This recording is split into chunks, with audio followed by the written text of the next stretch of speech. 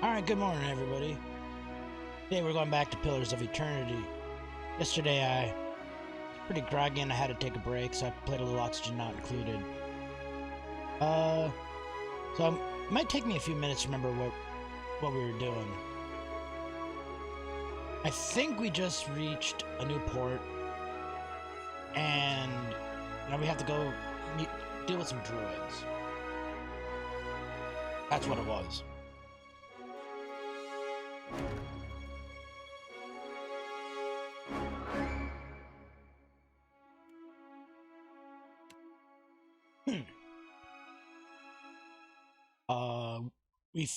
I think we finished, we found Svaren's, quest guy he's been hunting for the entire time he's been with me. Got a little closure there. Not sure it's what he wanted, but a lot like, Ader's quest line. Wasn't a big happy ending for him.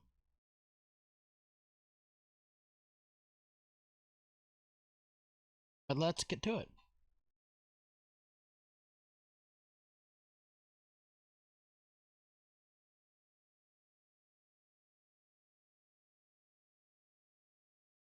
Back to these long loading screens. The camera's a little messed up again.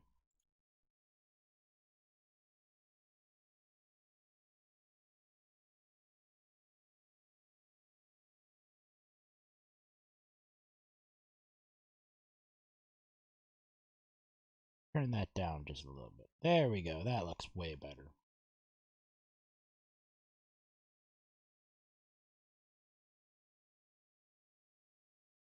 Again, I get everything set up, and then I go to load everything, and it's like, nope, we're going to change the settings on you.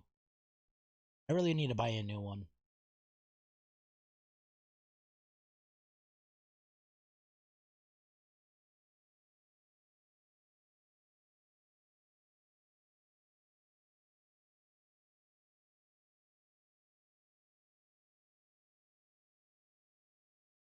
Load.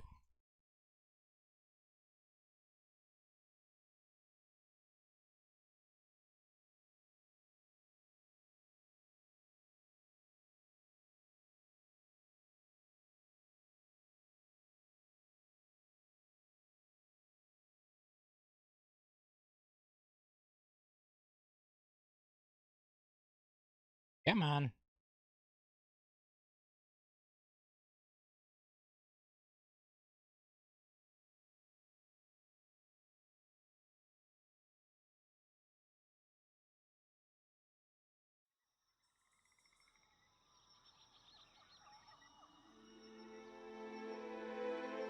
Wait, why are we back here? Did I load the wrong save?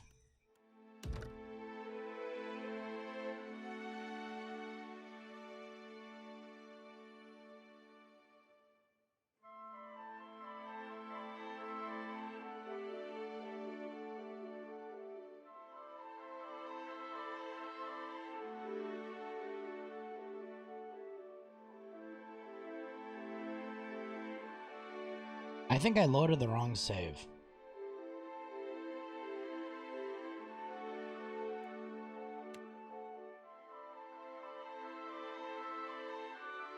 Yay, more loading.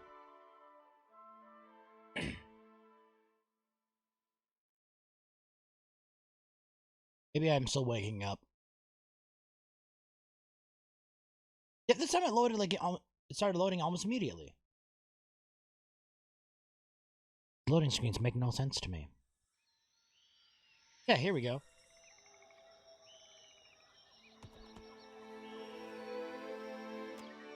Time to do a little grave robbing.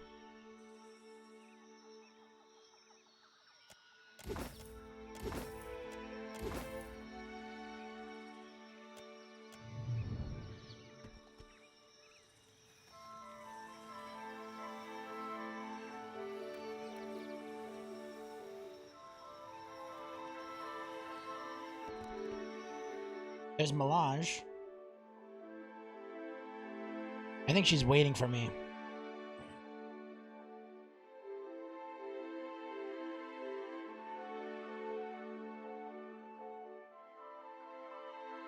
Probably have an event with her as soon as I board my ship.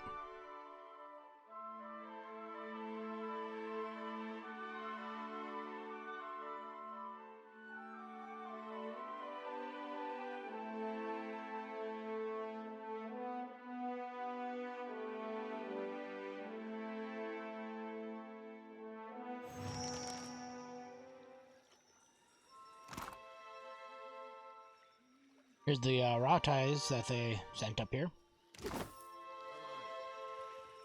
Him in the lantern.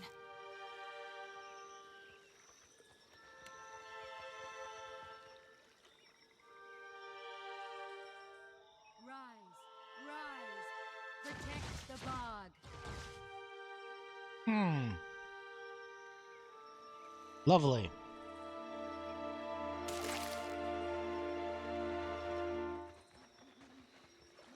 Trouble up ahead. Oh, assassin vines. Those are lovely things in D&D. Aye?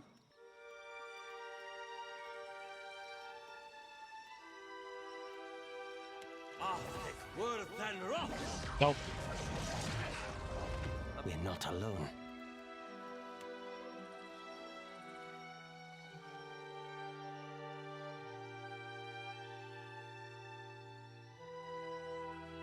Massacre, just everyone.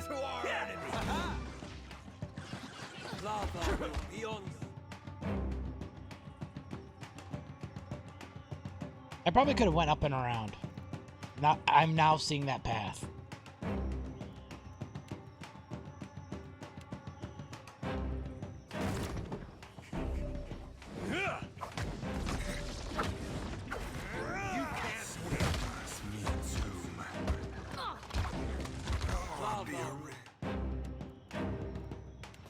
I'm off to a wonderful start.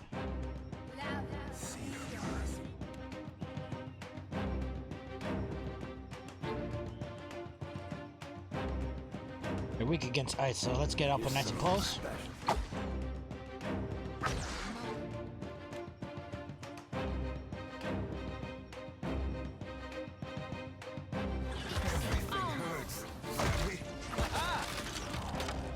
Dang! I like one-shotted like half of them.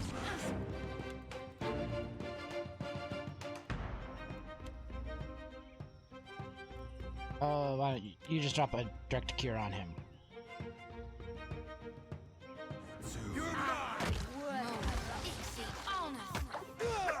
Should have run. You can't win.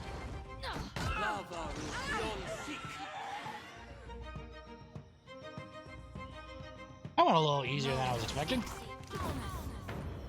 I'm just curious, could I gotten up and around? Yes, I probably could have went up and around.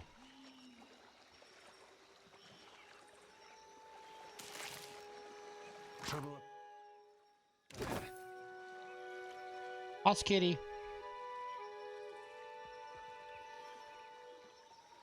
Let's reap. I see a soul.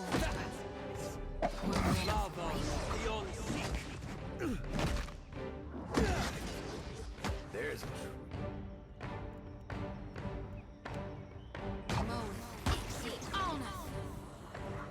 Probably should have saved that to counter charm.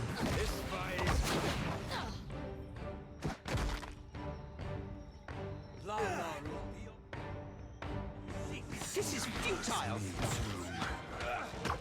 You're mine. Leave it to me.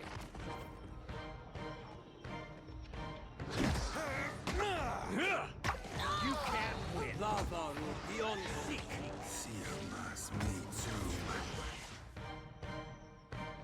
Now, this guy needs to die. That dog won't hurt. I'll be more than half angry, huh? How do you like that? There we go. I don't think so.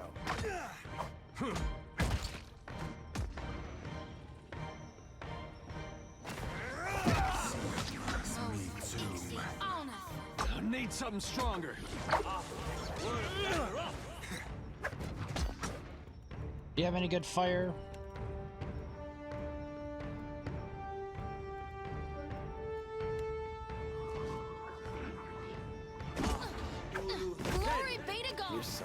On it.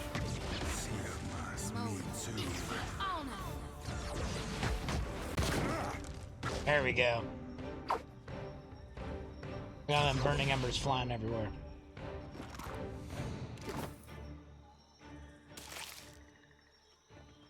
That looks complicated.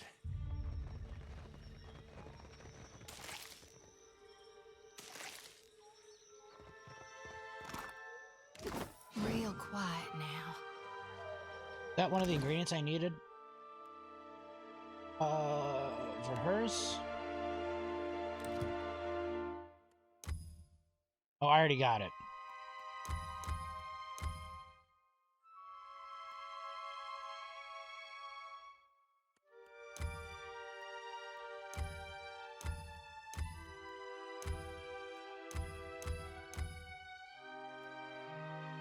Did not have any. It's not even fine? Alright, well, I guess. Make it fine? Make it sectional? Make it superb?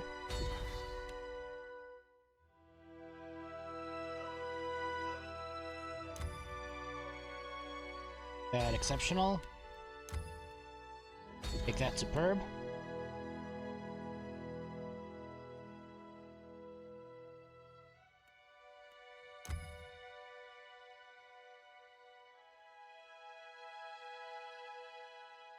I'll hold off on making that superb.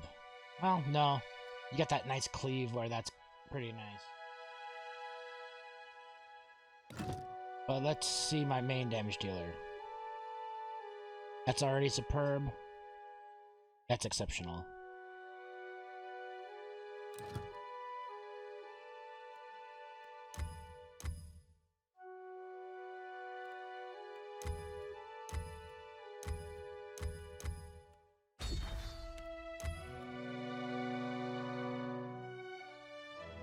I just need a bunch of this pyrite and peridot.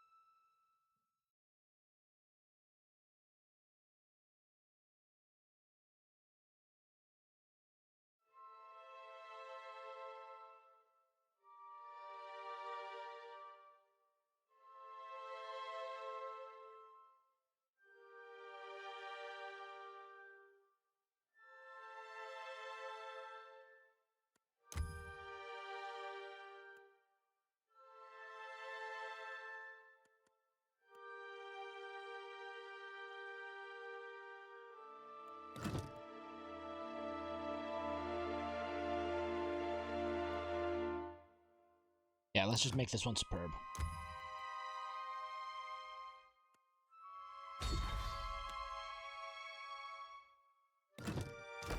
Getting that extra 15% damage on one of my high damage dealers is pretty nice.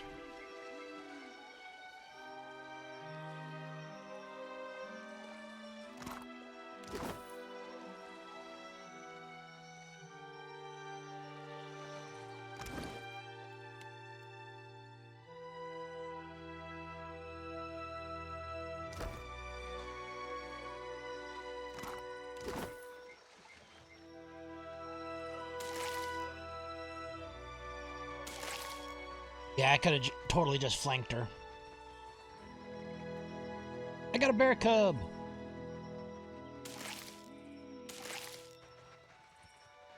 What does the bear cub do?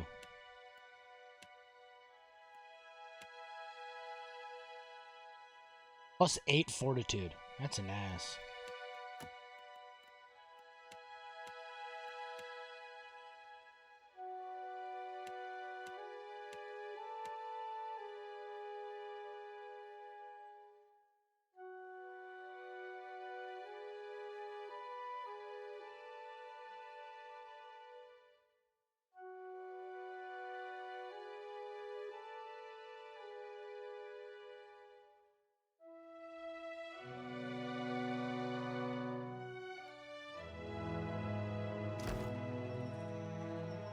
I keep with the accuracy. Consider it done.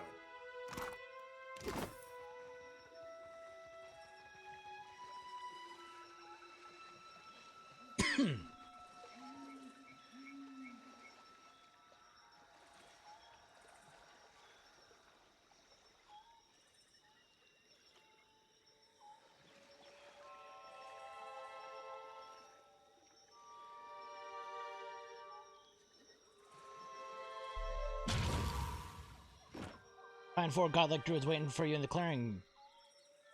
Death and Moon godlike whisper one to one another. Their gaze is occasionally falling upon you. Nature's godlike sways slightly on her feet, her eyes half closed, while the fire godlike balls his fists and grits his teeth. Your every step fouls the ground. Why do you pollute this sacred place? You know, just seeing the sights. You've made your last mistake, trespasser.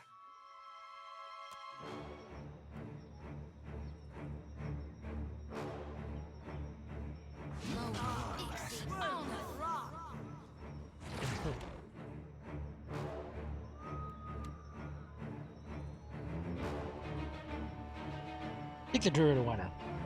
Exactly my area of expertise. How you like that? The old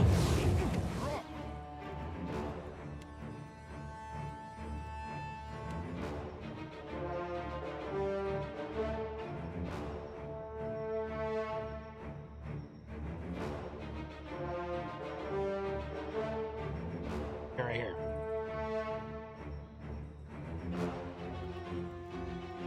So yeah, blind the barbarian. There's my wheelhouse.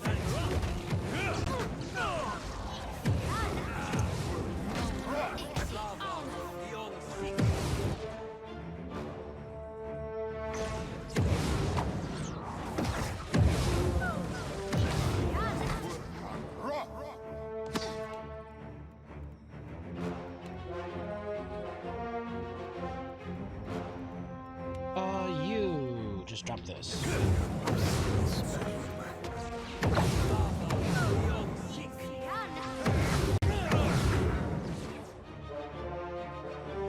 You take out their sigil.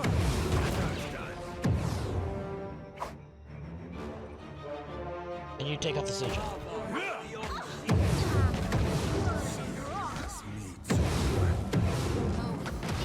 How you like that?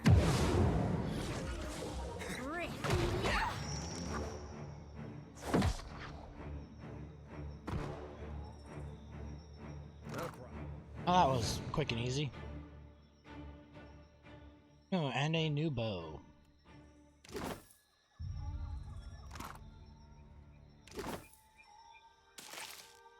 Not a problem. Alright, well, let's head to town.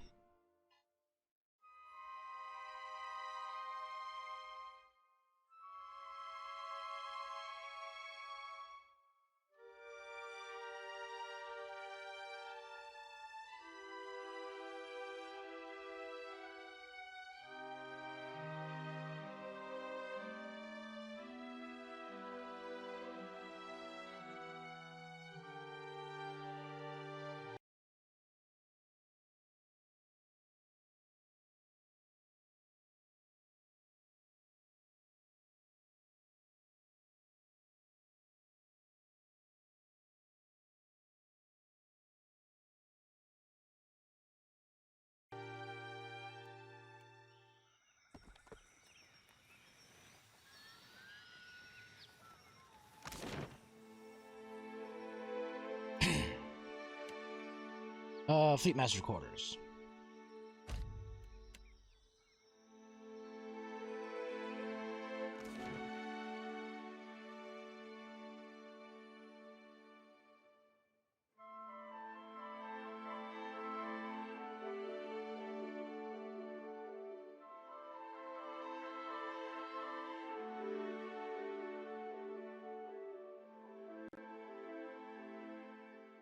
No doubt the druids plot their next attack even as we speak. The druid leaders are dead. Excellent. You are as dependable as I've been told to expect. Now we can begin logging in earnest. Regarding your reward, we seized a cache of weapons from a gang of pirates we caught sniffing about Sayuka.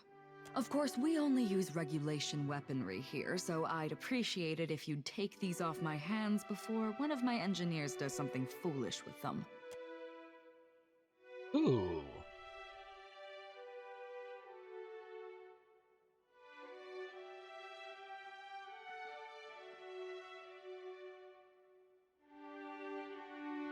Okay.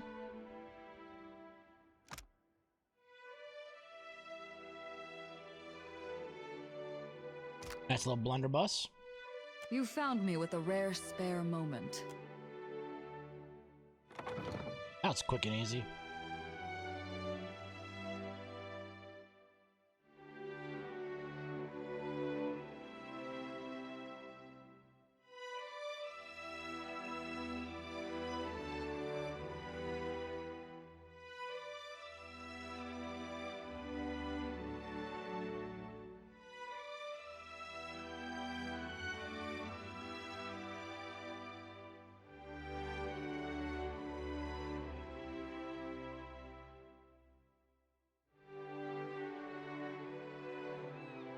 About Alava. I'm sorry.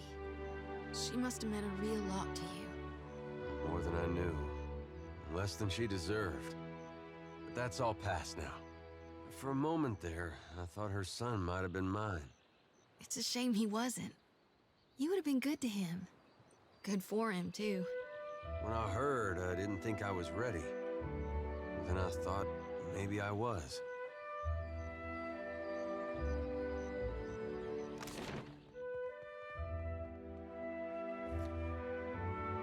Let's go hit market real quick.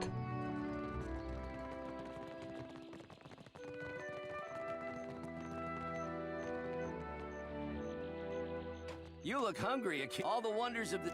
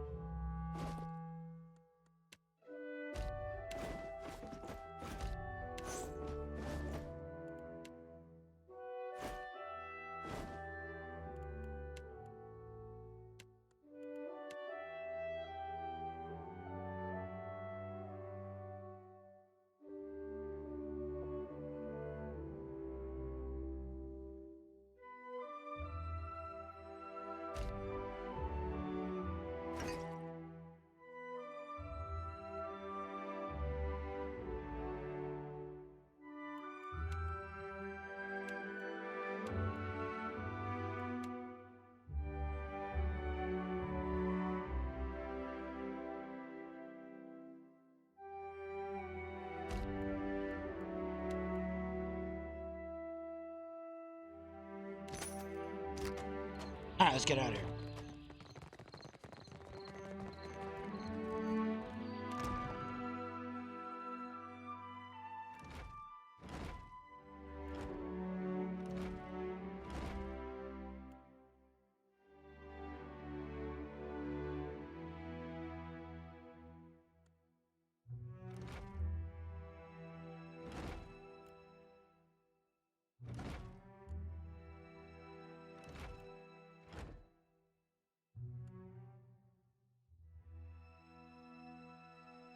Well, Fortune's is actually good. Does shoot, spin, shoot, spin, loaded. What you want?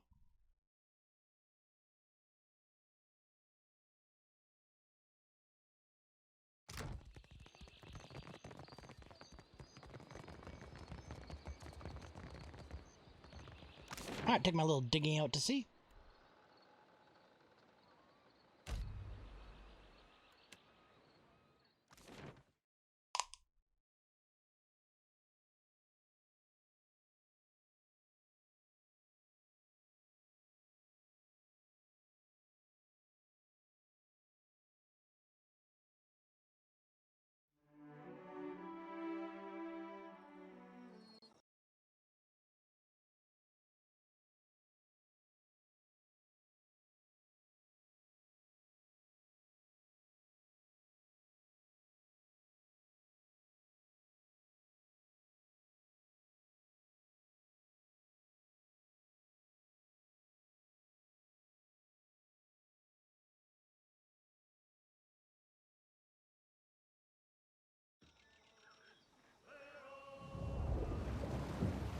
Barely have cleared Sayuka Harbor when a sleek, half-green galley appears after port bow. It rides high waters fast, keeps its distance as it approaches land. Baron watches the ship passage from the bulwark with an expression grin. The vessel turns to pursue you. You recognize it as Malnage vessel, Misery Delight. Its cannons don't seem to be primed, and aims to come alongside you rather than broadside run. Looks like the High Queen Sea Devil will be wanting words kept. Not sure if that be good or ill, but at least mean she ain't on Sayuka. Baron's ears angle slightly back as he massages the bridge of his nose. As the Misery Lights comes alongside, Malnage stands on the railing, one gray furred hand wrapped tight around a thick hemp line. She bows low, doffing her hat, then tosses it to one of her deckhands. She gonna swing over?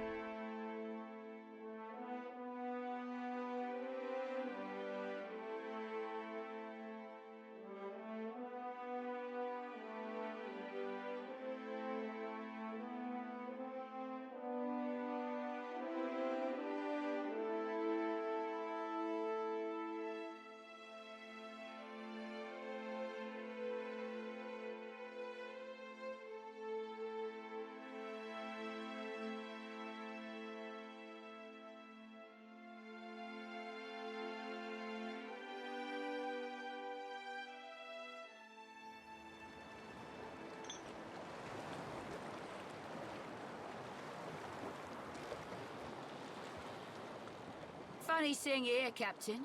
Especially since we've tracked Romaro to this very rock. Ain't trying to steal the bounty, are you?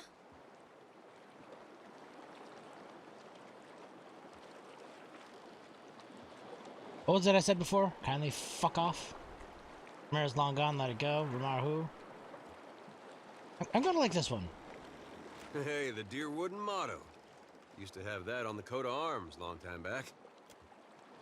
The quiet snark, she shakes her head. Funny.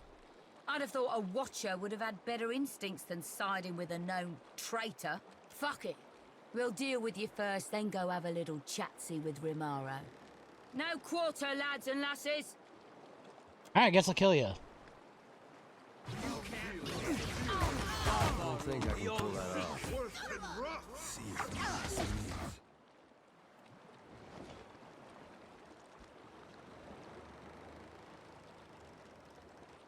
Why don't you just jump and take out this rifler?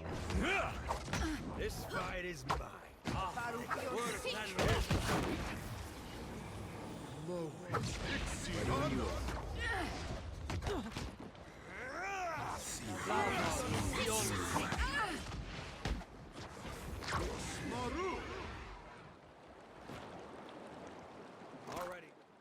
That was easy.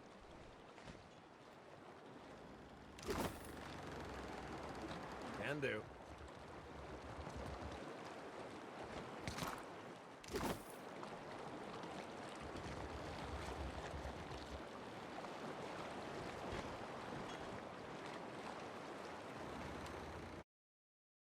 No loot?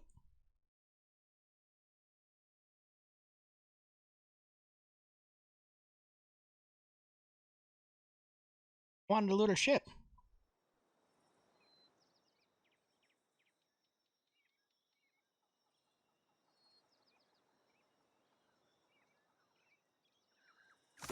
Oh yeah, that I was supposed to go up to the Ashen Maw.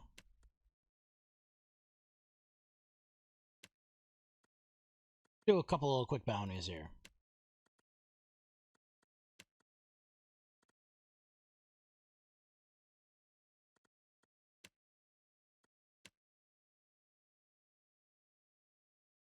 Where is this? I think this is in Durance.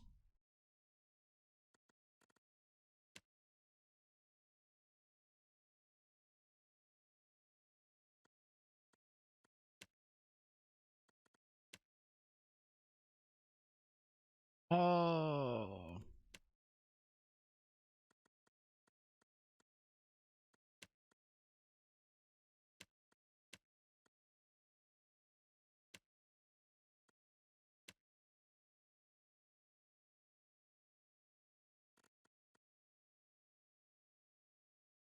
Northeast of Nakataka, that's where I'm supposed to be going anyway.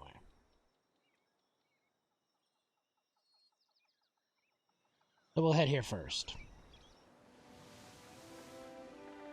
And then we'll head north to the Ashima.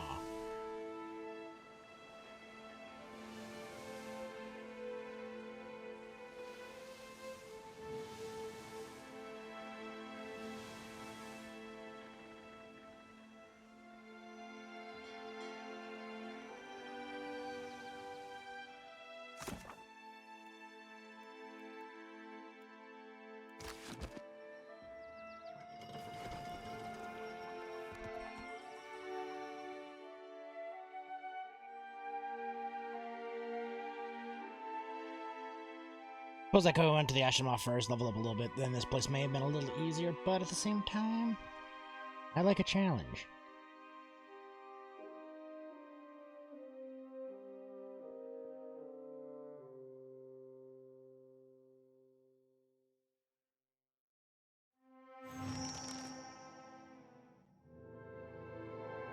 Oh, it's fruits in an heavy breed.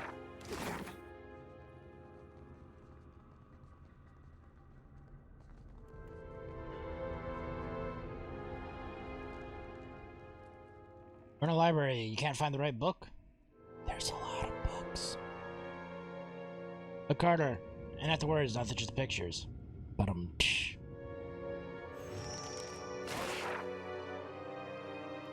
Whoa, whoa, look.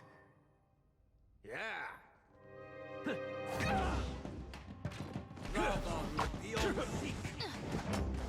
Cook that up. How you like that?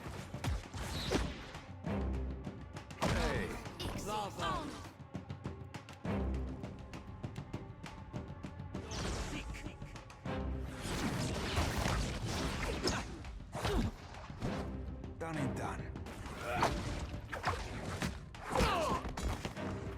See you, man, like frog in a thicket. That's it.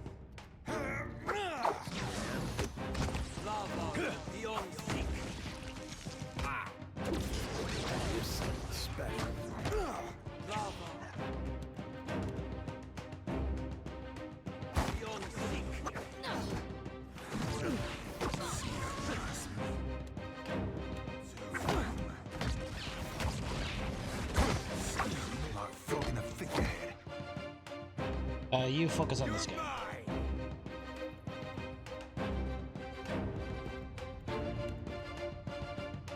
You turn this guy into a piggy. Futile. You can't lava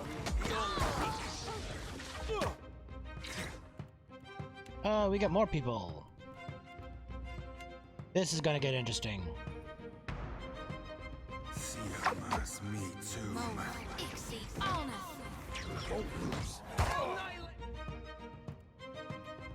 Oh, the pig spell not work? Take me down. This is not looking good. Drop a sleep spell right there.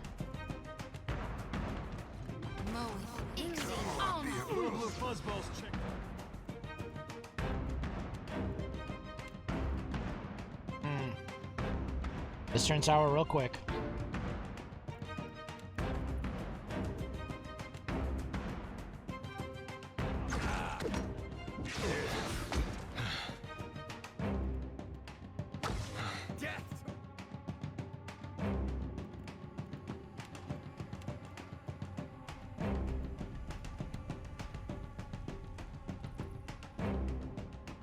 Blind strike him.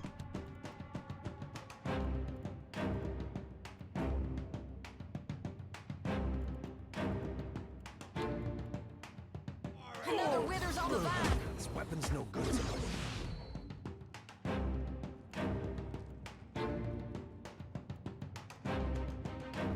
Let's see, you. Drop this. You. Wait, no, you got this still. Use that first.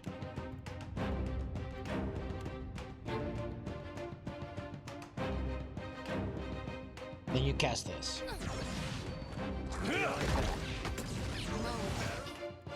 Now...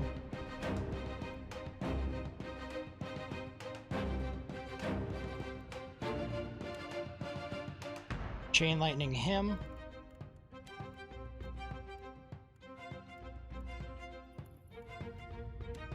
You summon this ally right here.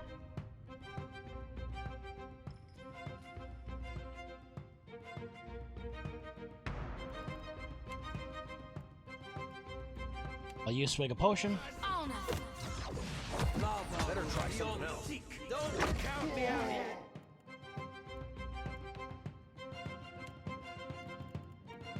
Told you, swig a potion.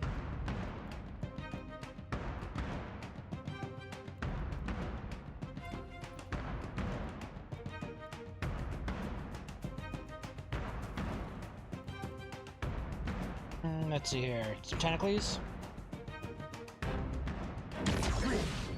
Death to our enemies.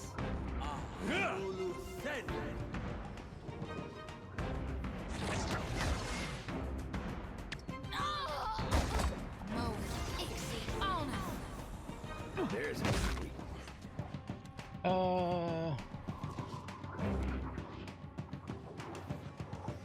just out of reach of each other. Wait, he's not down yet. Bring up Furball.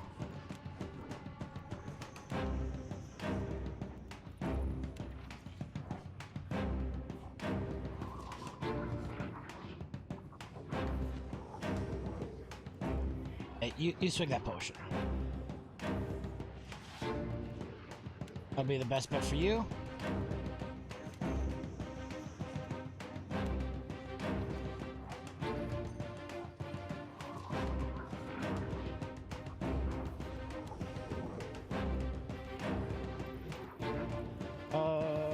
Yeah, you keep doing that.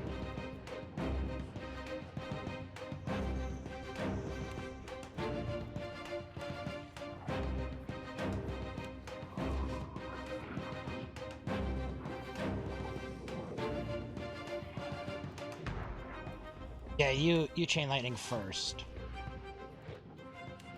And you...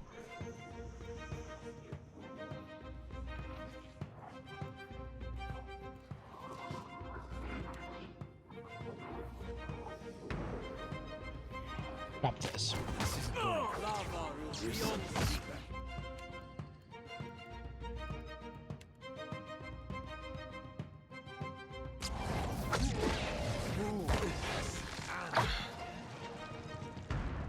Oh, I might be able to pull this one out.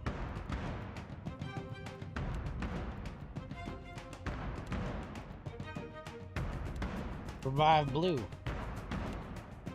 guys make a potion now?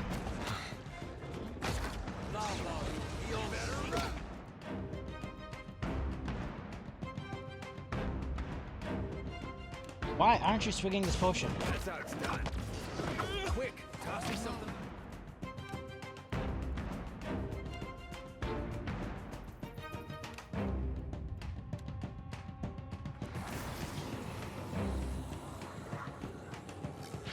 Ixie, oh no. You're mine.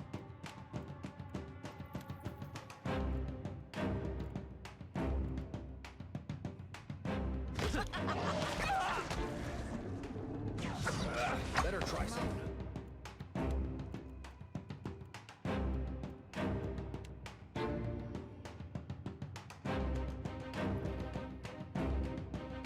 This. Ixie, oh no.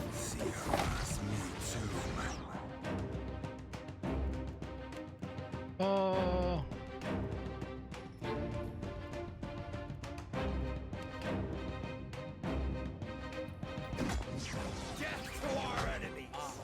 This weapon's no good to me. Glory be to God.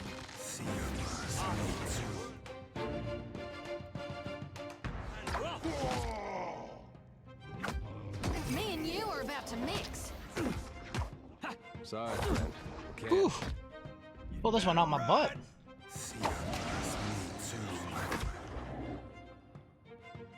Mo, Ixie, oh no, son of a cur.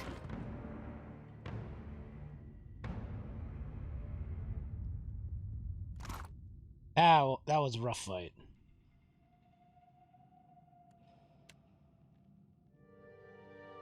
Ring of Minor Protection, Amulet of Health.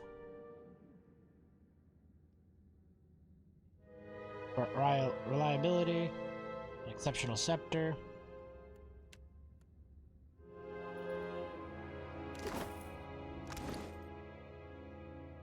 And you just have a regular scepter. So, where's this exceptional one? Good job! I really need to get a unique scepter.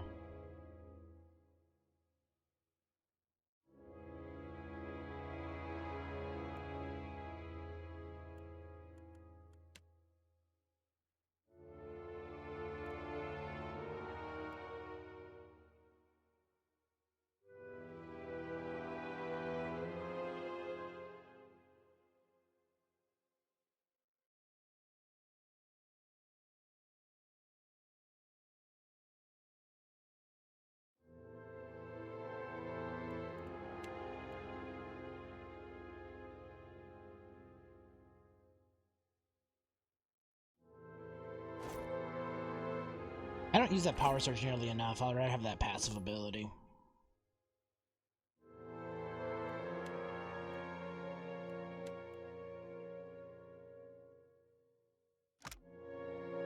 Hence reforge the flesh.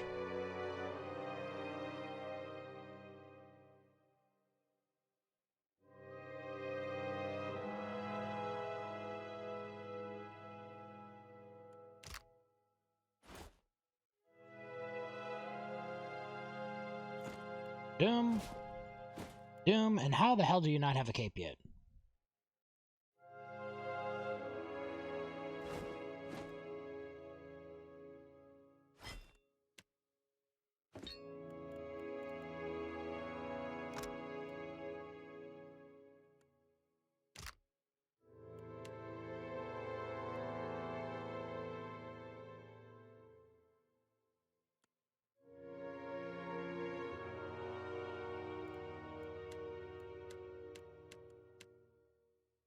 I think there we go. That should be enough customization. Oh, I forgot I got the shades too. Enchanted diorama shows a different island. This one that you landed on. Minuscule figure paces atop stone tower. Of course. Real quiet now. Foes ahead.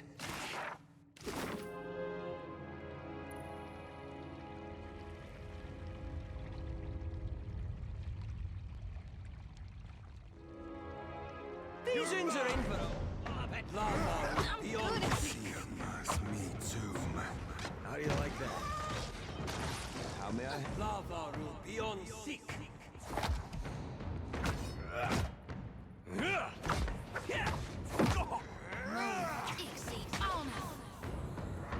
Rickety wrecked. Little gander over there. Ooh. Right here. Roll a lightning bolt. Real quiet now.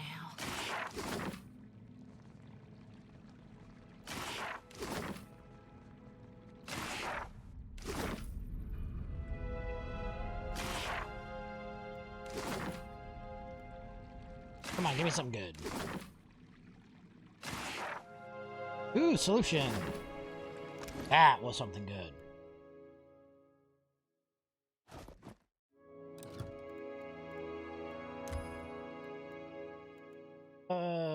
Plus 15 damage as freeze. Freezing bite. 10% chance to paralyze. Target an ice on crit. 15 damage to freeze. Or I'll take the crit. A freezing crit.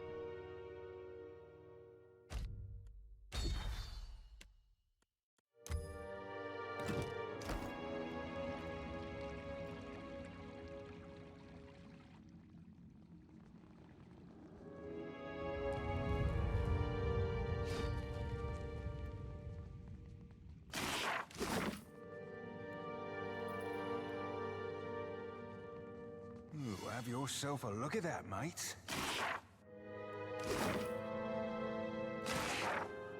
Battle-worn grimoire.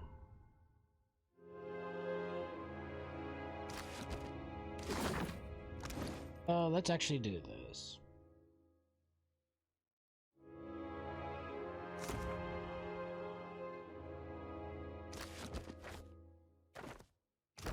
There, now it's on the quick bar.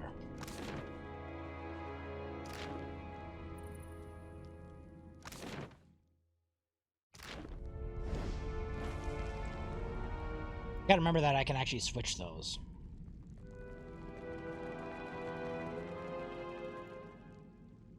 Oh, go on. Consider it.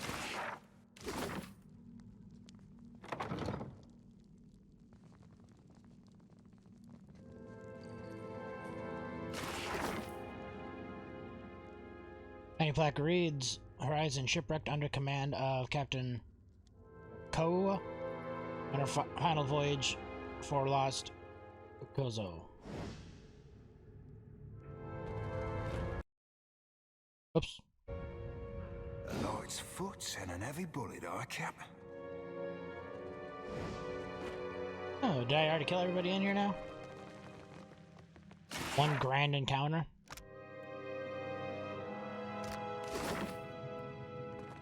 Dim in the lantern. Whoa, whoa, look. They'll fall by my hand. Lava beyond Hogwash! You can't win. Quick, toss me something else. Ixie on Lava beyond seek. It's me too, man. You're something special.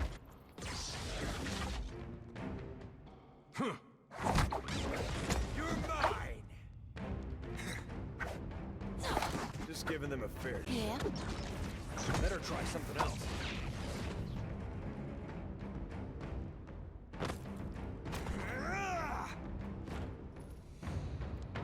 Hey.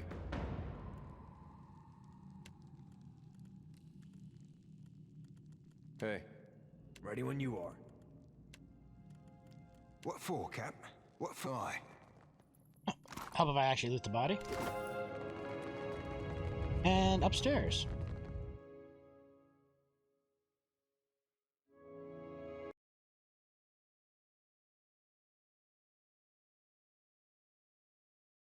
I'll have to check that out later. That's new.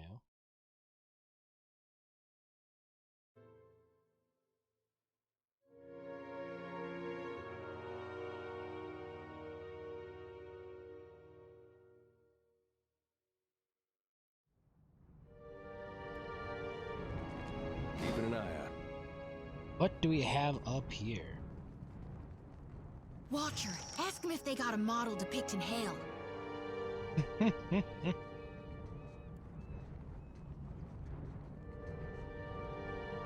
Castle hot.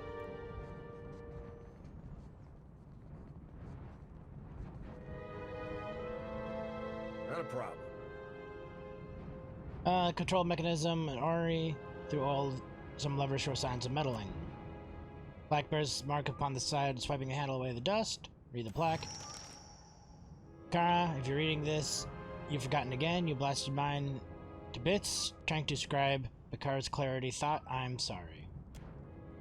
Never doubt yourself, and for years of research and well spent, even if no one called you Archmage at the end, even if they laugh, I know you remember the legend of your favorite Huana constellation, the Huntress. You need a little confidence. Set the coordinates of the Huntress in 3 stages of her tail into this ornery. You can have more than half a brain than your more competent wizards, so get back to work. Love, Becklin. If I don't survive our adventures, promise me you'll burn all my books. Examine the controls more closely. There is a series of number of dials, corresponding altitude of celestial bodies. Manipulate the controls. Alright, well, let's go deal with Castle Hot.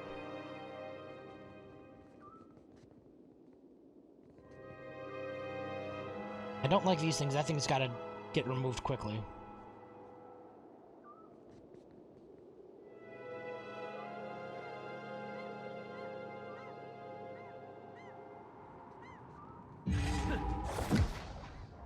Skeletal figure clutches a scroll in both his gnarled hands. His skin crinkles like old parchment, and with every moment points to the nearby tearing. He glances up, his eyes burning and severe with their intensity. No. No! I watched you die, crushed under that castle. Your monument to hubris. Hey, it's our little skull. We thought we lost you. You've grown so much. A whole body now. Silence! I've suffered several lifetimes worth of your inane babble already. Again you interrupt my plans, and again I am forced to compensate. I was wondering what happened to my little pet. There's a skull-shaped absence in my pack that not just any lich can fill. I could have sworn I watched you die, but here we stand. I like this one. My days of bouncing in your shadow or being jostled among spears and daggers are over. This is the end of our sordid companionship. Let's not fight. We just want our little skull back. The rest you can keep. You will keep your hands away from me, cur. Whatever beginner's luck won you the day at Cragholt has expired. Fate brought us here to correct its error. One such offense was inexcusable. Your very presence, an abomination. You sound Rather different. cocky for a man with no skin. Then I'll borrow some of yours. Describe a spell that shrinks ears.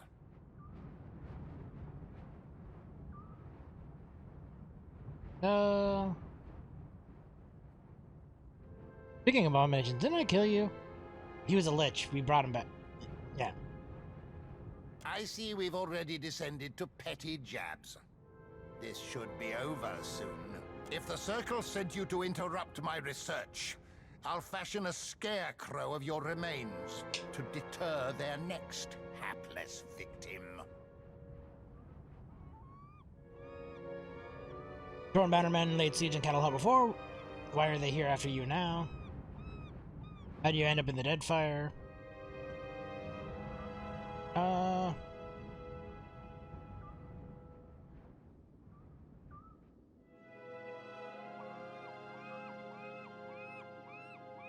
Yeah, I'm gonna say this one. I'm sure that pig-headed Commander Bailerin is having a chuckle over the irony from whichever spoke of the great wheel he calls home. The Bannermen are loyal to a full purse, and my investments have paid off over several lifetimes. Argument sent me, I don't suppose we're after the same thing. All a matter of perspective. The same thing, perhaps, but the Circle wants only knowledge. I desire the power it represents. They are fools to delude themselves into thinking they want otherwise. What's your interest in the observatory? That arcane upstart Bekana might not have been as unhinged as we once assumed. The Circle discounted her theories about a deep well of power in the Deadfire. All that changed when I felt its pulse. Your presence tells me that the Circle has felt it too. How'd you end up in the Deadfire? I had planned on taking vengeance by leveling your castle, but that sea-striding Ardra buffoon stole the opportunity out from under me. Yep. From there, it was the trivial work of dragging myself across the Deerwood toward a dock. One mouthful of soil at a time.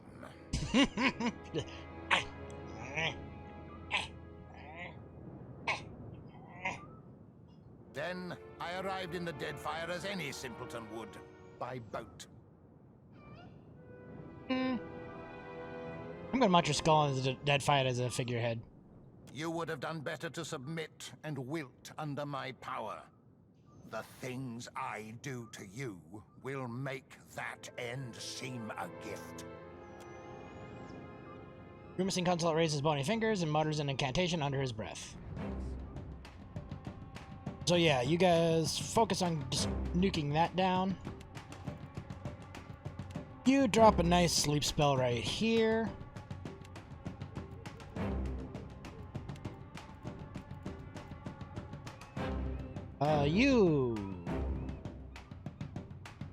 I'll wait a second to cast that. However, you cast some shades right there.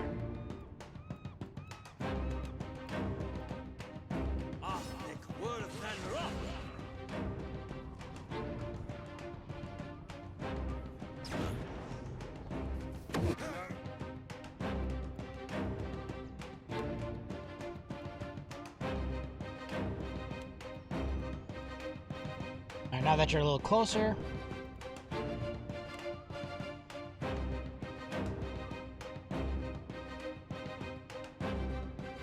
Drop you right there.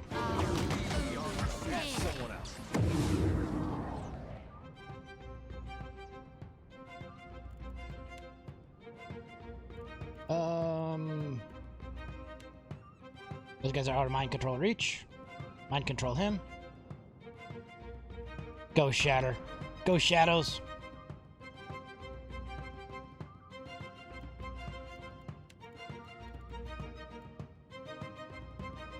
How about I have you jump over here and take care of this priest?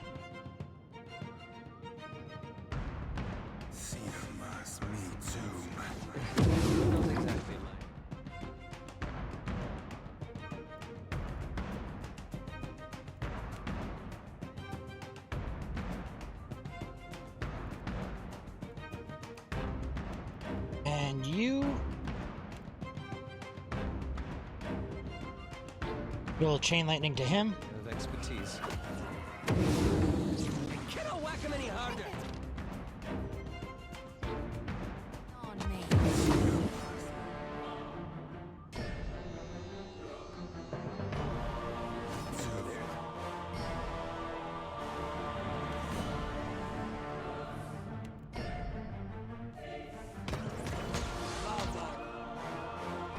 We're tight quarters, so you your pistol, the gun, shoot that.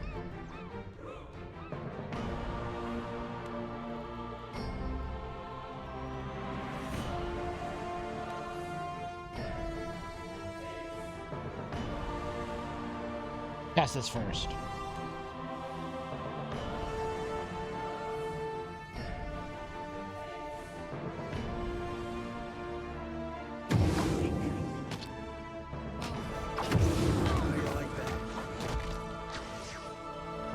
Just auto attack it.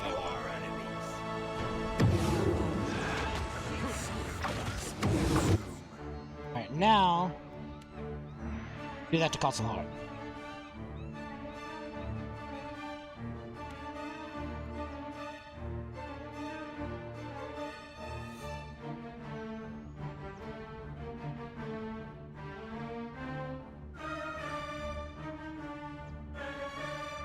You focus out this guy.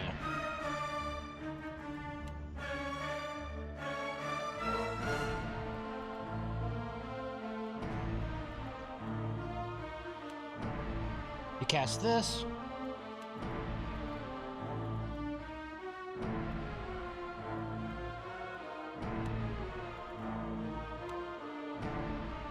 You do a little terrifying screech right there.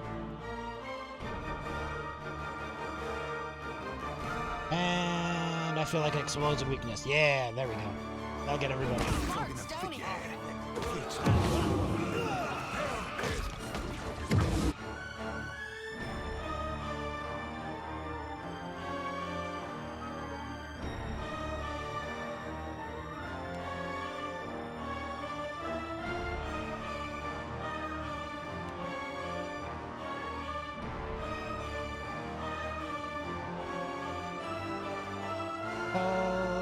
Let's see.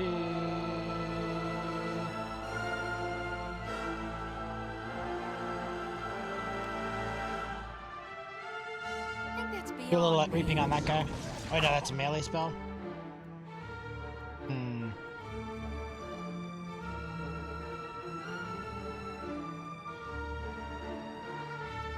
Alright, well, now that you're here, there we go. Cast this. Alright, he's gouged. You focus this guy down.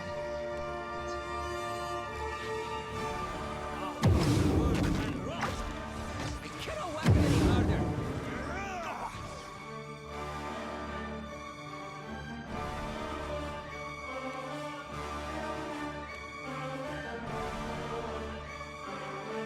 You charm this guy.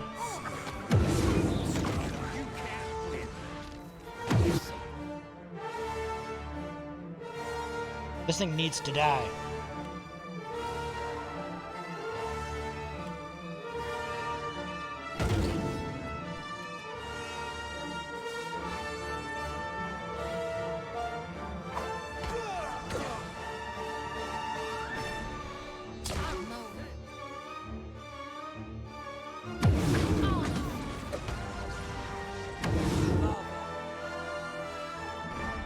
even kill this thing.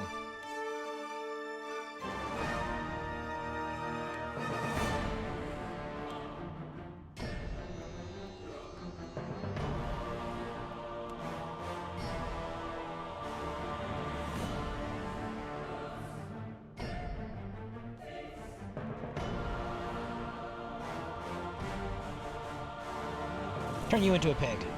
Oh, AoE could... Shit, he moved.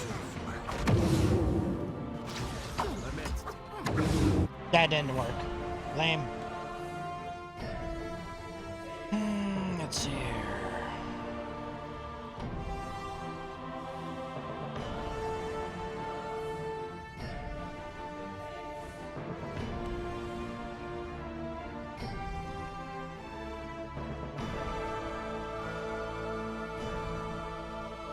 What kind of damage does that do? Corrosion, okay.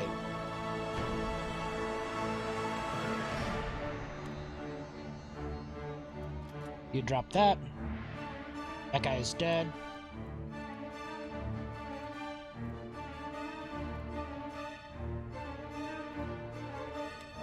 Throw a sworn enemy on him.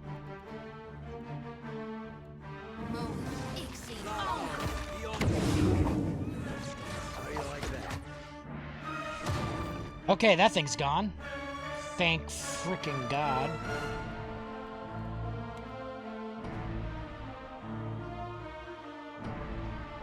Oh, let's see. See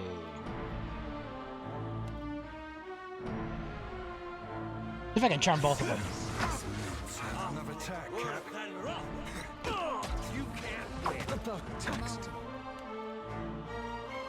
Oh, you're already doing something there. You pop one of these. See if you can pull this guy off of him.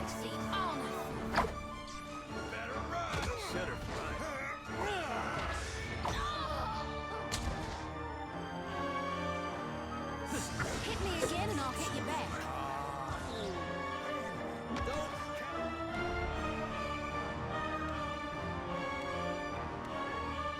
Alright, one more time.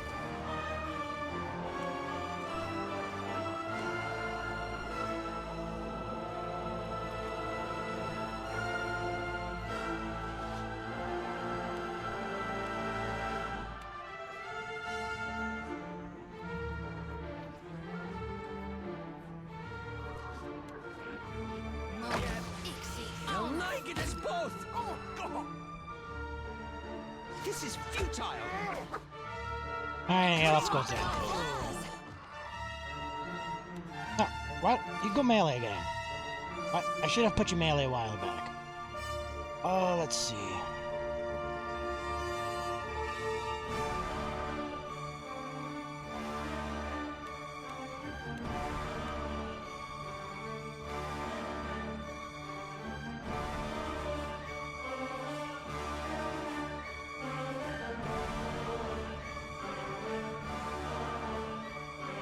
Actually, summon him out there.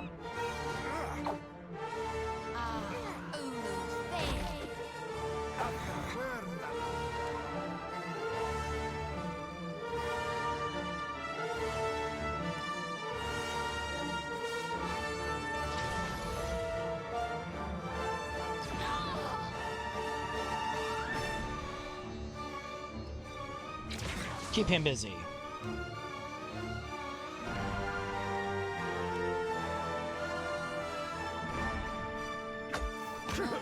Darkness, take off!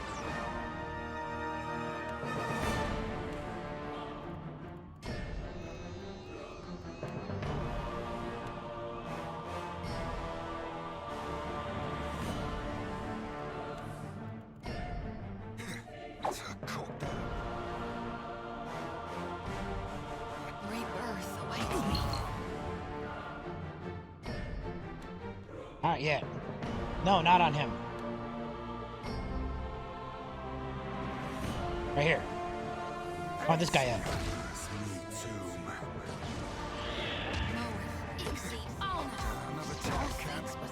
There we go.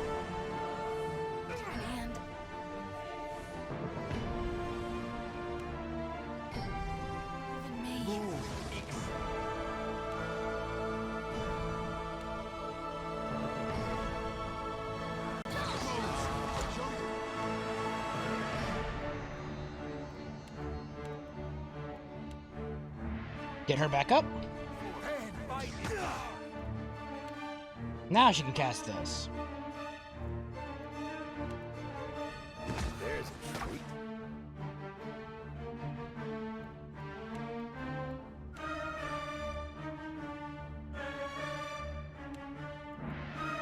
Actually, cast that. I need some help here. Another attack, Cap.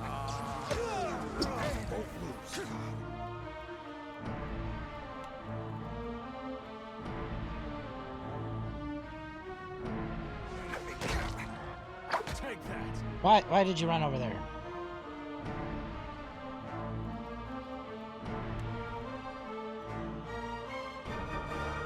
Oh, I'm out of second level spells. Here's something special. This weapon's no good to me. Easy on her.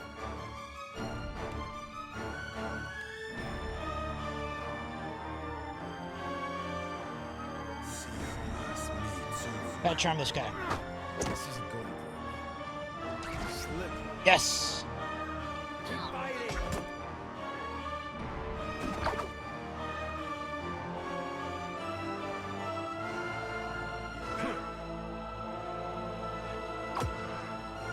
Quick, toss me some food. That must have. Okay, we're pulling this around. Oh, she dropped. Crap. Oh, shit.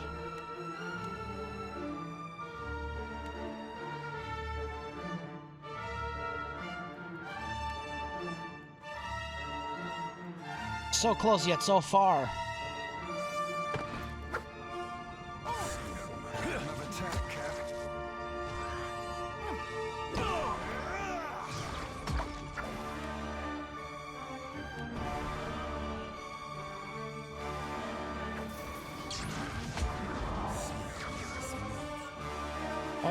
Try to dominate this guy again. Not even close. Yeah.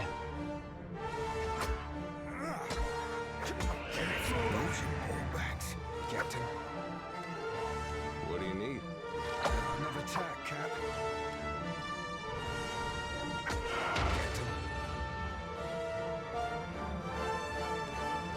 Heal yourself up. Damn it. Oh, I got so close. We had some good times.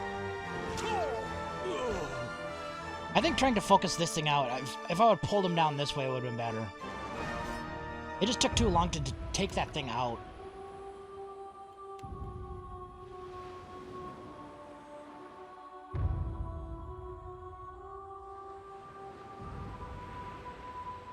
I should try to pull him out of it, but what are you gonna do?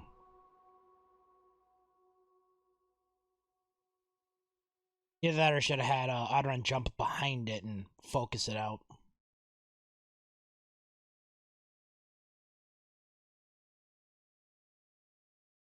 Try this again.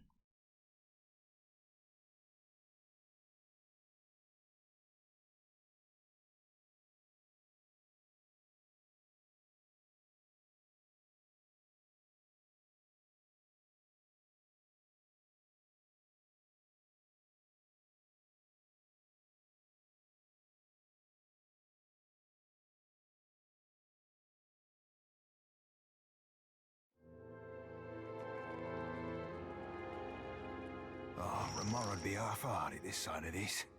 Weren't a star he didn't notice, Hellboy.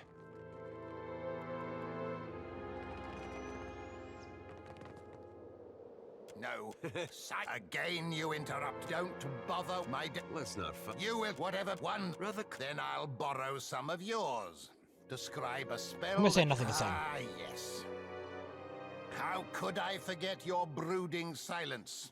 The signature of all great minds. If the Circle sent you to all, but they are... I'm sure I had from then... I arrived in your presence. tells me 3. that you would have... There's not exactly my area of expertise. Alright.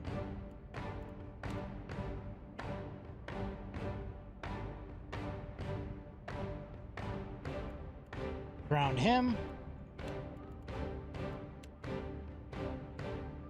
You take over the priest.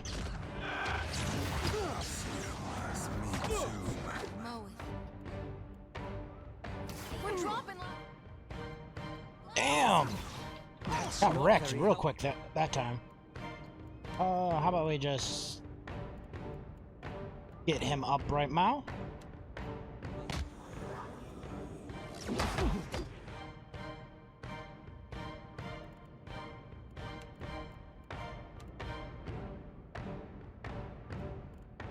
Use this first.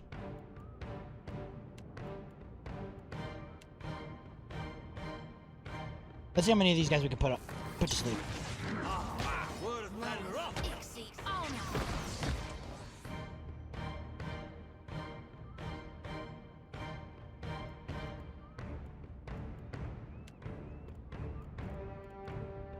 Oops. No, yeah, you did that right.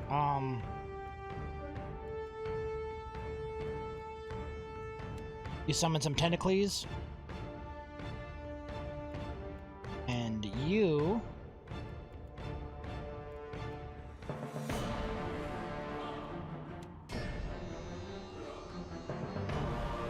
You drop this mega heal.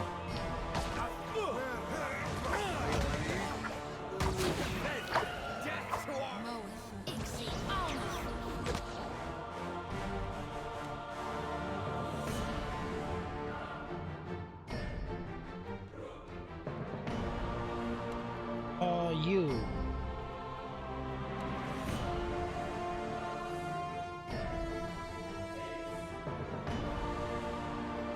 Focus the one that's actually up.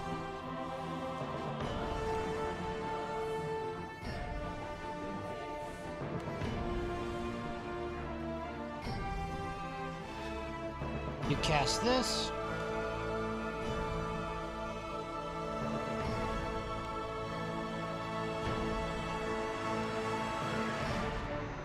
Sorry, friends. Can't.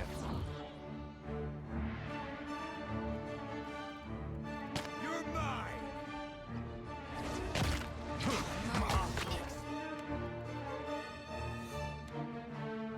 Yeah, the priest is in range. I cannot whack him any harder.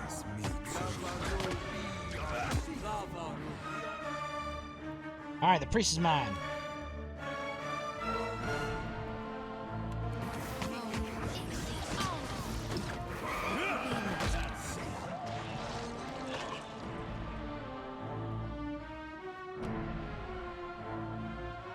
Let's expose some vulnerabilities.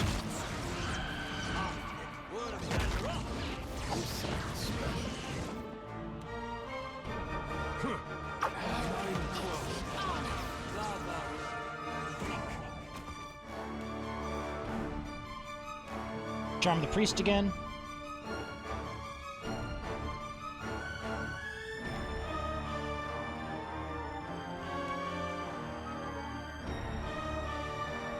Drop that cure.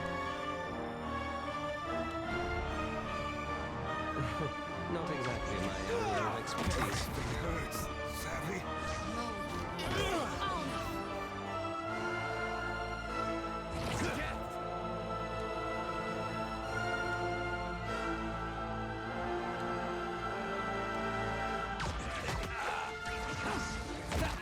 Everything hurts. No can do. See you. Alright. Yeah, you try the paralyzed wave.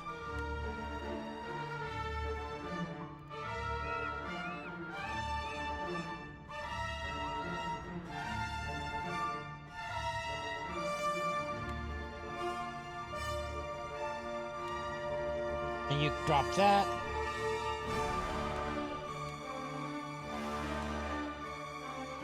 You summon a buddy.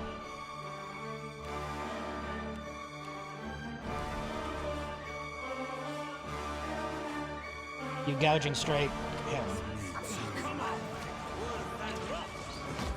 How you like that? Alright. Way better this time.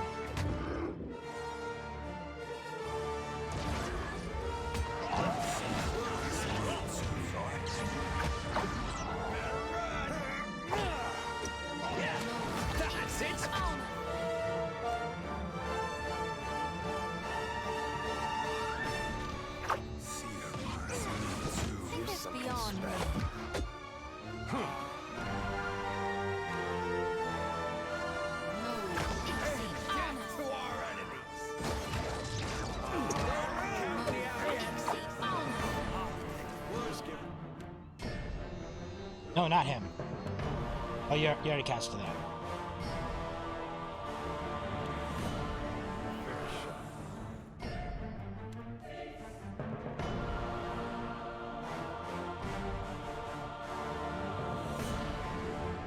Oh yeah, I can make things more powerful by shrinking it.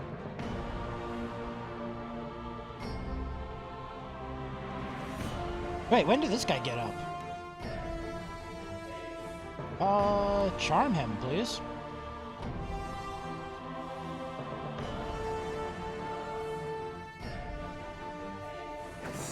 That's not very helpful.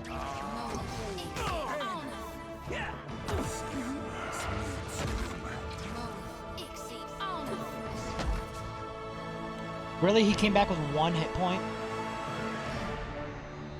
Alright. You leap out of there.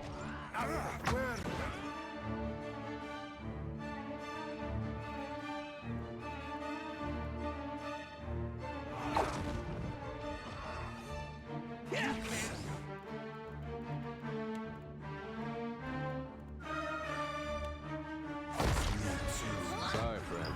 I can't.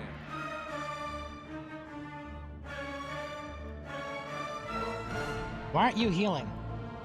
Oh, you must have a debuff on you.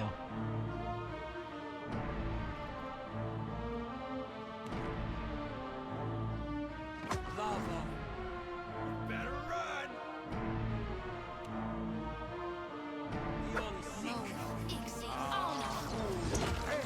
This weapon's no good to me. Got him! Give me your head again.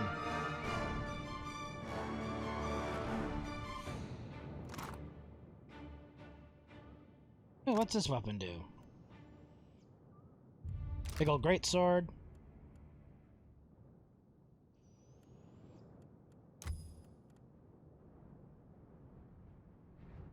Fears the immune to fear of death. Immune to resolve afflictions while under 20%. And this one's not so good.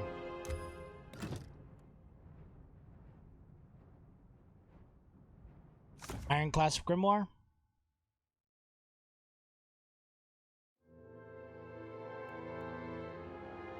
I just realized this spell is Castlehat's Corrosive Siphon.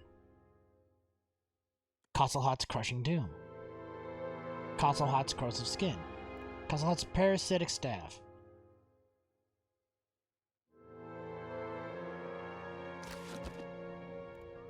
So he actually had spells in the game named after him. That's cool. Yes, Castlehat's Skull!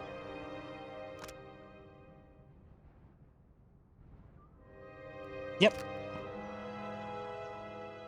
Well, I know what I'm getting. I'm not going anywhere No. like this. Not what I wanted to do.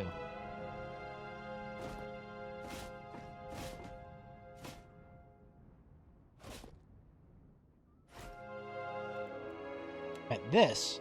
There we go.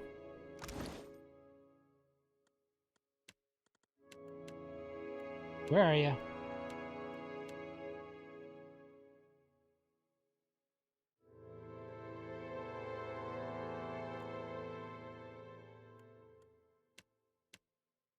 There we go.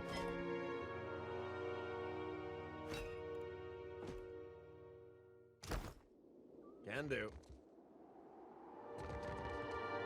Yeah, there it is. There it is. There's my skull buddy.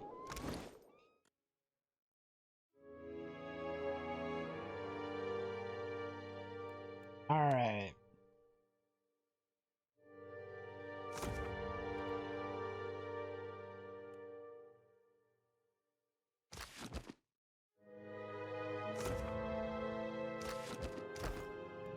How may I help?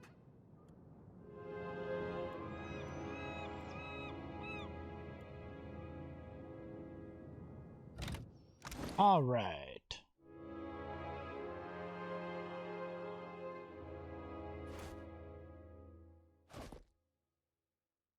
And I got another exceptional slip.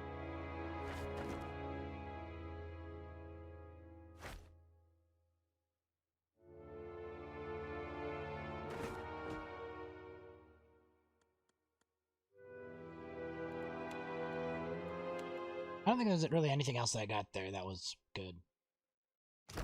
Yes? Of course. Mm-hmm.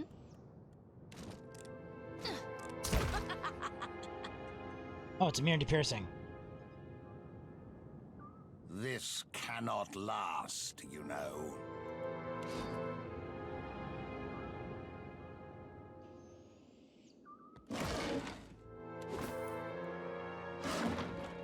Real quiet. Yeah?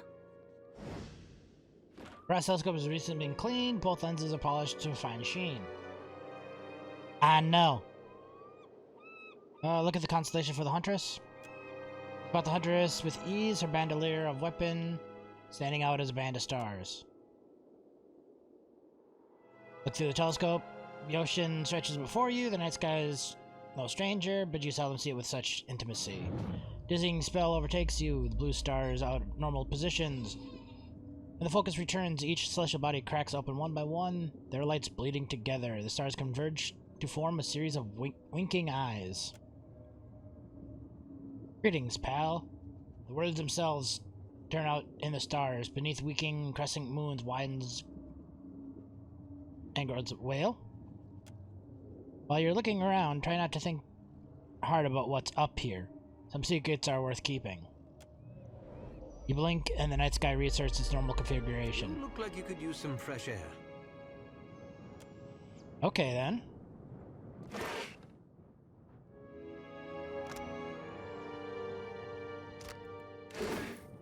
All right.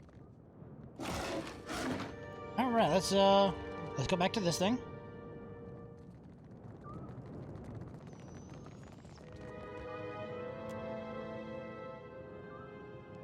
Read the plaque. If I don't survive our adventures, promise me you'll burn all my books. Enter the coordinates for the Hunter's legend constellation.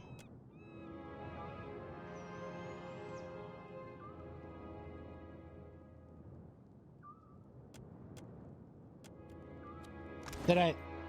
Let's see here. Maybe I didn't read them all.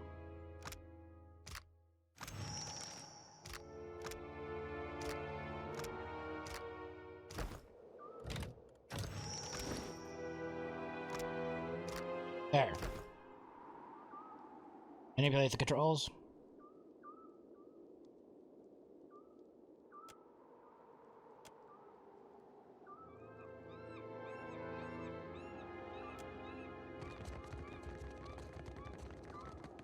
How do I go back to the here?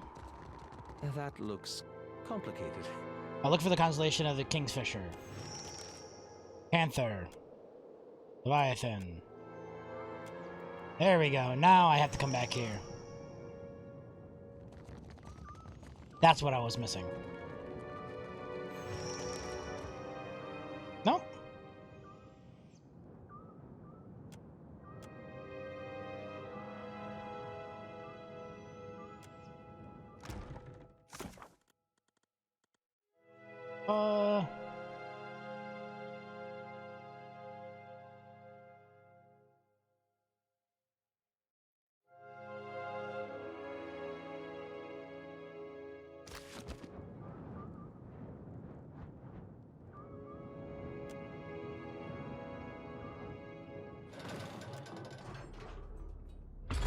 There we go.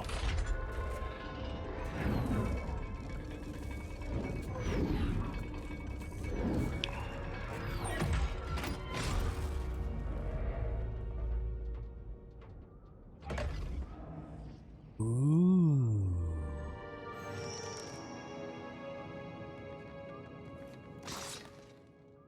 Ooh. Journals detail the Berkeren's study of the night sky. She built an observatory and crafted special instruments to research her theory. Note some arcane energies originate from incredibly remote sources, perhaps even the stars themselves. Her final entry reads: the stars are either dead zones, or my instruments lack refinement. Shouting over their energy signature is a concentration of soul essence moving through the Deadfire, enough to justifiably be called a river. Oddly, it seems to pick up speed where it veers off to the northeast, as if drawn into whirlpool. What is this region hiding, and can it exert such a tug on reincarnation itself? Bakura, you are way in over your head.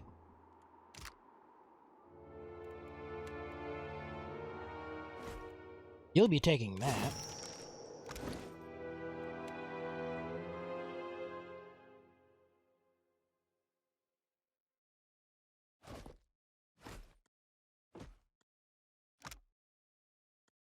Let's see what the enchantments are here. Sea stories. 5% chance. Oh, yes. Yes.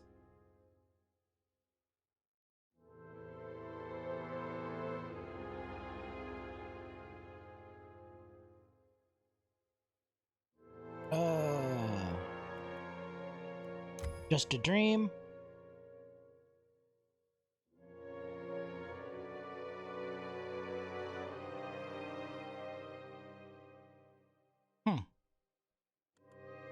Woven dreams.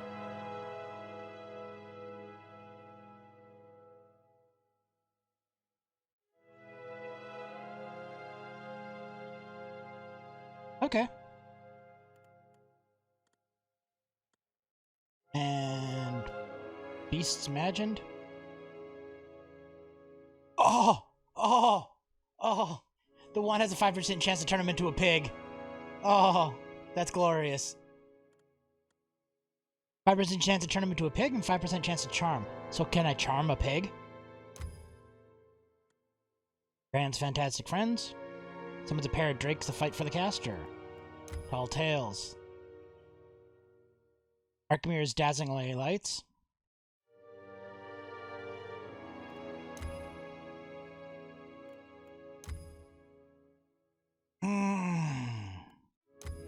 I really want this Fantastic Friends, but it's only a once-a-day thing. This is a just on-hit chance. Living in them days. But summoning a pair of drakes. Do I go with the drakes? Yes. Yes, I will go with the drakes.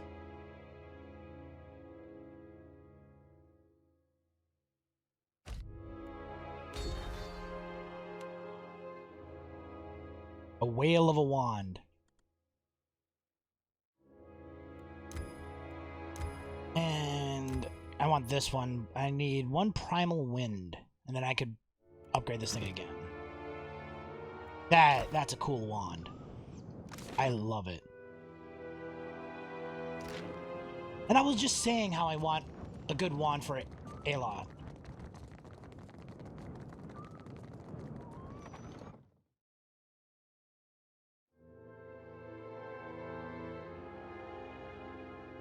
Alright, here we go.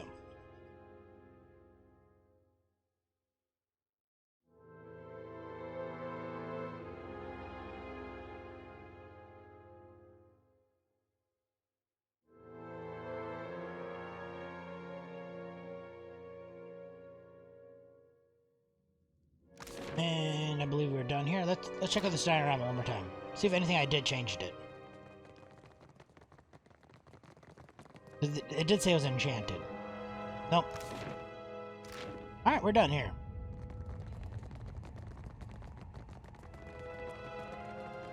Let us go up to the Ashen Maw now. Maybe we could find the one bounty that's in northeast of Nekataka. You should be sailing these waters in between here. Or was this the one that was northeast of Nekataka? I think this may have been it.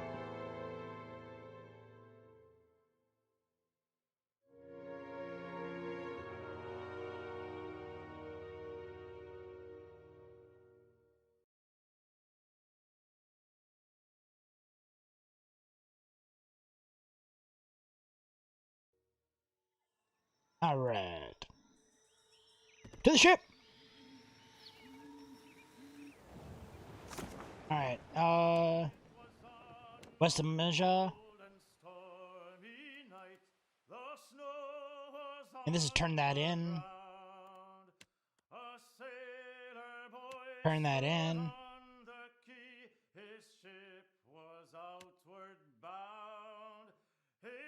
Oh. Standing by his side, had many a silent tear, and as he pressed her to his heart, he whispered in her ear, "Farewell, farewell, my own true love, this parting gives me pain. Northeastern coast of Hasango.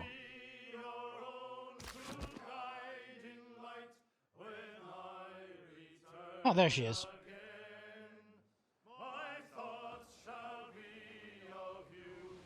We'll go do that real quick.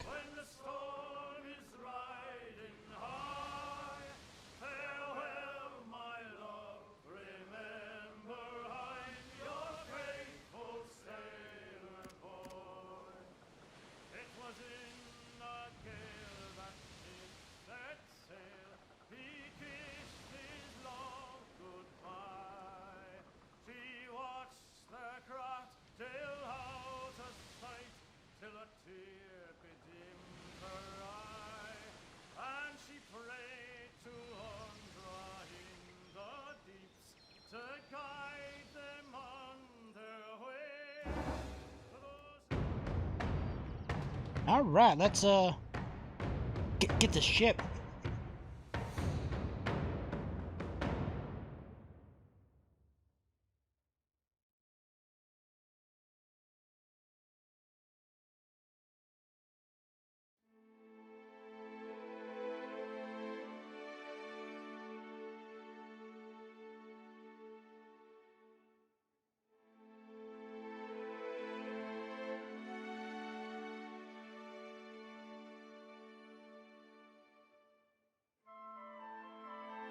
How long do you think this combat's gonna last?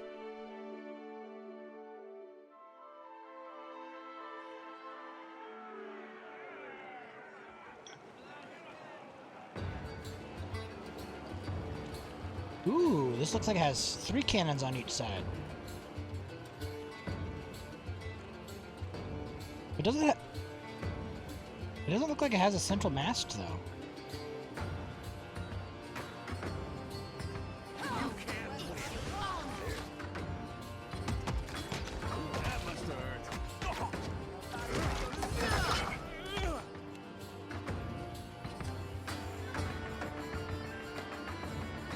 Charm the Chanter.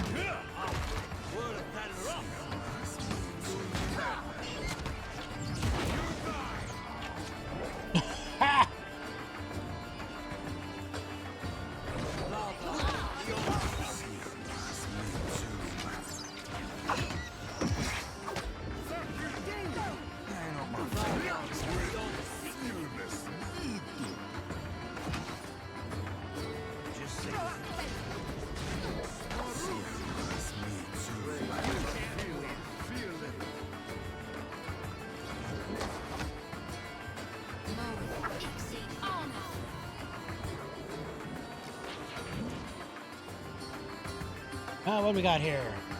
Two-handed pike. Fine leather.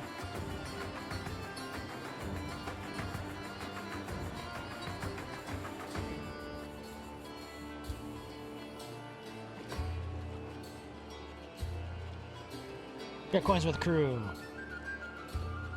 Take all and continue.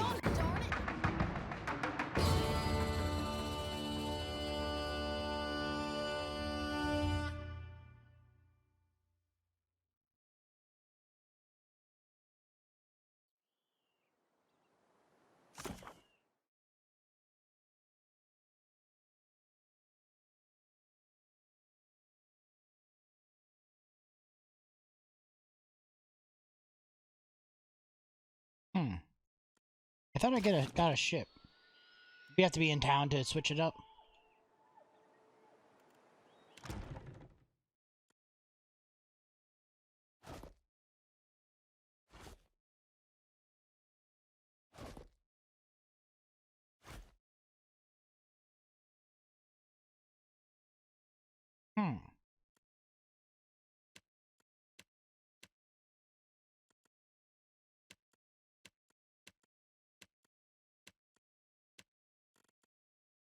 Alright, well, I guess we head back to Nekataka then.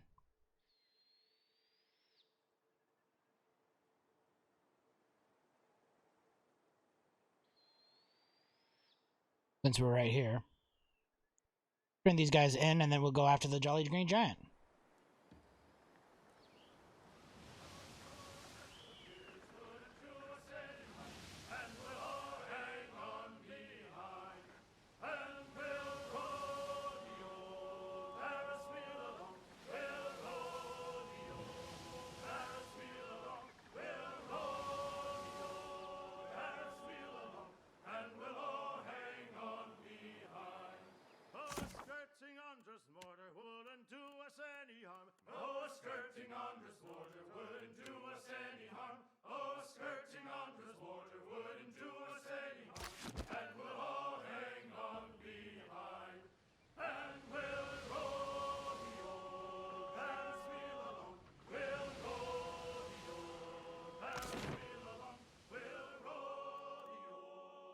Alright, just Queensbirth.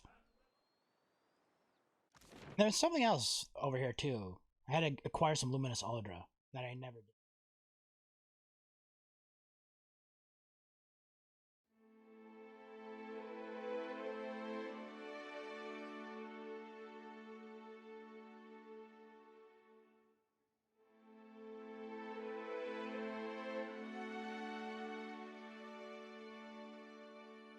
This game would be a lot better if I didn't have to wait 20 minutes for a loading screen.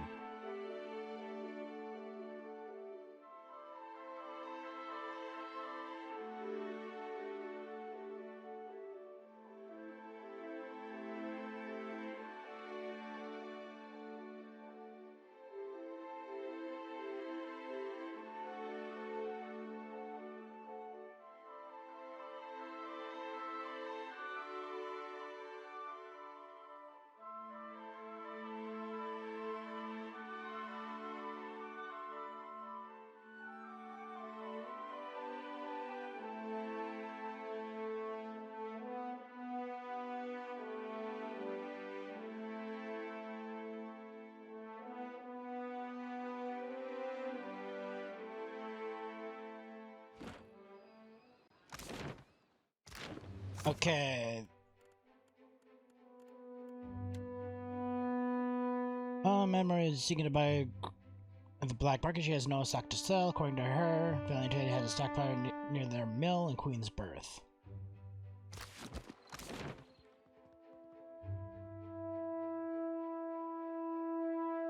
Luminous Aldra Mill. Not a problem. Let's go talk to this chick first. Probably should rest while I'm in town. My guys are a little beat up. Ak, my little privateer, you have well fatto. A fitting test of your skills and a promising beginning for us both. It goes without saying that I have more work for you if you have the space for more coin. The company is always eager to hunt pirates. My contacts have one by the name of Veen in their spyglass. Veen is a Vithrak, if such things matter to you. Gets in your head, they say. Gelate. Yep. You can catch up to Veen as he sails the Dow reckless far east of Nekataka, past the Kuaurikuhu Islands, no doubt thinking himself beyond our reach. Farewell. Oh, since I'm right here.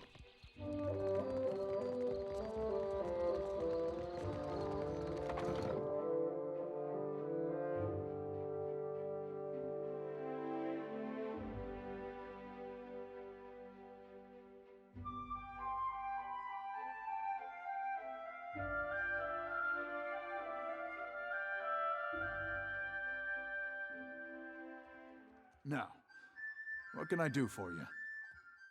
You see anything? Eothas will take what remains of your soul. Wonder what the hell that was Castle Hot.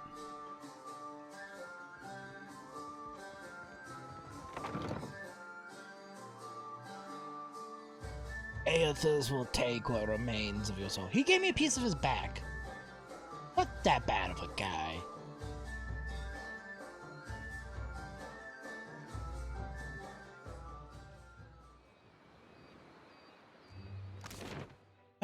To the other mill.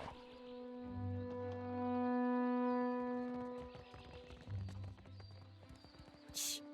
Keep your voices down, my cullies.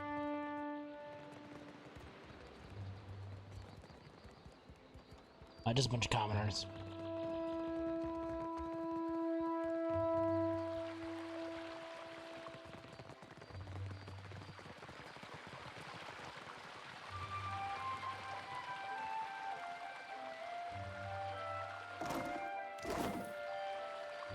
Alright, to the mill.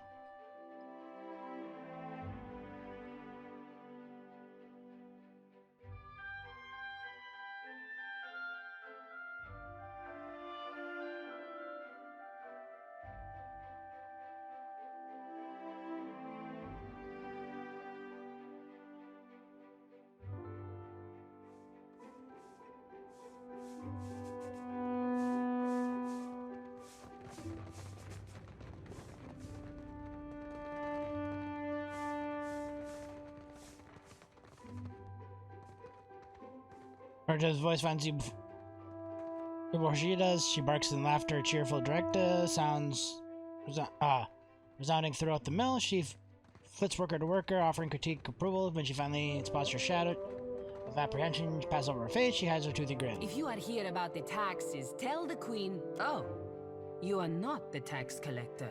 What business brings you to my mill? I need a refined luminous audra.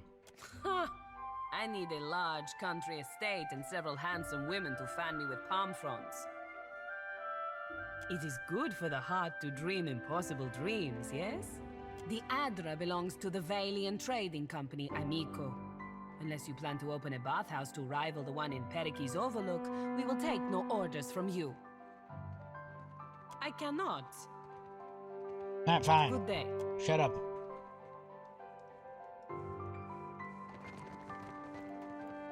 Yo, Mr. Sneaky Sneaky. One of my eyes be open.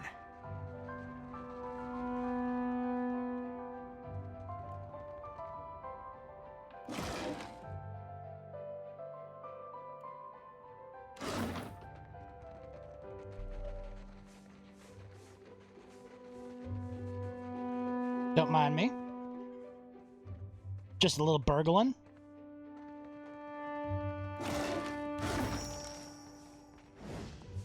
There.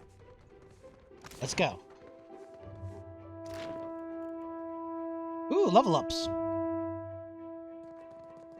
What for, Cap? Done and done. What do we get?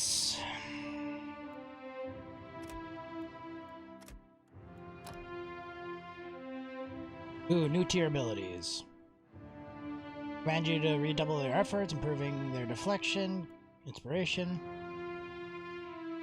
Before the will, the paladin can destroy any spirit or summoned creature below the paladin's level. The spirit and summoned creatures equal or greater, paladins take raw damage. That is freaking amazing.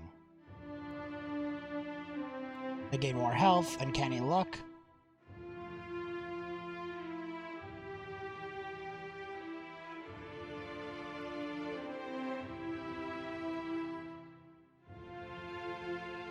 Ooh, I get one from both classes, so I'm going to take the Zeal. Just be able to smite spirit.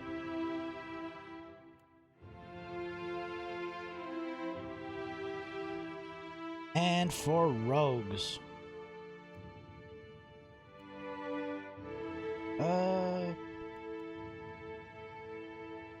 Broadens the rogue's knowledge of critical enemy, gaining more bonus damage.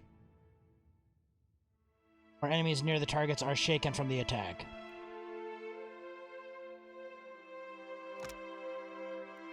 Uh, 50% plus 200% damage.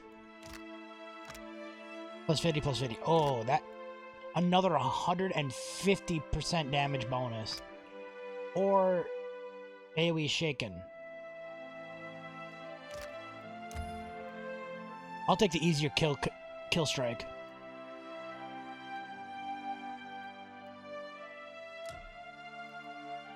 Make it more of an execution move.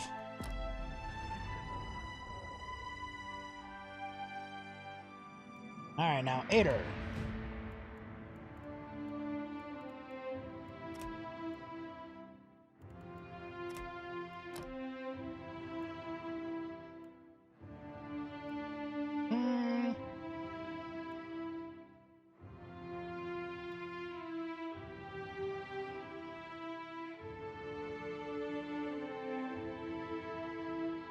Ooh, that's pretty cool.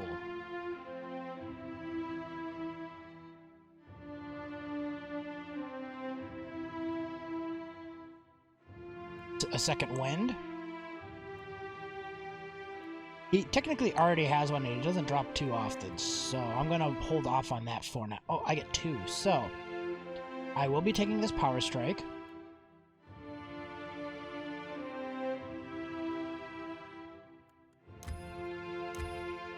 There.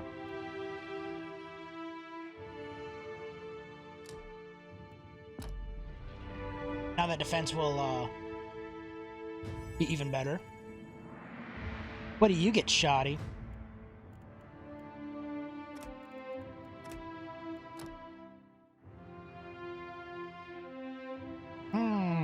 Some good stuff. I love that holy rain. That holy fire. Wall of Thorns.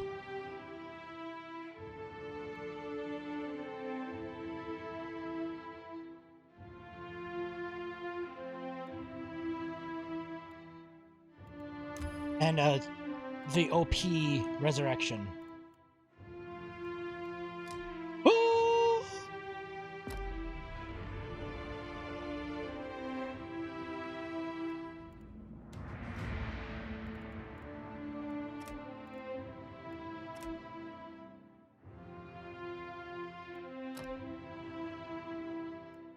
Alright, what do you get? Oh, Chaotic Orb, that was a fun one. The Wall of Draining. And the Delayed Fireball.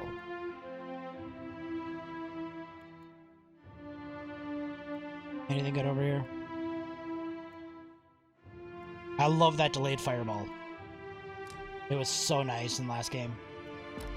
What I want to get is that Wall of Many Colors. That is a game-breaking spell. Just drop it down, everything just gets vaporized.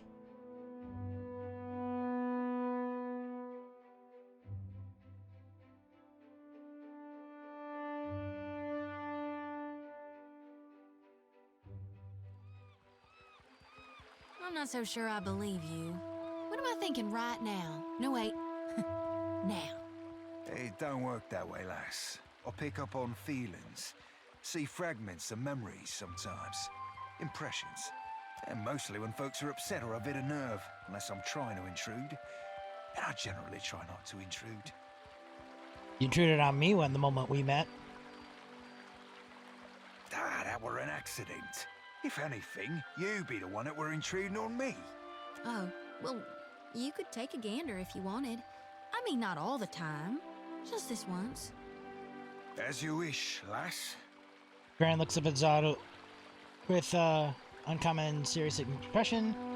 His eyes seem to drill into her, and then suddenly he jerks his head away, blinking like his eyes are burning. So which is it? Light or dark? What do you see? Neither, lass. Bounced off you like a bullet off an ironclad. Zod shrugs and walks away. Svern watches, rubbing his back of his head. Anything I should know about? Mayhaps.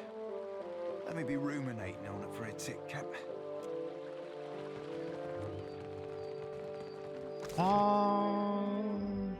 Alright, let's get out of here.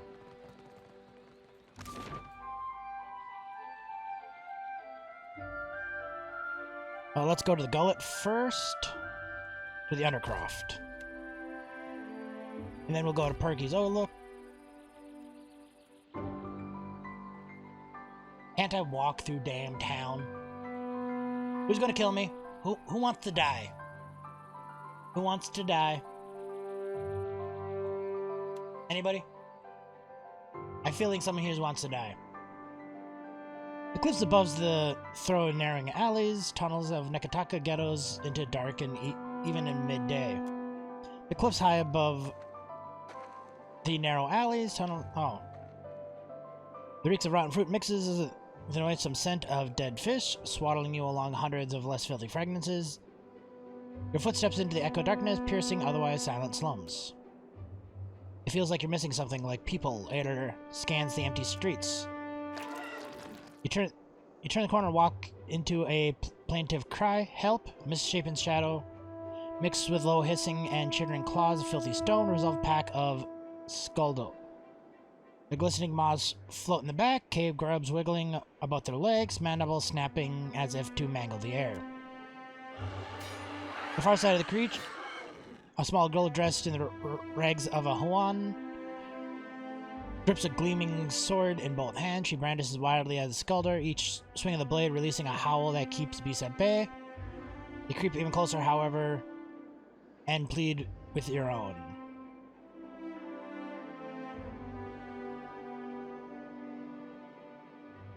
Draw the beast's attention. I mean, I may be cruel, I'm not heartless. With a sounding shout, Ader rushes into the fray. The Skulder flinch, turn to your party. They growl hungry as they charge forward.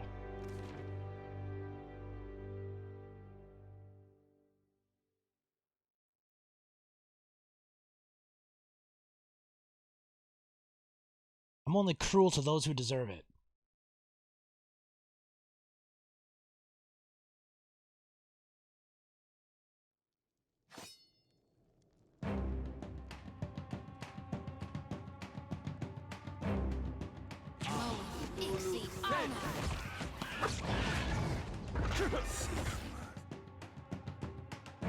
Better run! There's a walloping! Somebody went skadoosh.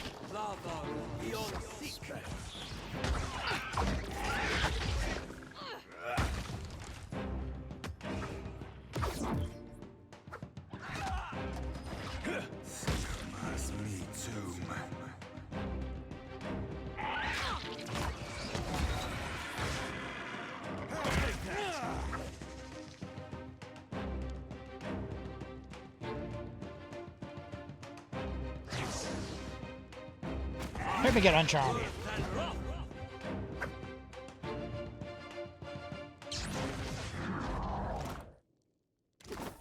Not a problem. Girl planted before you, draped tighter rapu robes, bears a few bruises, cuts, looking down otherwise unharmed. Pizza sweat commingling with a trickle of blood on her forehead, finally relaxing. She lowers her sword she's been swinging, letting the edge rest into the dirt. Pommel bears the form of Dog's head. Thanks, stranger. Don't think I could have made it without you. It's quite the sword you got there.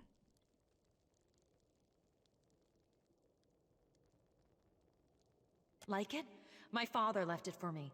Told me that one day I'd defend the Deadfire with it. Seems to have magical properties. You're not wrong. I don't understand it myself, but it seemed to confuse the Skulder. Probably saved my life. Then it's an ancestral blade. Not really. Father found it and brought it home. He said he got it from some Dirwittian pirate captain with a dog named Griffin.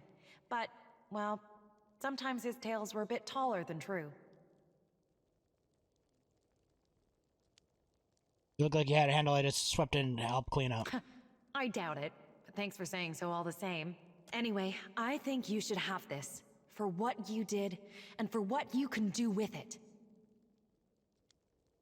Most Huan in the gullet don't have your grasp on Huan. Adarin.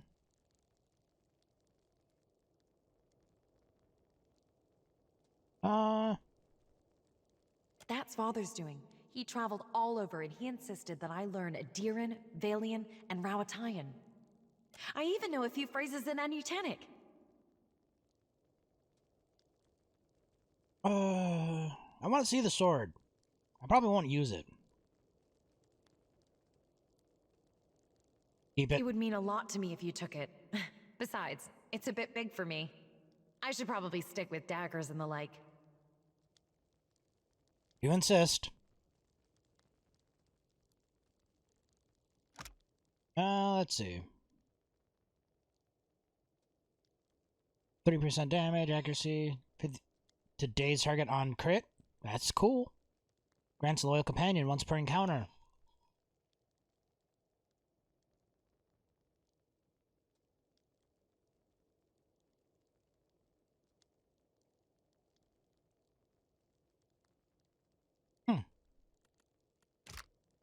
I truly appreciate what you did. Probably Not won't use everyone it, in though. Nekataka steps in for a neighbor. I need to be getting back to Mother, though. I probably shouldn't take home Skulder meat, should I?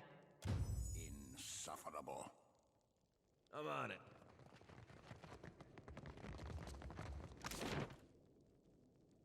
Oh, let's try this again. Undercroft. The only thing I don't like about going to the Undercroft is the fact that it takes forever to get back out. I can get there in one loading screen, but...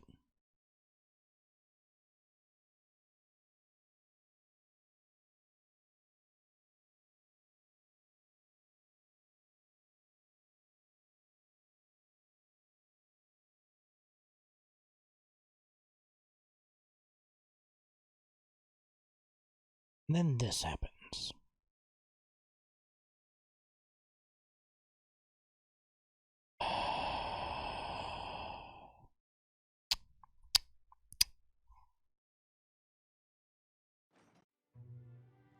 Thank you.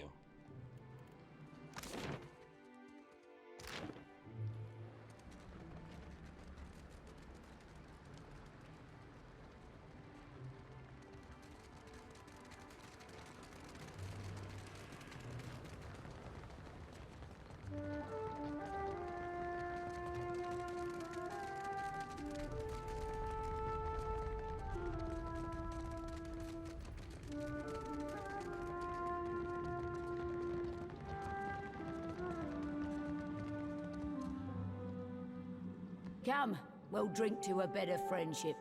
Pay no mind to the tang of the flavour. Well, regale me. Got some luminous Audra? I invite you to hand it over swiftly then. Ah, what lovelies. Aye, fine work you've done. Work I won't be likely to forget. And neither will Captain Aldi's. Best believe I'll be sending her a missive to sing of your praises.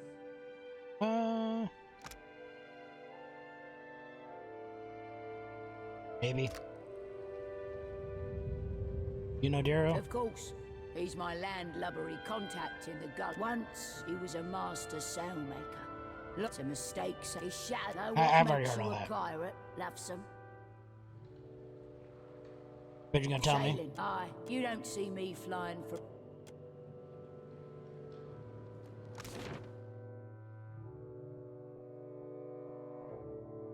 Alright, back to Delver's Row. Ooh! Baron, you got your level up. He was just a little behind the others. There, now I got a nice 10 bluff.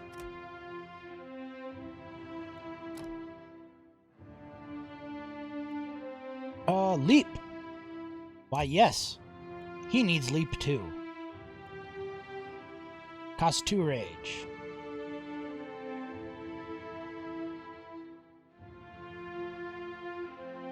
And Cypher.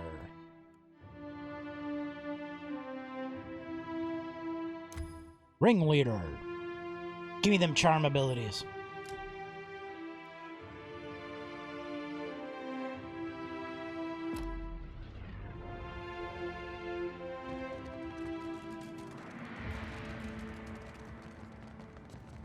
Ahoy. It costs 50. Which he probably can get in a single swing. I love that sword on him. Ever wonder what happened to your old pets, Watcher?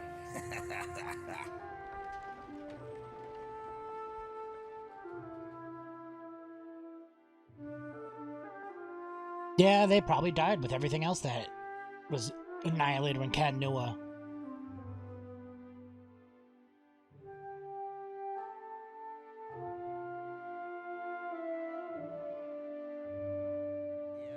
holds his grimoire like a clumsy initiate.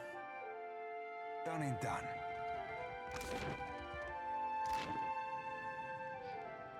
How does it feel to be in my bag, Castle Hot? Just being a skull floating around, following me. Giving your jabs. To the gullet. I wonder if I went to Darrow's hideout and told him what's behind the mosaic. Because I took everything. There's nothing behind there now.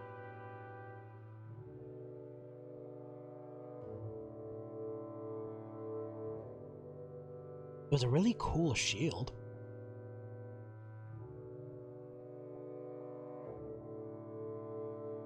Looks like a giant crag of Audra.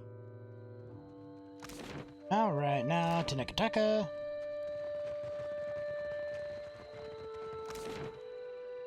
The Overlook. Ekamir's Manor.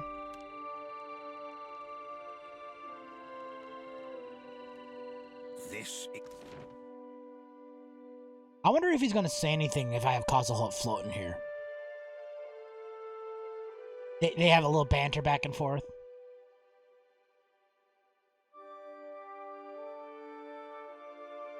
Well, why are you keeping Castle as a pet? That's the second time it's happened, by the way. I lost him after Cadnua was sacked. If you require directions to Bacana's observatory, look to your sextant. Bacana, I found an old almanac in the ornery. Looks familiar. You did you? That does rather defeat the purpose of absolution. So be it. Follow me down to the scrying pool.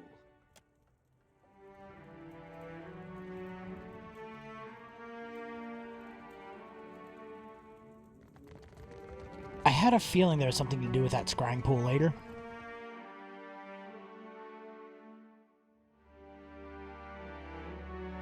It just kind of opened up to an empty tunnel and a scrying pool by itself. No interactables anywhere.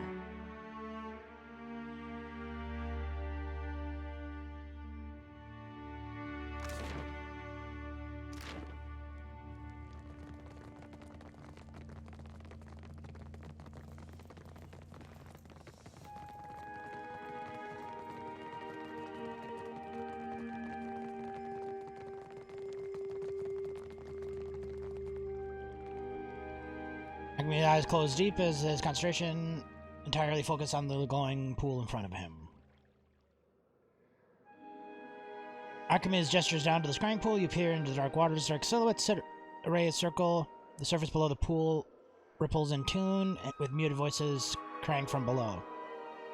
Dip your face in the water. Knock on the surface of the water. All of the seated figures turn to you at once, their faces obscured by hoods. One of them makes an impatient beckoning gesture. Dip your face in the water. No sooner does your face break the surface of the tension, you feel a breeze of warm air peering deeper into the stone chamber ringed with braziers and tapestries. As you would open a window, robed men and women clutch armrests of their thrones. The water drips down your chin. Other archmages seem for a moment unfazed by your presence. And Amuan folds her arms and stares down another woman who keeps her fist balled at all times. Ooze drips from the sleeves of the Muan's robe and pools on the floor. You mistake the matter, Kelikoth. My curiosity and pursual is not endorsements of her research. Mora nods with the air of Borden. Bakara won't suddenly be vindicated by the likes of us having simply read her work.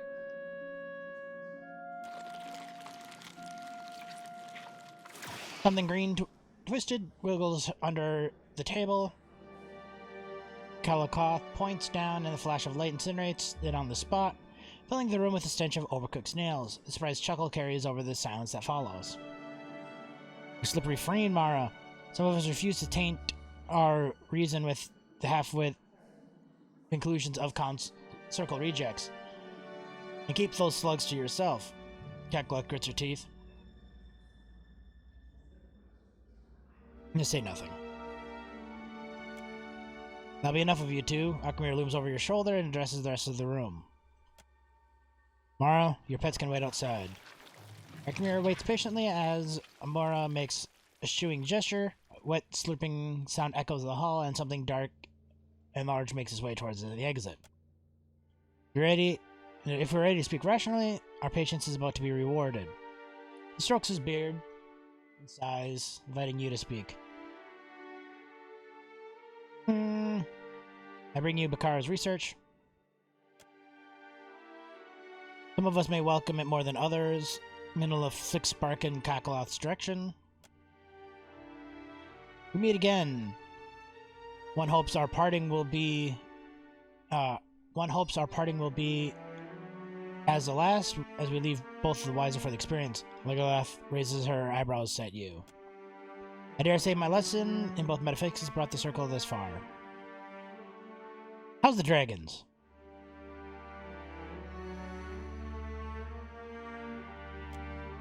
Barreling terrors as ever. Legolas massages his brow with both hands. What's posturing?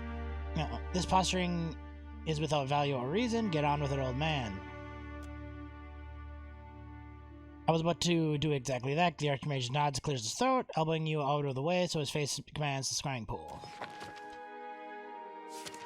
Kara was no Archmage. We all agree that she was on the cusp of a breakthrough before her unfortunate disappearance. Archimedes takes the pages, licks his fingers through the pages.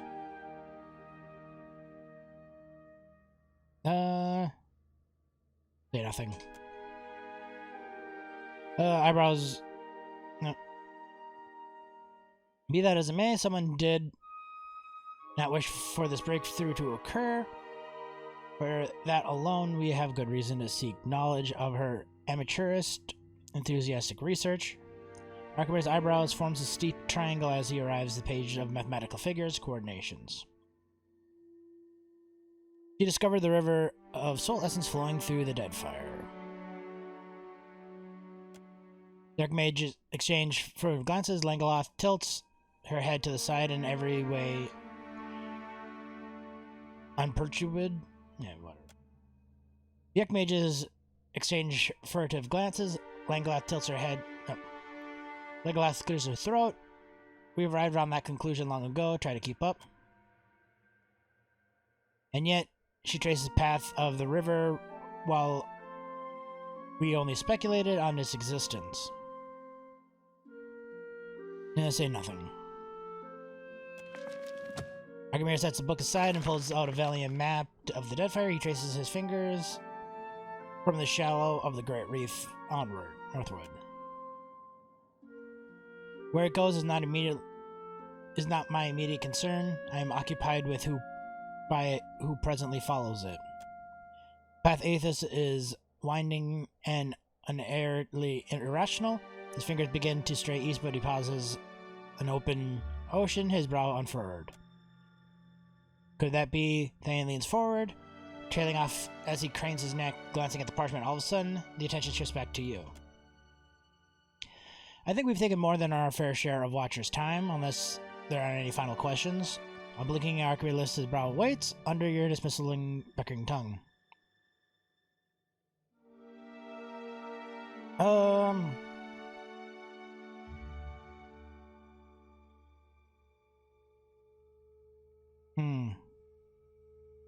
I don't want to join your circle. I'm not a wizard. I don't care. If I was playing a different character, I would. You're holding something back. What is it? Archimedes takes in the other members of the circle. Their responses are myriad. Some shake their heads, others shrug, others lean back in their chairs, waiting to see how it plays out. Better that I remain silent on the matter. If we wish to invite you into our confidence, you would surely know it. Oh, is Cosselhot so interested in this? Are you keeping secrets from us, old man? This is the first time I'm hearing of it. Minilla rests her chin on her fist and fixes Archimedes with a severe glare. It wasn't of immediate pertinent. Besides, Cosselhot has been dispatched yet again, esteemed mistress of missiles. Akame flavors Minoletta with a stiff bow. Your flattery has gone stale. To address the Watcher, I imagine Cosselhot wishes to sustain his wicked existence on a font of essence, but you kindly put a stop to that. Minoletta nods, favoring you with a smile that she denied Archimere. Can I join your circle? I want to hear the rest. Are you a member of the circle? I hope you don't think we would divulge our secrets to a mere mercenary. Archimere's gaze hardens. A self-conflagratory smile cleaves his face. You are not entitled to everything I own, Burger. I'm going to see what they say. They're going to tell me no. You? You would ask after robbing my manor, showing you the decency to spare your life? Archimere turns to you, his expression pale and unfrowned. Around the table of Archimedes, someone chokes on a sip of wine. Absolutely not. Will there be anything further? Archimere raises his hand, the matter closed. Here, baubles of your service. Nothing that you deserve, considering your debt repaid with interest. Archimere turns back to the circle and promptly ignores you.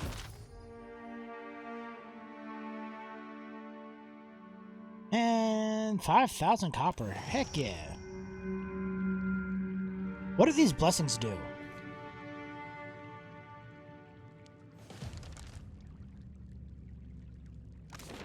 Alright, let's get out of here.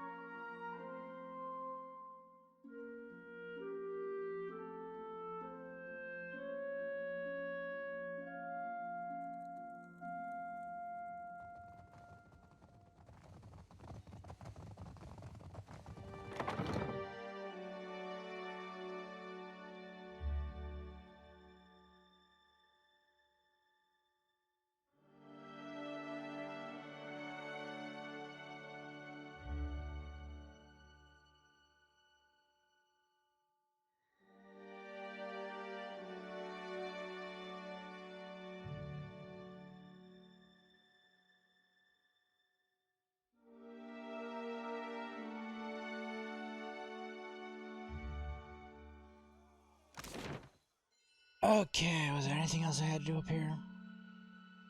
No, but there is a bounty to turn in the Serpent's Crown.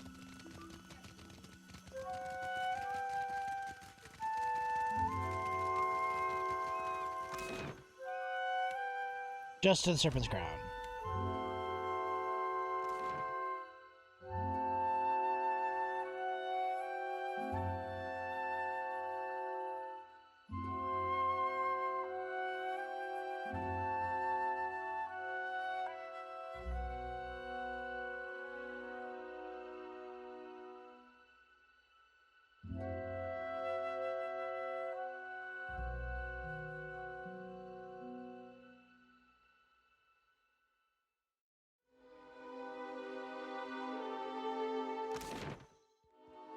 You're up here.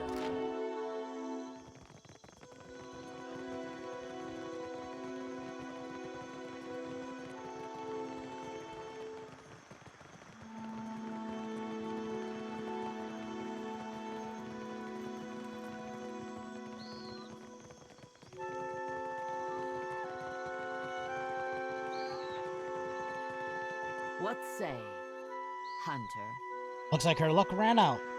Throws head. So it has. She was like a greased pyre in her day, slipping between hands that never grasped her for long. Nothing lasts forever. Good work, Hunter. What the bounty's got? My contacts hiss of Flamewalker Vesali, a Naga shaman with a venomous tongue. During a conflict between clans, Vesali lured a rival leader into an ambush under the guise of truce. Her snake brethren want her snuffed out. She is rumored to be near the territory she claimed in the eastern parts of the Kawa'urukuhu island chain. Alright. Let us leave town?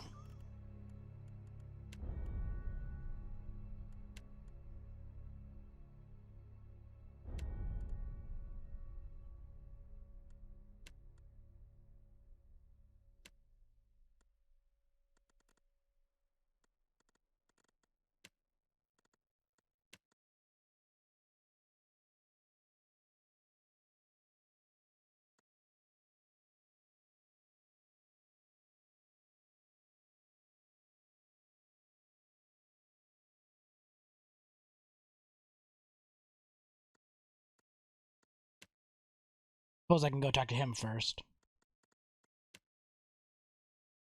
Yeah,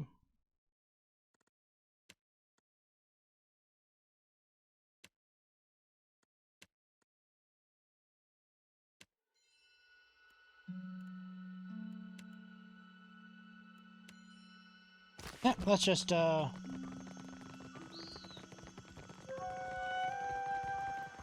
down to Queen's Berth and talk to that guy.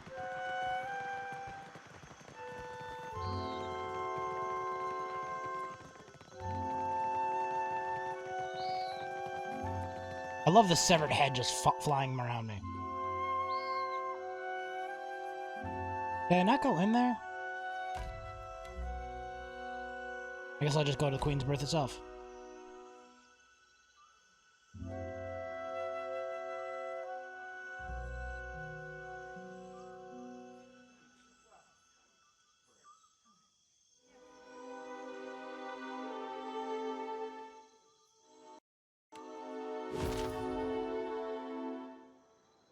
As you follow the winding streets of Nekataka, the usual city sounds of the cartwheels against cobbles, shouting vendors fade, replaced by a cacophony of heated arguments on the verge of boiling over.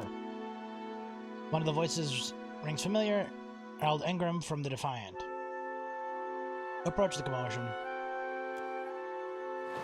As you're on the corner, Harold Ingram is surrounded by a group of unfamiliar soldiers. From the dress, they don't believe they're locals. They shout at Harold Ingram, who returns yelling with interest enough to can't make out the matter of the argument.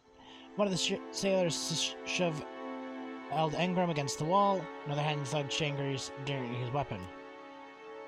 Captain, thanks to God, I could use a hand here. Captain, the unfamiliar sailor scowls as you look over. You should teach your sailors better manners. This fool got sick all over our boots. Compatriots nod, searching you.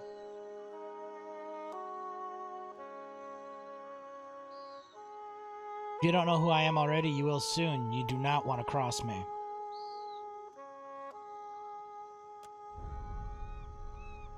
Captain speaks true, friend. Best turn around and walk away.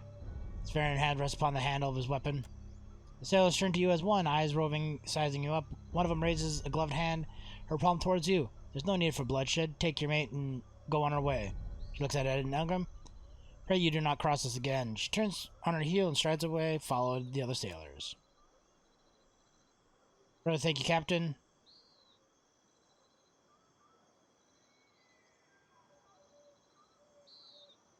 Cause me trouble again, and it'll be more cringing from,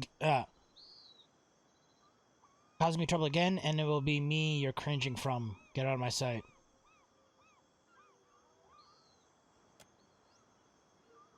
Color drains from Eld Ingram's face. He hurried, nods the boats to the direction of the docks.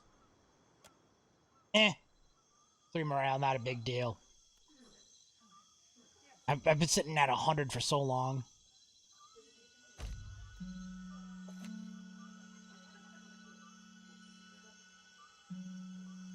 You have a... I'll have a 100% morale again in like 2 days.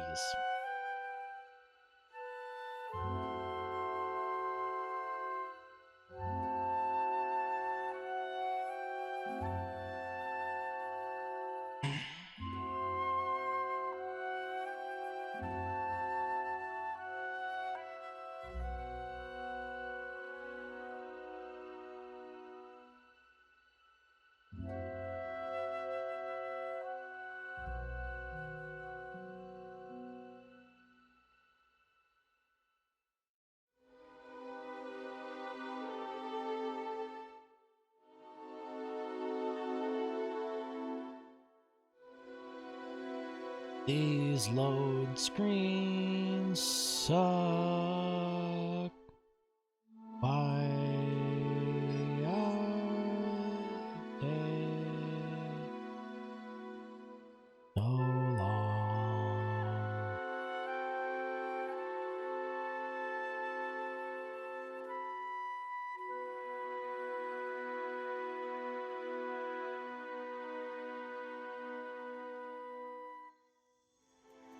Alright, Villian Trading Company building.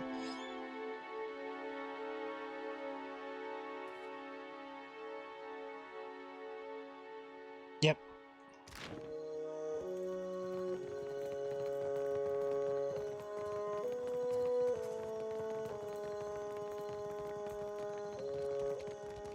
Kneel before him and wonder at his benevolence. Feel the warmth of his radiant presence.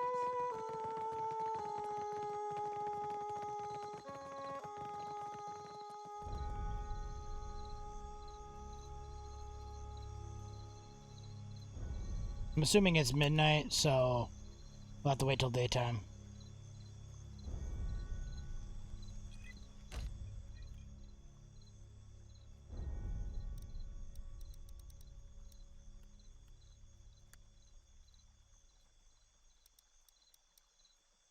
Resting is not allowed here.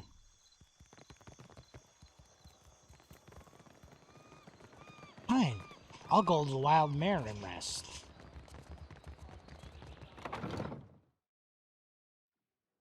I'll go rest with the Whoers.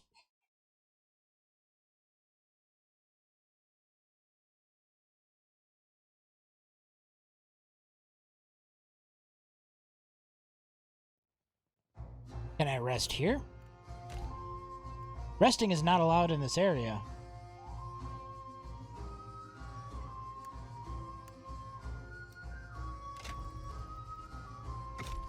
But I did rest. Maybe I didn't have to come in here.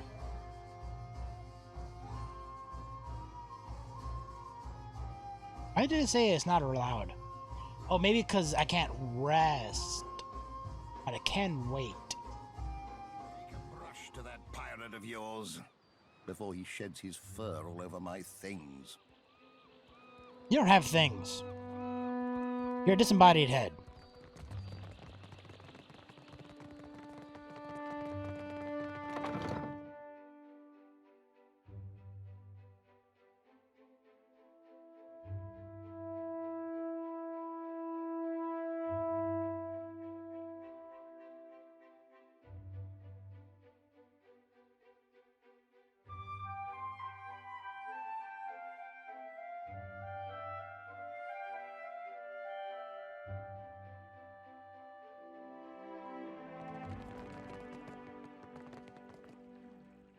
So, have you changed your mind about working with the Republics?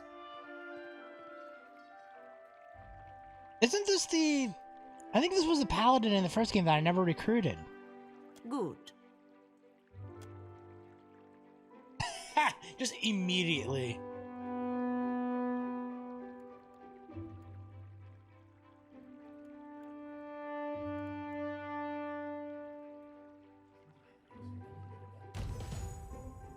No, I completely missed her. Like, I saw her one point, and then I never saw her again, and I missed the start of that quest chain, and...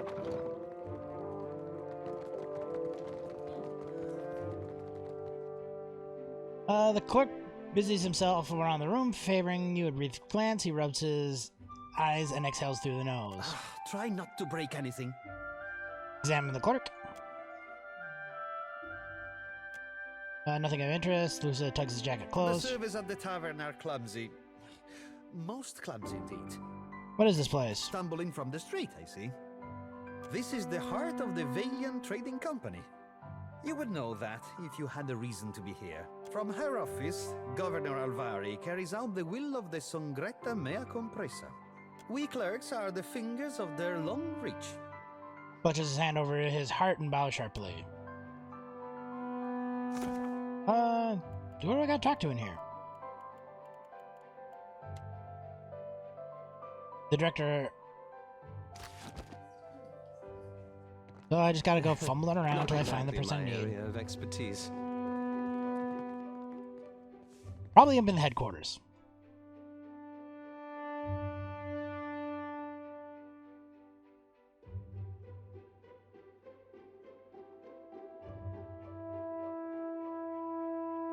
Yeah, by the time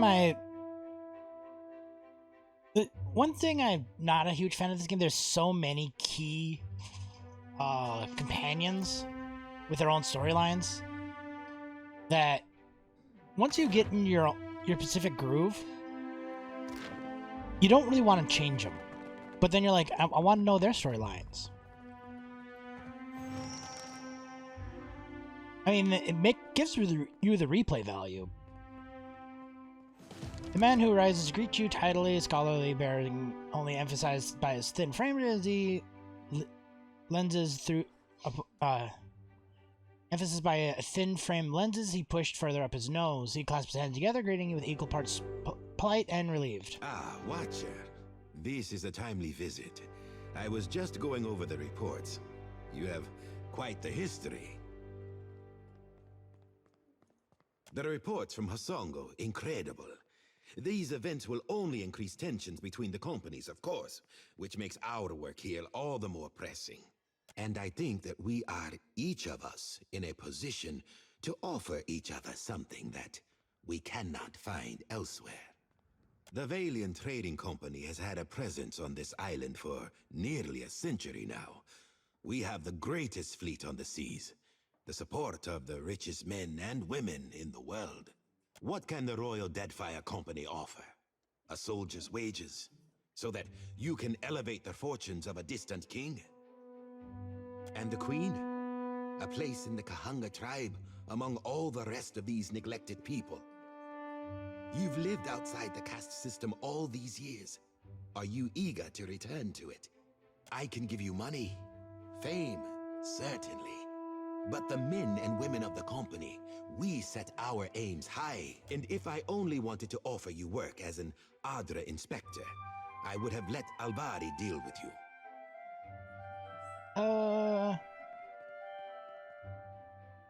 I'm the Herald of Bareth. Such tasks are beneath me.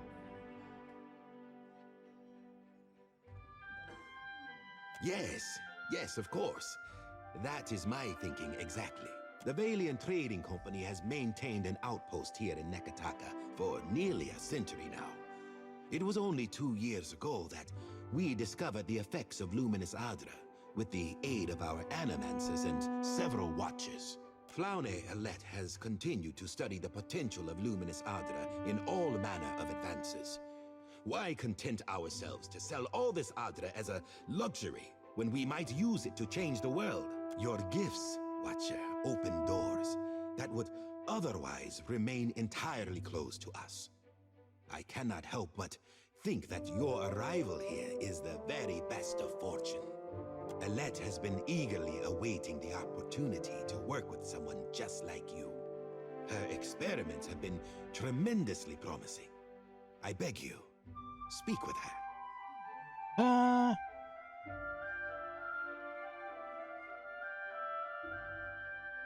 I'll think about it. Ah, of course. Give it some thought. Consider as well, this is just at the beginning. Together we can accomplish a great many things.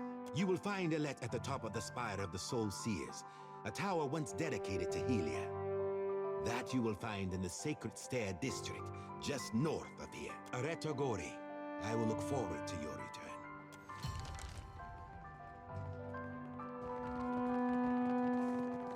Yeah, I'm not feeling this quest right now. I'm going to go back and, assuming I'll be back to Nekataka. This is like the main town, so.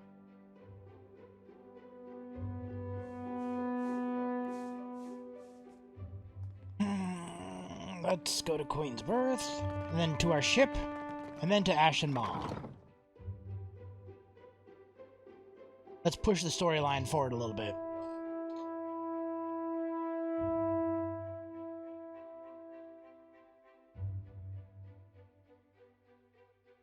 I mean, we could probably spend 2-3 months doing all the side quests. All right. Which one of... That's 10 in a row. That's some talent you got. Aye, the talent of noticing who you be glancing at before you ask me who you be thinking of.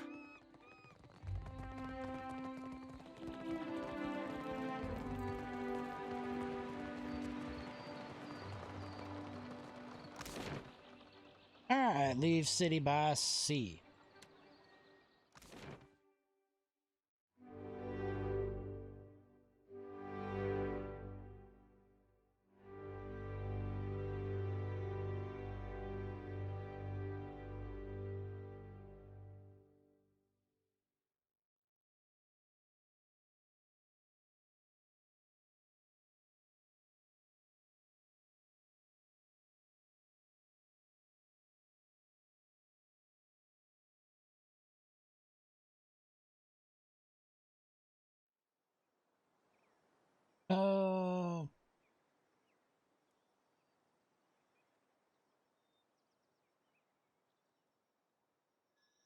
To the Ashma.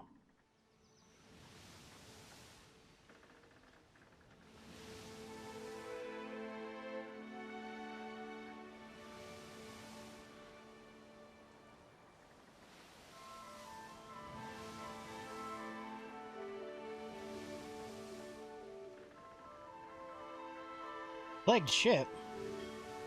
What is this? The horizon, a sail comes into view as the sail is furled. The ship lists upon the water. Plague ship, Chipuka cries.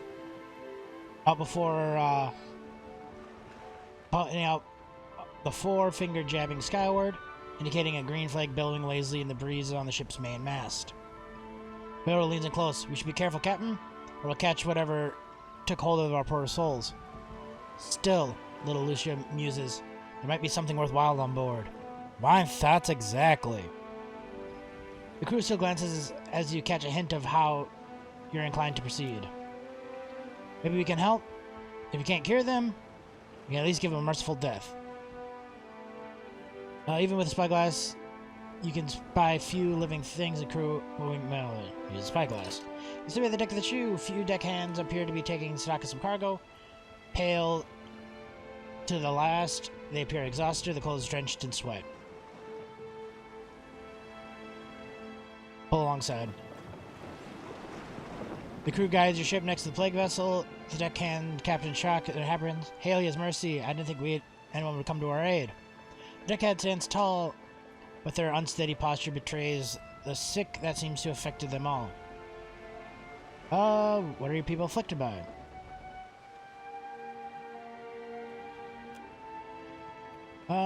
Some of my sailors have taken up the gut rot. We know it is. No, we know it's not fatal on its own, but we can't sail with them barely standing. Captain surveys. Not safely, anyway. The aid we can give is limited. We don't have the supplies for treatment. Fatigue crew, flakes of slumps. I understand. He mutters heavily in disappointment. Be on our way. Lucia shrugs sides. Bio nods, approving. Wise decision, Captain. The crew stays steer. The plague ship sails are disappearing and receding into the horizon. It's a fine three-master, thin like a bird. Heave-ho, excelente. Oh, Captain Parpitos never said a hard word as we sail all the troubles away. Hold fast.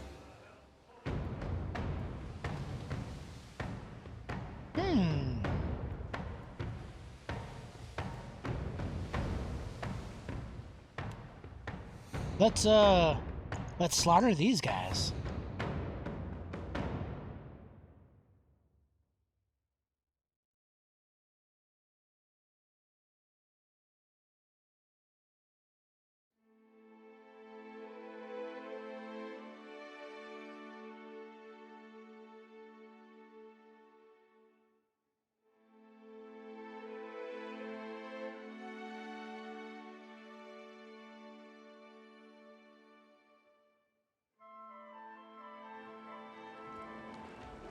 Ooh, these are some big guys. With flaming heads.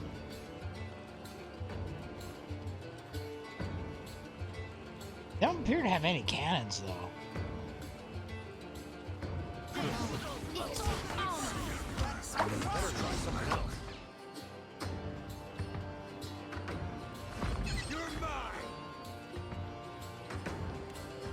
Oh yeah!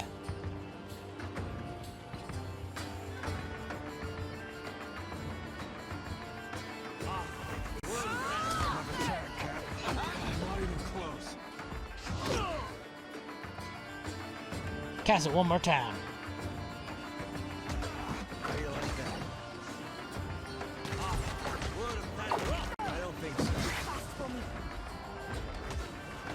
Like half health, two of them.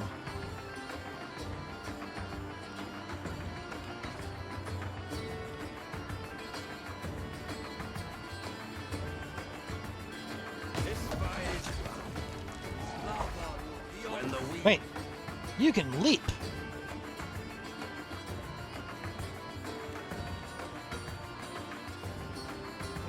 Ground you all to dust. Only I remain.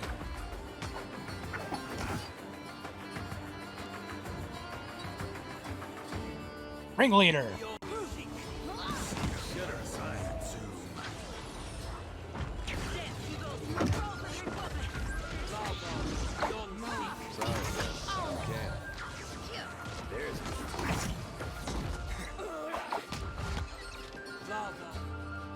You just switch to your blunderbuss.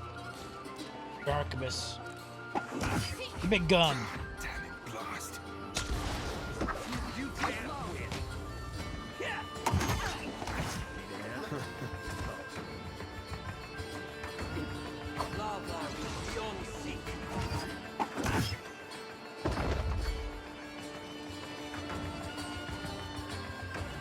We'll just take all and continue.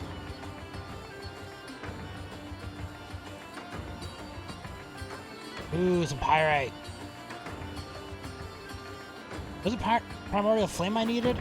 It's primordial something. I think it was primordial air.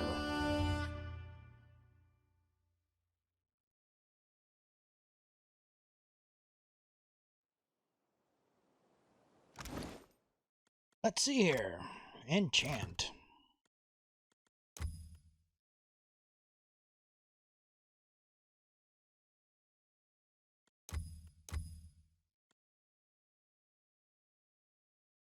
Alright, I got this unique blunderbuss. What was the other weapons I need? I wanted to...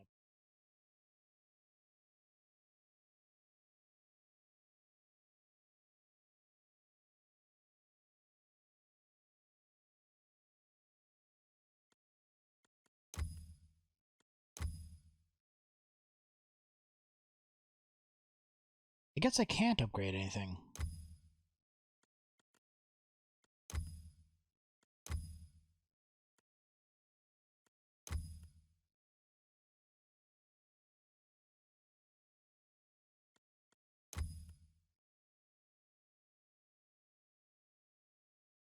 That needed 2 primordial winds. That's all upgraded. Wheel of Wand. This needed primordial wind. That's what it needed. Let's see, anything else?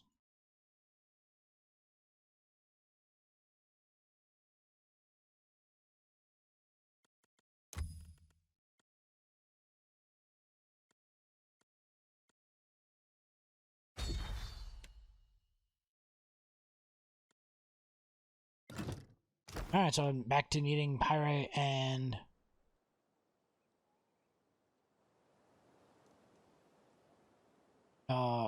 Paradox.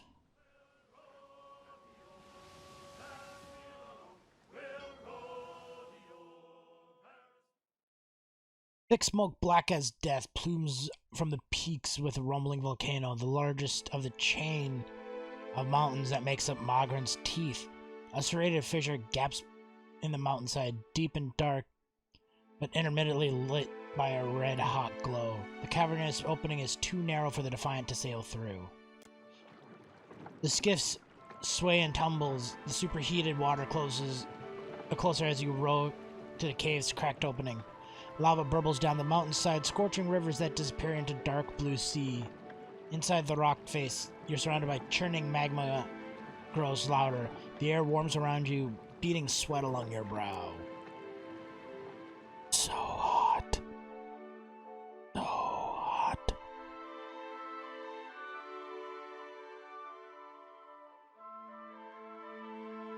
I need some nice cool water.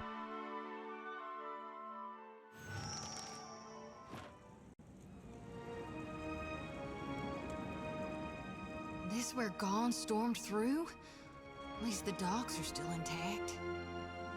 The ashen skin of the dead giant remains hot to the touch. Let's see what's down this way. Loot!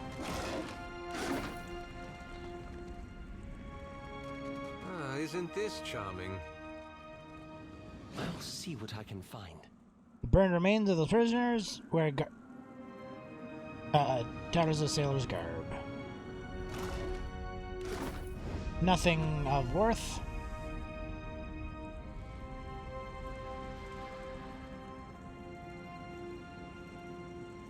You got anything up this way? Angry troll. Grog.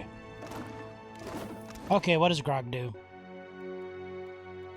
I doubt anything's going to replace Castle Heart for me.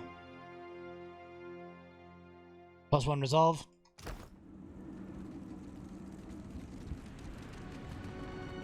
Nope, I like Castle Heart. Up against the stones, a giant clutching his bashed-in chest. It's a mess of sinew and blackened iron bones, fiery blood flickering between its blade fingers. Thick rasp of breath, the warrior lifts his heated gaze to your face. Extinguished or crushed, us all, Defiler. Circles his peak, the agony of a slow death blazes through the scrawls of his skin, shredding through the veil.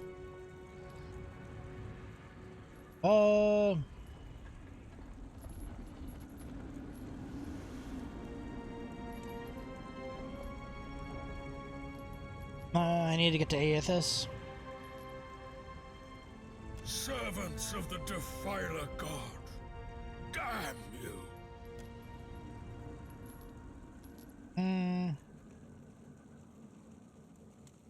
You are not. I am but one of Margaren's elite champions, birthed from her flames, soon reunited in glory. What happened? Damned Reaper of souls and God of lies, Margaren's most foul enemy. Finish him. This is gonna hurt you more than it's gonna hurt me. Grothin glowers as you approach, his dagger glinting from his flames. He gasps for you with a meaty, blood-burned hand, but his swipe is clumsy and weak. Your effort to shove his arm to the side before stabbing your knife into his already ruined chest. With a single swipe, you slit the warrior's throat, and the fire blood rushes from his veins, glowing scrawls his skins, fades into darkness. Well, that was worth doing, even if we got nothing in return. Ha! A right good action you did there, Cap. Here's hoping we don't be ending up needing that poison, though. Lolly swings her lantern back and forth over the warrior's body until a large shimmering cloud of essence shifts up into her lantern. She grunts, the lantern dips her hand heavier momentarily. Aw, I want to loot the body. To the sentinel wall!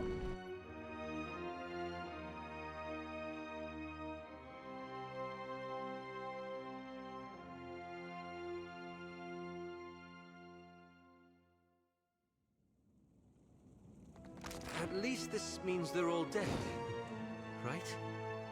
Nope. Ain't not my thing, silly. Let's see what's in here. As promised.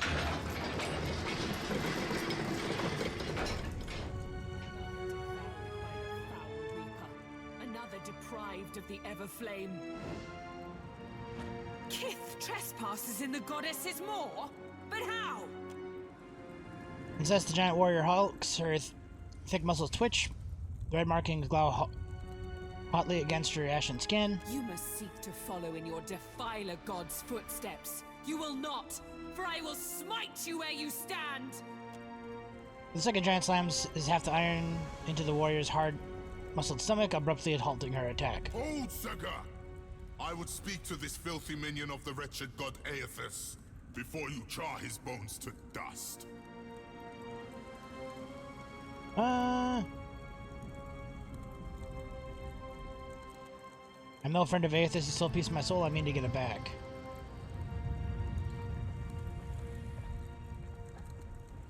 You know, the Kith can hear you. First grip turns white knuckle the hilt of her sword. Her muscle strains, the metal quivers in her hand. Rakir, move! We cannot allow these intruders to live. Aethys has consumed your warrior's very souls. I faced him before, and I'm still standing. Aethys seeks revenge against the Margonites. I have nothing to do with this. Your fury should burn for Aethys, not me. I don't want to fight you. Here, yeah. I'm still standing. What would you have of me, puny Kith? I worry Magrum plans to erupt this volcano. If you stay, you'll die. He has his meaty shoulder, heavy shrug. Our duty is foremost to Margaret. We guard the moor to its fiery end. You plan to attack Aethys? First, we recover the wounded and their weapons, drag them into the Jagged Keep, and then we will kill a god. How can I reach Aethys? All who neared the intruder god were gutted until extinguished. You think your soul could last even half so long as Rathoon's? Maybe the Kiths will last longer. He snorts, but other warriors ignore her, answering in her stead. Only Margaret's shrine with our Jagged Keep can lead you to the Defiler God. Kith, if Margaret wishes you to face him, surely she will fire the way. Alright. Help me with the bodies, but this time gentle your grip. The Ashen Bridge? It can't be helped, Rakir. These fallen are brittle. Let's see what's over here first.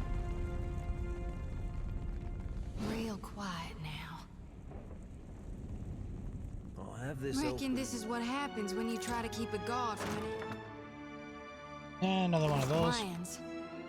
Watch it. Actually, does everyone have gloves yet? Nope.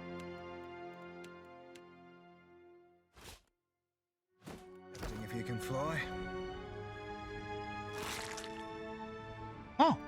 Key to get in their room. Okay. To the bridge. I didn't have to pick it. Thankfully, it didn't cost me any picks. Not that it would have mattered. I have a frick ton of them. The advantage of having somebody leveled up in lockpicking is you just build up so many lockpicks. More than you can ever need.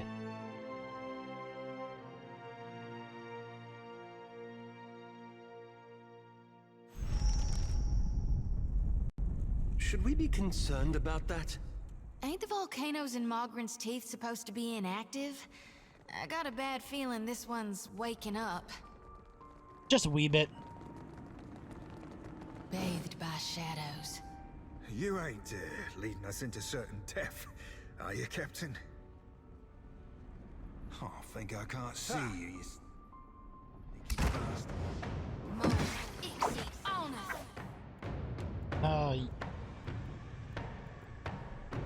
Son of a cur! How do you like that? See you,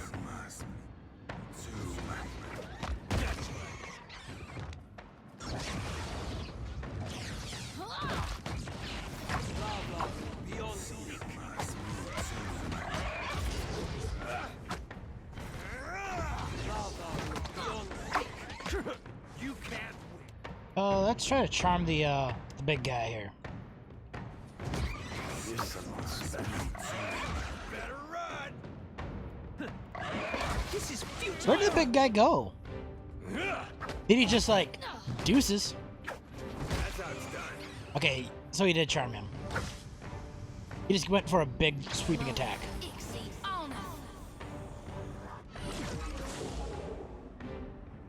Hurry up and get on. It's beyond me.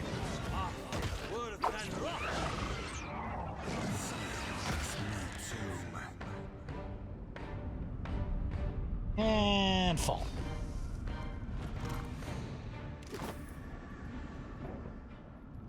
Deep catches is more rounds armor and flesh. So, Jagged Keep, Lair of the Ancient. Cadnua's foundation long before Eothas finished the job. Let's check out the Lair of the Ancient before I go to the keep. Is there another dragon I could fight in here? I want to kill another dragon. That'd be 4 dragons I've killed. Kill them all.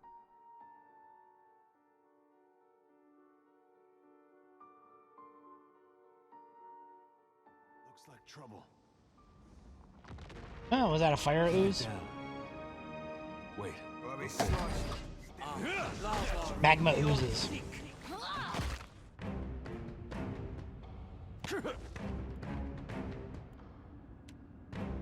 You can't That's not very helpful.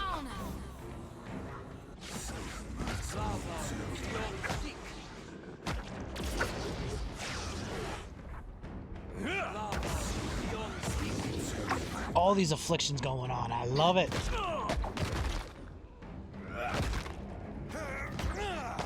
How do you like that?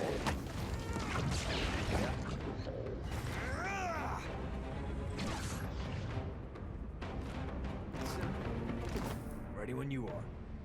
Can do.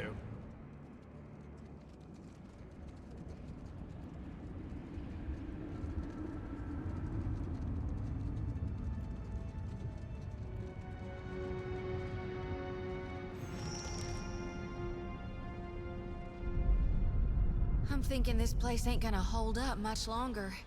What say we hurry, Watcher?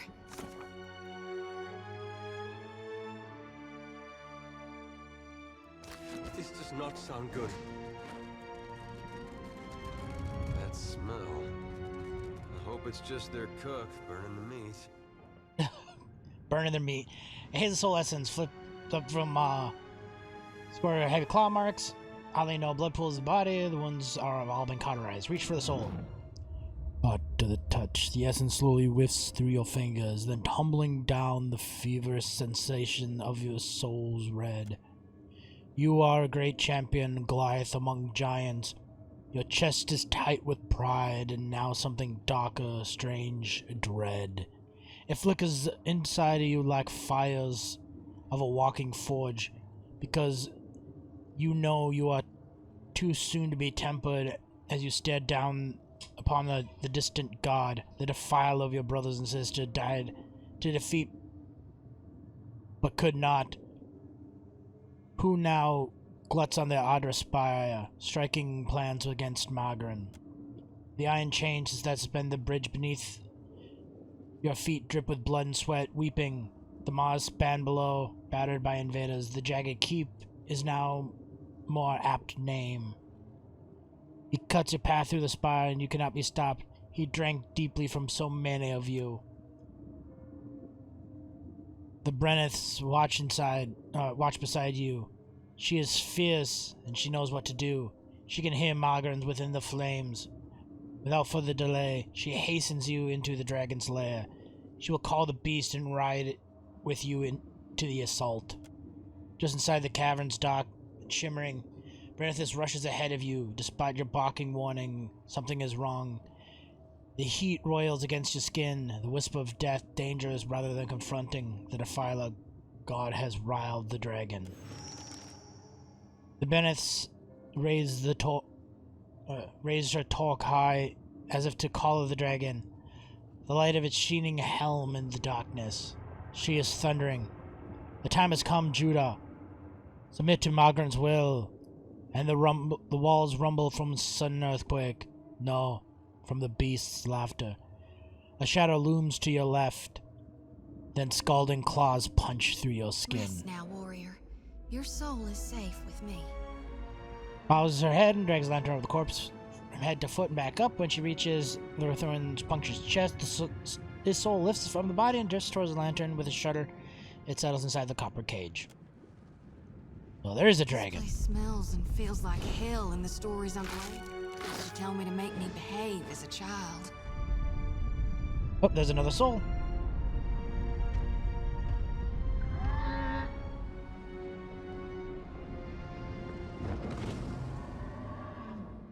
Oh, Margaret's fiery flaps. That'd be a flogging dragon, that be. The creature's smoke scales embers, talons looms up into the darkness. Her back and ribs gleam luridly. The red of lake of fire laps at her feet. She hisses at the sound of rocks grinding together in her throat. And through her peeled black lips forms no words you understand. Who comes now to stoke the flames of chaos further? Have I not yet feasted enough? I suppose I can make room for another. No, no. That can't be healthy. Just realized how lucky we are to have never run across a sewer dragon. Don't let this be fooling you, lass. Ain't nothing but fur and bones. The Rathan summoned you, you attacked him. Is that the sacred talk I see? Happen to be in the market for one? Come, let's make a trade. We struck a deal eons ago. I did with a wily Brenthis. It's true these Rathun fed me exquisitely for so long, but today they sought my wings like a firestorm to battle. My fangs like hot spears to pierce a god. I am the heart of the fire. I cannot be controlled. Not by a giant's weak will, and not by a sputtering trinket. What was the nature of the deal you struck with them? You don't fear me. You don't scare me. The beast grates louder and it just laughs. The Rathun would pay their tributes of flesh and blood, fire and gold. And I, when called upon, would fight fiercely at their side. That arrogant priestess thought to ride me, the magma that fires the mountain. She sought to command me. So I consumed her. The Rathun forged their deal when I was but a hatchling. Now no one controls me. And I would never fight a god for fools. Good thing I'm not a fool then. That's awfully cold-blooded for a creature made of fire. Ooh! Nice comeback. Dragon snorts smoke from her snout. You are a creature most amusing. Perhaps I shall yet allow you to live. Margaret will do anything to stop Aethys. She'll erupt this volcano. You'll be destroyed with it. I must reach Aethys in the depths of the maw. You think to ride me, the great firestorm in the moor, to meet a blustering god? If the Rathun could not tame me, why should a little wretch like you fare better? Because if you don't help me, I'll tear your wings off. The dragon body flares hotter. I shall tell you this much, if only to keep you from my wings. Your path to Aethys lies through Margren, through her shrine within the Rathun. Intimidated a damn dragon. Igniting Margren's shrine lowers it into the moor, so that a Brenthis may worship before the Ardra pillar. See?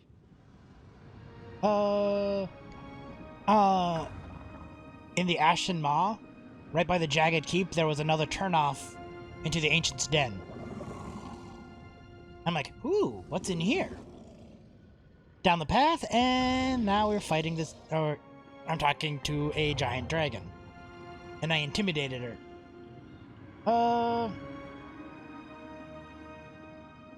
Uniting a migrant shrine lowers it into the maw, so that Breathless may worship before the Audra pillar. Migrant will do anything to stop Aethys. She will erupt this volcano, destroy you. How can I ignite the shrines in Magran to Rothwin's Keep? Why, I believe the Brenthis has the means you seek. A certain talk that she tried to wield against me. Sadly for her, its power could not hold a flame to mine.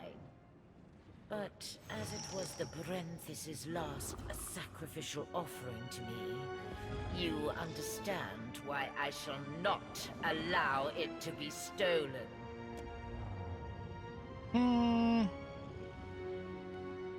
Not going to stop erupting this volcano. Should I believe the wretched words of a trespasser, I mean, it sounds like I'm going to have to fight her anyway. Den, even were it so, the fire feeds me. It can cause me no harm. Stubborn creature, your obstinance would see you dead. Allow mine to see that you live. I suppose I slumbered for ages and felt restless for longer. It shall be good to stretch my wings, to hunt. I fly.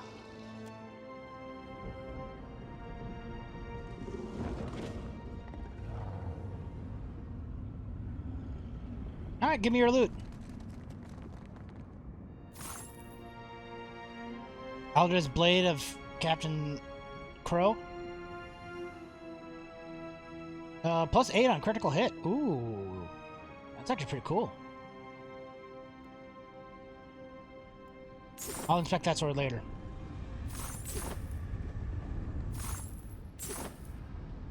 As you closer to the dimly essence, smolder over Rathuan's burnt corpse, you feel a strong soul flickering confusion and grief. Reach out for the soul.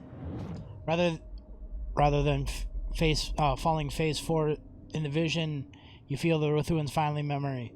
Her last thoughts scream through your mind in a jumble of disappointment, words, and disbelief. I am burning! I am burning! I am burning! And it is not in pleasure, not for Mother Margaret. I should have listened when she said nothing. But I was willing to die to reach the Everflame, to sacrifice them and everything to ash, to vanquish the Defiler.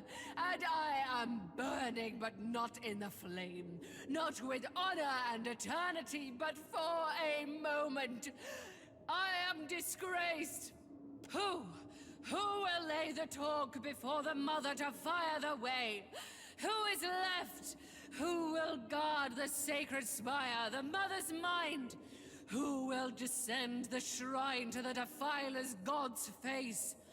Not to these hands that are ashes sifting on a breath that is a last sigh of a wretchedly snuffed life. Not to me and mine. Now she who was blackened and befouled and forsaken by the flames, forsaken by Margaret. Margaret's a fickle whore. You should have known that by now. Alright, we'll pry the torque. Twisting the torque free that cracked off the priest's black brittle fingers. With a final flicker, the last swift volcano shuttle, its soul diminished and disintegrates. Rest easy now, priestess. I'll harvest your soul and your torment too. Focusing the soul with a low, soothing voice, Zadi jingles her lantern over the priestess' charred corpse, and there's not much left after the trauma the soul endured, but a few glimmering motes whirl around a soft light before fading into the lantern. Alright. I mean, I kind of wanted to fight the dragon, but I do love the fact that I intimidated a dragon away from me.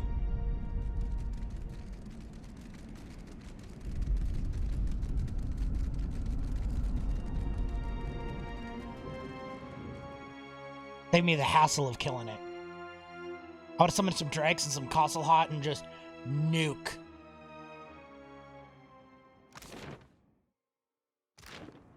Yeah, this is where I was. The Ashen Bridge, and then the Lair of the Ancient right here.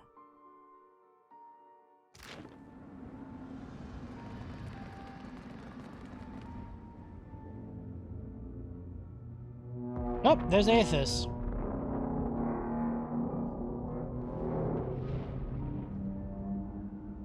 You spend your whole life thinking you're a giant. And one day that fella shows up at your fortress. That was awfully profound.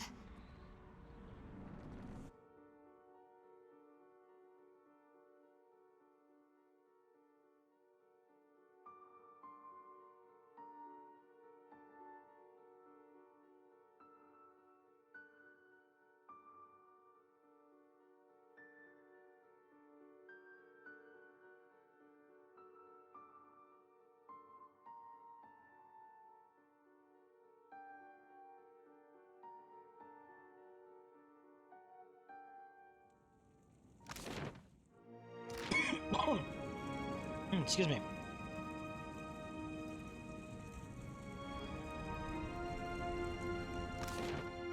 Alright.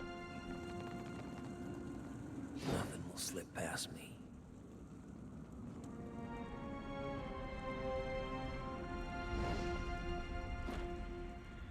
Peeked at spotting you. A strapping warrior slams her shield against the floor, rattling the stones beneath your feet. Scurriers in my keep. Make ready to be crushed, vermin of Eothas! Look here, I cover this from your fallen brethress. You felled her? And her dragon? No, it was the dragon who killed her, not me. She sits still, the red scalds her skin flickering as she grimly appraises you. A muscle ticks on her jaw, but finally she sheaths her sword. Then the Bathor will decide your fate. He awaits at the back of the keep.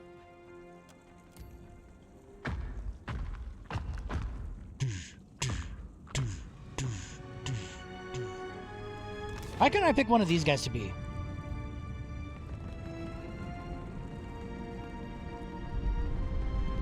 Tell me we aren't gonna fight them all at once.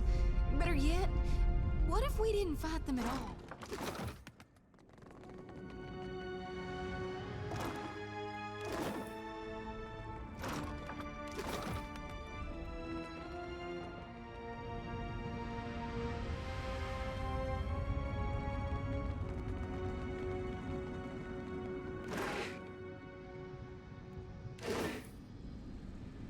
Just let me wander around, taking all your stuff. NBD.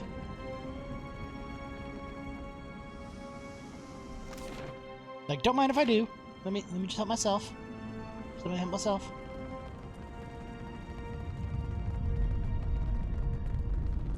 I wonder if I talked to her differently, they would all be attacking me. That would have been fun to fight.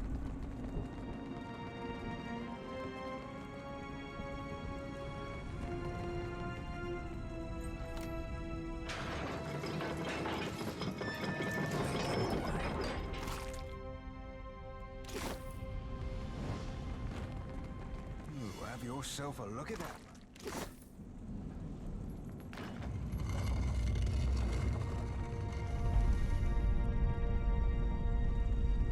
Collapsed passage.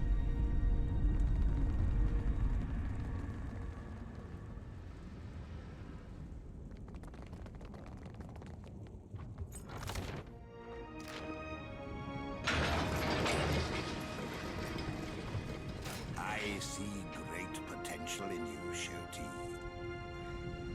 Let's see what as promised. Keep it down. Damn it! Dexterity, explosives, spellbinding, one arcana, explosive evocation power. Sweet. That hurt. Not too bad though. Oh, let's see, gloves.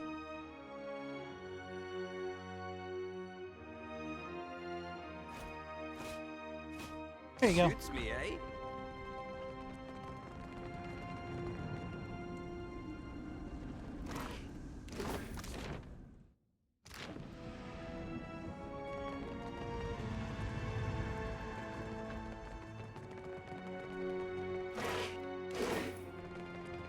Don't mind me, just taking all your goodies.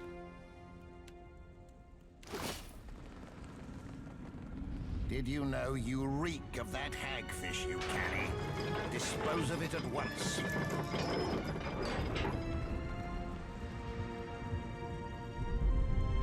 Supposing this volcano blows, what are the odds any of us but Gone survives it? We should move quickly.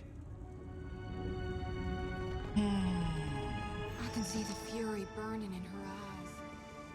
When the warlord spots you, his shoulders stiffen, he reaches out for the mace strapped to his back. Kith, how is it you have come to be here? Nay, it is of little matter.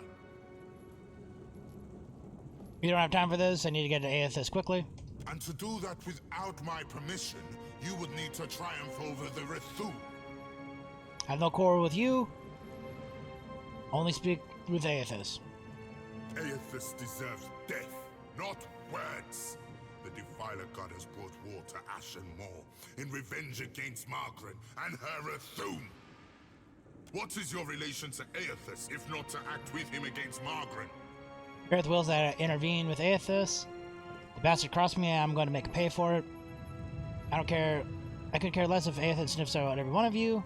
I only need his aim within the Deadfire. Yep, the bastard crossed me, I'm going to make him pay for it. Your blood boils with anger. Good. Then you two have cause against Aethys, as we do. We are prepared to assault Aethys at the base of the moor. The warlord gestures trying to Magron behind him. The shrine will lower us to the sacred Ardra Pillar, where the embodied god now gluts himself.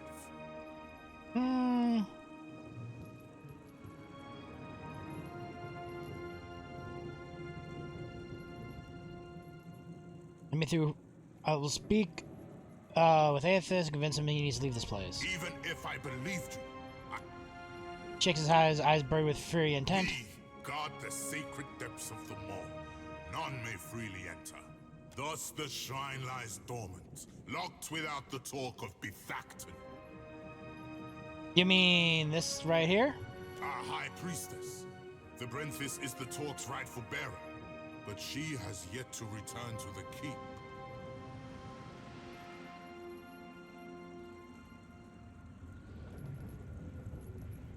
I heard shouts of your triumph preceding you.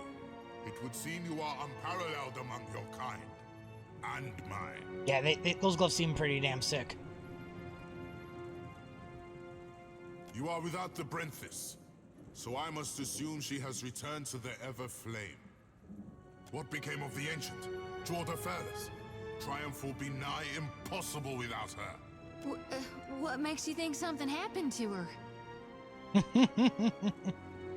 Oh, who needs some old lizard anyway? The warlord tilts his head and considers the true meaning of your companion's reaction. Growling distressfully, he tightens his grip on his mace. You will answer me, Kith, without trickery or lies. The dragon has forsaken you. While silent, Scarly skin flares hotly. Indeed. I feared the worst when the Brenthis failed to return with the beast. We've no choice. Despite the odds, we'll attack without either's strength. If this is to be our last stand, we must prepare ourselves, either for victory or for sacrifice. Lest Margaret forsake us for our failures. You've earned the right to Fire Shrine, with the talk of the Everflame. But we cannot join you as yet in facing the Defiler.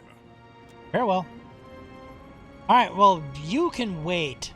I'm heading out.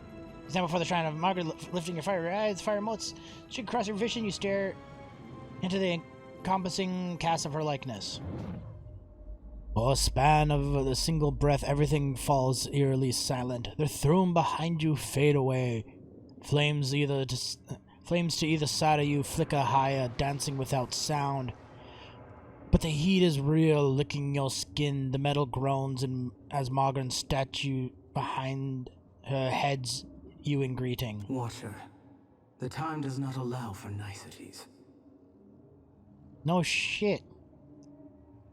Words flow like lava from her lips, like trails burble hotly from her eyes. Even now, Aethys gains strength from the spire. What progress have you to report? The Ruthuans are preparing for a final assault against Aethys. Then they will burn to ash and return to the mud kiln from whence they came. She leans forward, a copper and corroded arms gleaming with bustling flames. She tugs the sword free from the pylonth, and the entire shrine shudders with heat. Presently, I shall erupt this volcano, and with it, consume Aethys.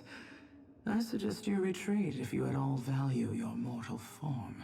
I need more time to reach Aethys. I can give you only the moments more it takes me to fully fire the depths of this maw. After that, I will not stay the assault. Even for you. Fare thee on, Watcher. My condolences, should you die. Interact with the shrine. I wonder if they heard him too. Statue Margaret towers above you, bloodied in battle, ready. The godless clutches her sword with both sword and shield. At the base of the statue, a rectangular iron slaughter altar rests between two unlit braziers. Place the torque on the altar. The braziers on either side flare to life.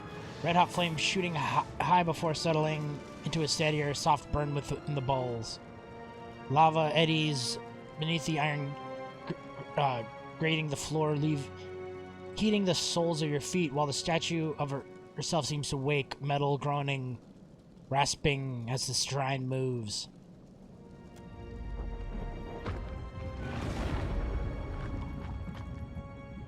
So this is a big elevator? Hurry up and shoot. Shoot. Hey peeps, join me. Get on the elevator. Come on. Descend into the Ashen Maw. Before they trigger the shrine lowering into the maw, you realize not everyone in your group is standing on the platform. Rather than leaving someone behind, you wait to start the descent.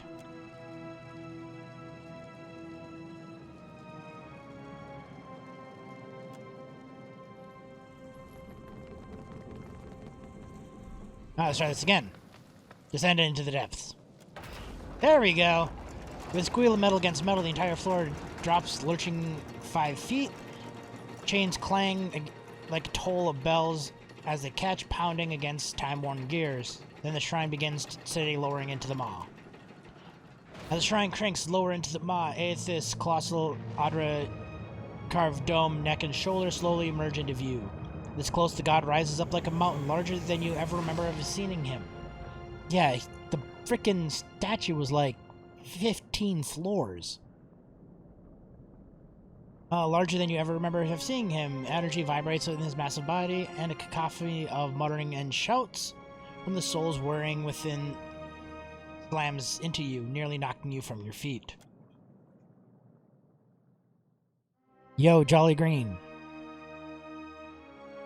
The hell, man? What the hell's going on? Can I just stop the ladder midway so I'm at eye level with him? Think it's only fair. All right. Oh, I'm gonna. It's close. He wanted us all to come? Have you ever seen anything so awe-inspiring? How does one possess the time Behold to collect the this power many of my fish? God.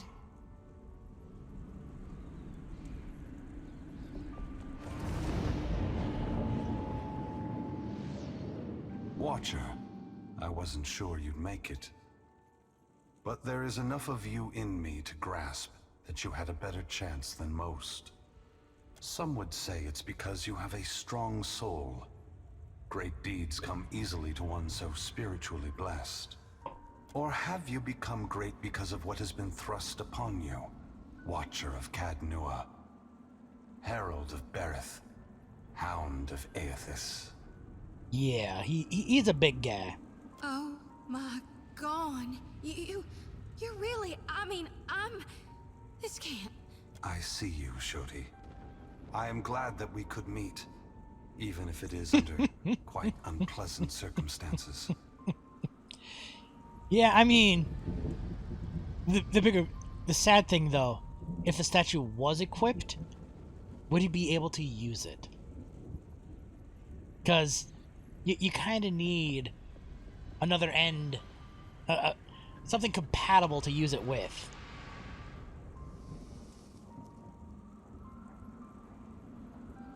Yeah, one might say it would be rock hard. Yeah. This is really happening, right? Go on. Your humble priestess is before you. Please, tell me what you require of me. How do I save more lost souls than I can carry in one lifetime? Face bright red, sweat beading her brow. Shodi stumbles precariously closer to the edge.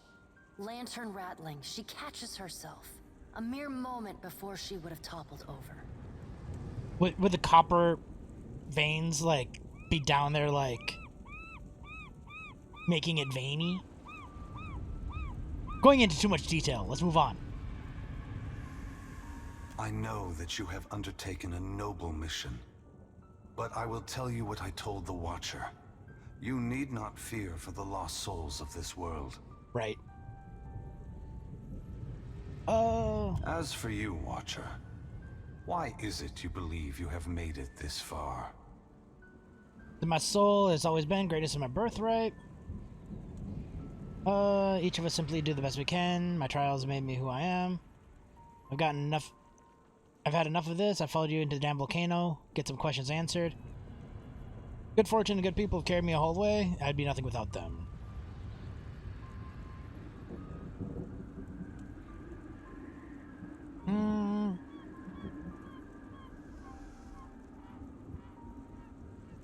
Good fortune, good people carry me the way. As would we all. But you have come a great distance for answers. What would you ask of me, Watcher? I need to know why you've come back. You need to know? Or Berith? Or the gods?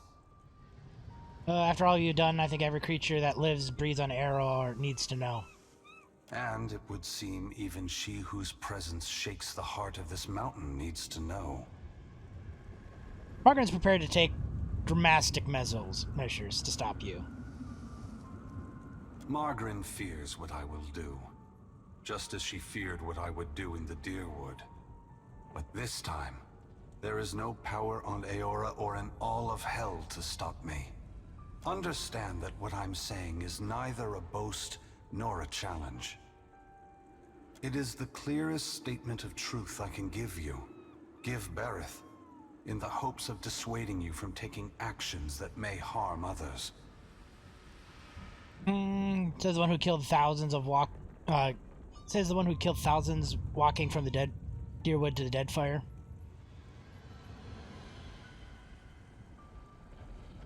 Yes. I am sacrificing lives from this generation, for the benefit of those who have not yet been born. The other gods may be willing to make similar sacrifices, but they will be in vain. I am going to force gods and mortals alike to open their eyes to one another. And all the powers of hell cannot drive me from this course. It seems my sister does not like the sound of that. Quit dancing around the question. A fair request.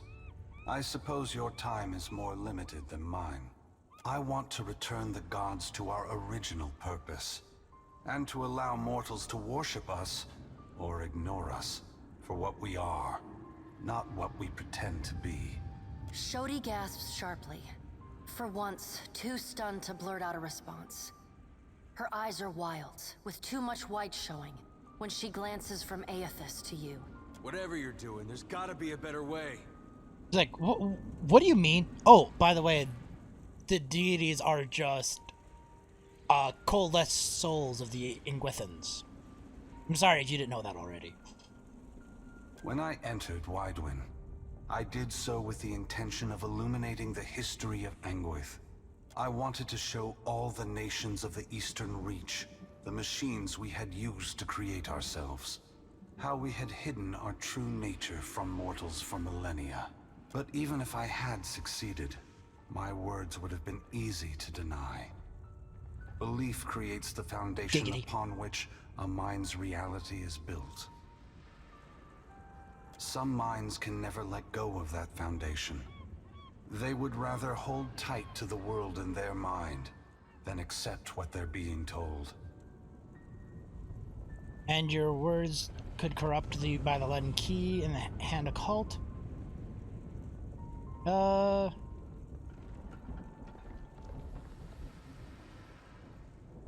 And if so, what are you doing this time that would make any difference? I have not come to speak, to convince, to plead, but to break the foundations of belief itself, to extinguish the lights that maintain the illusions we have created. We took on the mantles of gods from legends, and in so doing, made real what was false, crafted truth from fiction. The time has come for a new covenant between gods and mortals. One forged in the light of truth and understanding between our kind. I will leave this place and go to the lost city the Huana call Ukaizo. It is there that all souls pass through the machines of the gods, where all souls pass into the beyond before beginning their next life.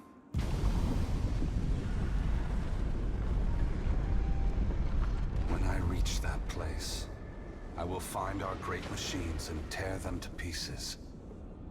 I will smash the great wheel until the lights of hell all gutter and die. And when my work is done, I will leave this world forever. More destruction. You're tearing the whole world apart because you can't make peace among yourselves. Adair, there will never be peace among mortals, so long as they are unwittingly manipulated by the gods. The divine enslavement that Whitaker reveres perpetuates ignorance, chaos, and violence across the world. I only wish to destroy the darkness that surrounds the gods, that you may better see us for what we are.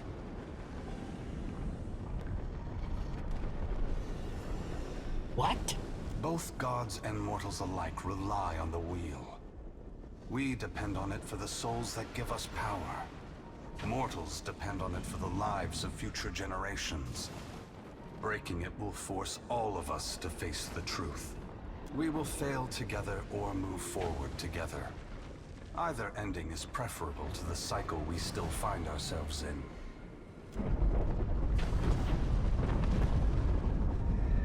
Heavy man. Oh, wait! Before it's too late, you gotta take the souls I harvested for you. The priestess thrusts her light-pulsing lantern outward, as if waiting for Aethys to take it from her. They are not for me to take. Shodi, you are their guardian now. You are their protector. You have taken responsibility for them, and only you can decide their fate. Once again, the gods have put you in a precarious position, Watcher. Considering all the troubles I have put you through, the least I can do is protect you from the wrath Magrin has intended for me.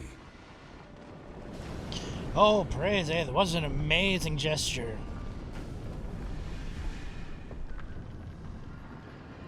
For your sake, I will ignore that. Brace yourself. You're just gonna Watcher. grab me and throw me? Guys and gals, we are literally being touched by the hand of God right now. Despite herself, Shodi squeals. Trembling, she sways on her feet as if she might faint. Hey, Aethys, we're not done here. You and I, we're not finished. Don't think you can just move me aside like all the rest. Maybe you can't be stopped. But on behalf of everyone you've trampled, betrayed, and ignored, I'll be coming to see you again. Perhaps we will meet again, Adair. Until then, take care of the Watcher. Aethys's great hand floats away from the luminous Audra pillar. As it pulls back, for a brief moment you see a golden tether flash into existence between the pillar and the great Titan's back. When the Audra fingers gently cradle you, there is first a sensation of warmth, but it is followed by a harsh splitting of consciousness. Your awareness vacillates erratically between the physical world and the spiritual dimension of Aethys's body. Give me the rest of my soul back. Your soul glides amid the many trapped with Aethys. As your brilliant form passes by them, they call and reach out for help. Below Aethys's body, the volcano erupts. Molten rock rushes over the great Audra body, but does not slow its movement. Rethune rushed to higher ground, but cannot outpace the lava, which overwhelms and consumes them as it rises. Warned them. Your attention returns to the heart of Aethys's body. Deep within the whirling masses of souls, you again sense your own presence, the fragment that was taken from you. This time, you reach out to it as it reaches out to you. You meet somewhere in the great mass of Audra, the rest of the souls fading at the edge of your awareness. We are together again. Are you ready to be together again? Yes, it's about time. Are you certain? Since we've parted, you've become someone else, and I have become myself. When we join, we won't be ourselves anymore. Your senses yank back to your body, still in Aethys's hand. There is light, sunlight. He has emerged from Ashen Maw, the rim of the volcano and the great keep of the Rathoon collapsing behind him. The Audra is barely visible through the thick lava covering his body, and still, he moves. The ocean is gone, water sucked away, leaving only the bare seabed glistening in an ominous silence. You summon the strength to turn your head. Through the cracks in the great god's fingers, you see a wall of water, taller than Nekataka, taller than Aethys, as tall as the moon. It comes with the rumbling of a terrible stampede. The wave slams into Aethys. His hand closes, protecting you from the devastation. Somewhere in your mind, you hear Andra screaming. What happened to my boat? Right. You are back inside him. Back with yourself. Are you still the same Watcher who gave the lost souls of the Deerwood to the strongest of that land? The soul observes you, waiting. Of course, the stronger they, of course, the strong become stronger. That is the way it should be. Good. Then this should be easy. Give me all the souls. Cool air, seawater. The back of your mind pulls your attention back to your body. Aethys stands amid the now calm waves. Kraken futilely clinging to his limbs as he gingerly sets down your ship with one hand. He carefully opens his other, setting your body on the deck. As your head comes to rest, your vision rocks forward, pulled back into the Audra, back to your soul. Some of us is lost to him. Fragments and the empty spaces between them. They will always be a part of him. But we are still us. And it's time for us to go. Together. Together! The soul rushes toward you, flying into you with ferocious speed. You are thrust back through the Audra, out of the palm of Aethys's hand, back into your body. You can feel the sensation of your skin, the warmth of the Audra, but you are not fully in control. The other soul struggles to reach the surface of the body's consciousness, but you pull it down. Entangled, you float in a dark, boundless expanse. The more you fight each other, the closer you become, until somehow, impossibly, every piece of you is touching every piece of them. Through the distant window of your eyes, you see Aethys push slowly against your ship. Though his touch is light, it is still the touch of a god. The ship lurches, rapidly tearing across the water southward. His hand pulls away from your ship's wake, his body straightening, towering overhead. The volcanic rock, now cooled and gently steaming, sloughs from his body as he moves. The Audra beneath is still immaculate, unmarred. He watches you depart, and you hear a voice in your mind as you sink deeper into the blackness of sleep. Tell them what you have witnessed, Watcher. Tell them what is coming. The windows of your eyes retreat into the distance. The fragment of your soul is so close to you in the darkness that you can't tell if its thoughts are separate from your own. Aethys is going to Ukaizo? He's going to stop the wheel? Aethys is going to Ukaizo. Aethys is going to Ukaizo.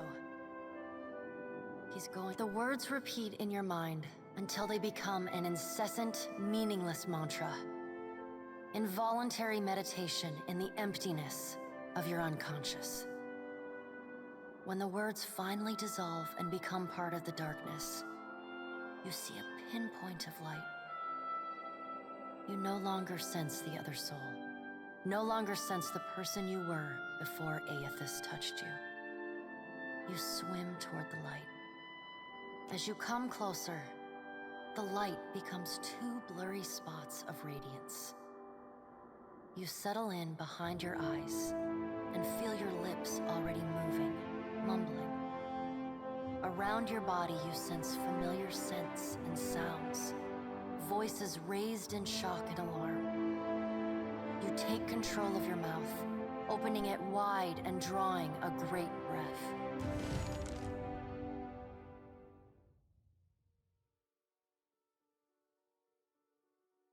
So that was a big event.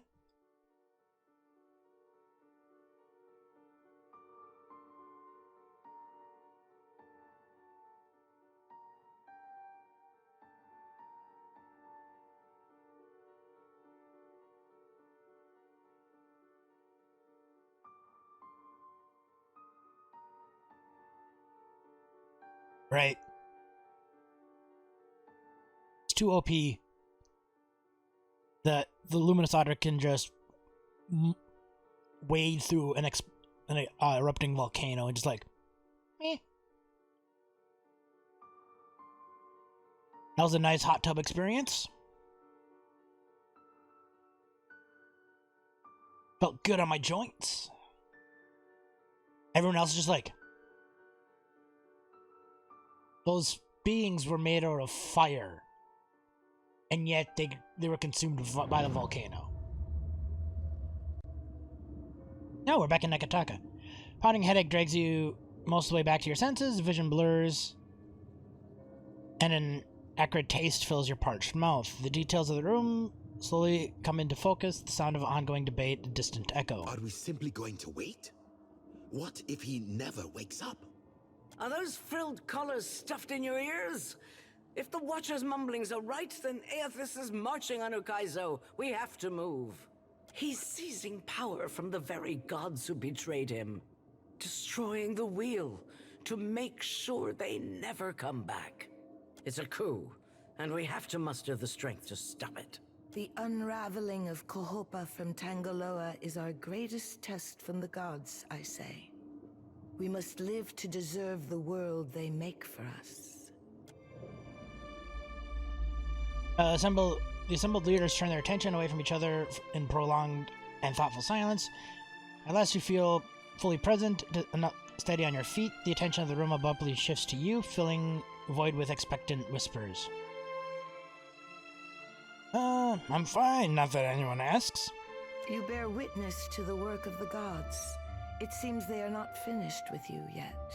You look about as befuddled as I feel, Watcher. Join our talks, I say. Rational discussion will gust away the ominous smoke rising from Ashen Maw. The Deadfire is no stranger to cataclysm.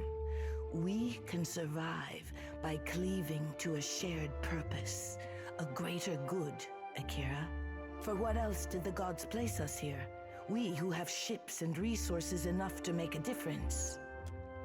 Castle glances around the room at the gathered parties, his brows climbing. What we need is brass. Roatai has ships and cannons aplenty, but the only way I'm sending them is if... Breaks off at the boom of a door slamming open. Commotion echoes through the entrance hall as everyone runs towards the noise. Her hand strays to her gun. The sound of approaching footsteps grows in volume. A courier scrambles into the throne room, panting, glistening in sweat. His mouth opens, closes like a fish, gasping desperately for breath. Right. Ships have formed a blockade around Queen's Berth. Their commander demands parley with Serpent's Crown. What? But what about our ships? I must get a message through to the captains. For what do our enemies paint a target on their hull? This is a stirring bid for my attention. Send word to my water shapers to drain the sea around the flagship. I would parley on better terms than this. My queen! They fly the colors of pirates! The Principe are... Well, what have we here?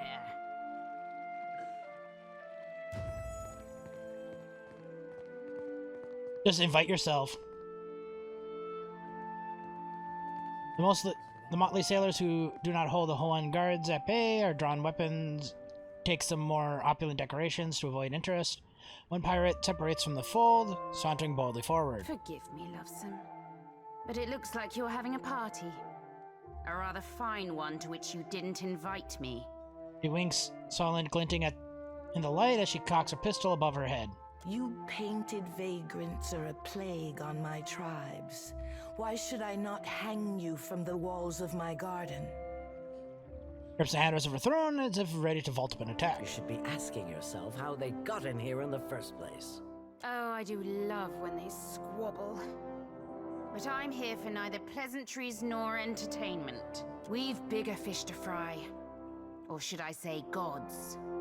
Determined looking guard inches closer to Aldi's from the edge of the court.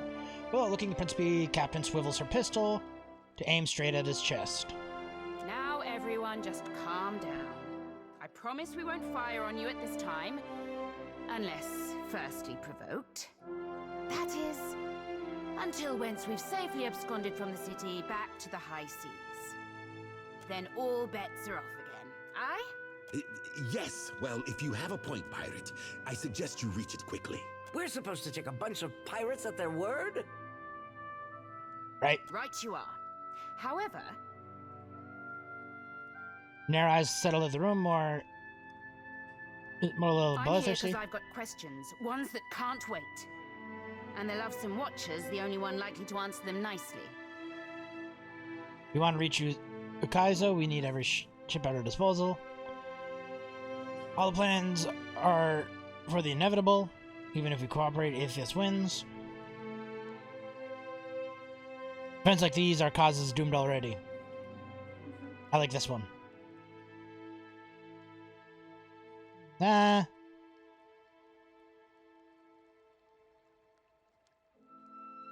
Just listen. This is nonsense. I have no intention of letting Ukaizo fall into the hands of plunderers and thieves. Ukaizo? What's the lost city of gold got to do with the god on a rampage? Aethys is here to break the reincarnation cycle. Everything is going to shatter life and death when you bicker over land rights.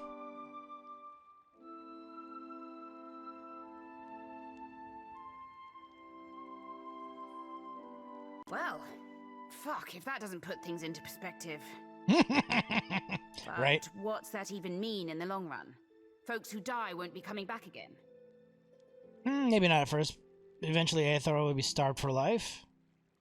Can't just positivize late and expect, their souls will be trapped in the in-between.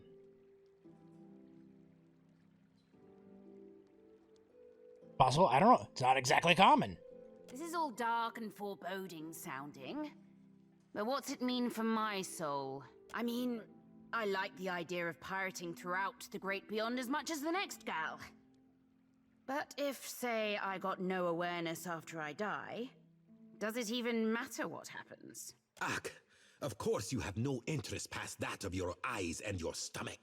Let us speak now of what can be done. Must be done. Watcher, you know best of all of us what our options are.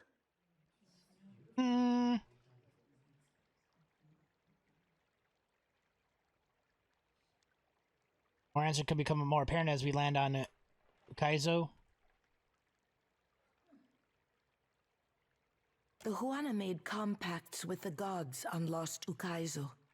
Anything can happen on the shores of our ancestors. I say it is a place where mortals can reach beyond themselves, do freely what animancers struggle to dream. We have to act quickly. Defending Ukaizo is the highest priority. Our ships are fast and well-equipped. We could sail to the edge of Andra's mortar. See if Aethys' passage opens a way through the storms. Of course, finding Ukaizo once we're through is another matter. I can sense Aethys in Andra's mortar. My soul calls out from inside of him. But I kind of took that. But I wonder why that's still an option. I mean, I suppose I didn't get all of it. You can find me through Andra's mortar. Then I could take you to Kaizo. Go to Kaizo with Aethys on his way. I'm a Kaizo compass. Good luck with finding without me. I just happen to know his bearing. I like saying I'm a compass. That's so. You just might be able to save us. We speak of collectively sailing for Andra's mortar, but this crown will not support any plan that involves a single outsider ship landing on the shores of Ukaizo. It is for this moment that the gods test me. Anyone who seeks to cross Andra's mortar will learn that the gates of Ukaizo are the end of compromise with the Huana. We're not here to debate over territory. Our souls are in jeopardy. Can everyone agree to an armistice while we work through this crisis? Arguing is going to get us all killed or worse. But do you not see? Their attachment to this fanciful mythology outpaces all reason. They would risk everything, all for the sake of some misremembered past. I think I'm getting the gist of it now. She rubs the barrel of her gun under her jaw thoughtfully. While these witless princocks go at each other's throats, we Principi will cut through the storms and plunder the city of gold. Whatever Aethys is seeking in those ruins, we'll find it, and then we'll sell it to the highest bidder. That, or me and mine will have front row seats to the end of the world. I like her. If the Huana cannot take back our beginning, then our end fast approaches. The gods will judge us by our devotion to Ukaizo. Are you going to guard it as closely as you've guarded your palace today? He shoots a meaningful stare at the pirates. Ukaizo was yours once, and you lost it. Meanwhile, the storms that cover Andra's mortar plague Rauatai too. We will help the Watchers stop Aethys, but we will not leave our country's future in soft hands. We hope the Watcher agrees. Watcher, there are two kinds of people in the Deadfire. Those who have called it home since time immemorial, and opportunists. With Ukaizo under our control, the Huana would restore order as it has not been seen since the days of our ancestors. Order. And the only question is whether it will be the order of ignorance and tradition, or else of conquest. The secrets to be found in Ukaizo could elevate us all beyond the telling. I will not relinquish that dream so easily. Without so much as a final farewell, Aethys tips her head, armed crew, and the pirates withdraw swiftly as they arrive. Watcher, I say the time to play at freelancing is at an end. Any of us could get you to Ukaizo, but only one of us will stand by your side. Studying carefully, Oneka's nods with a gesture for her attendants to clear the room. So I basically have to pick one at this point. Let's speak, Watcher, while we have the chance. Bend your ear a tick. Shody seems a right fine lass and all, but, well, she asked me to pick around in the forts. Told her I didn't see nothing. I bounced right off of her. But that were a lie. Of course you lied. You were talking. Oh, no, that ain't fair, Cap. Sometimes I flirt. Ain't nothing truer than a flirt. I touched her mind for a second, but felt something pull me in and keep me trapped for what seemed like days. I ain't seen its like before. Sometimes old salts get nightmares so that I can't bunk around them. But they usually ain't this flavor of apocalyptic.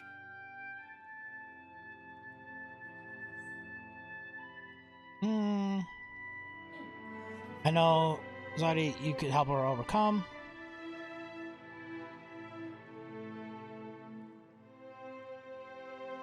Oh, honesty is always best. Maybe you're right to keep this from her. Right, fair point, Captain. We all deserve a fighting chance against our demons. And mayhaps I can help the lass stack the odds in her favor. Alright. So before I level everybody up, I am going to take a quick break because I am hungry, make myself a sandwich, Then I'll come back and decide if I'm going to side with one of these guys or go solo. So, stick around, I'll be back in a moment.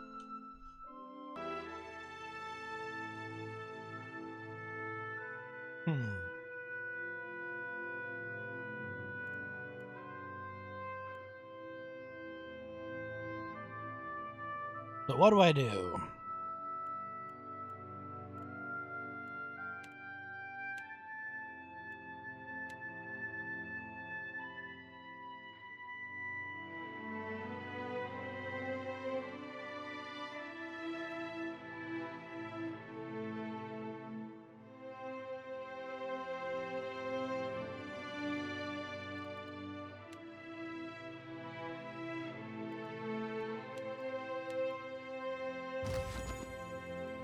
Alright, well, let's level up while I decide.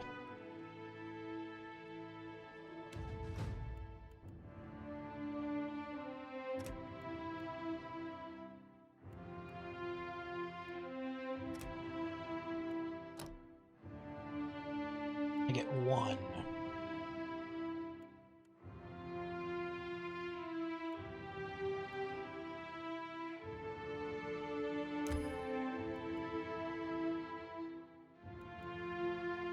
Chance to dodge attacks and have crits turn into hits.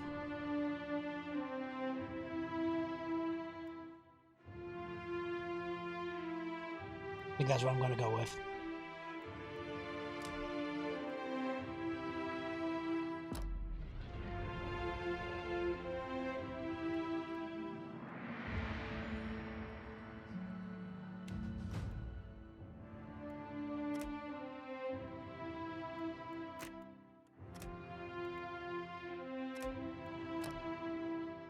And what do I give you?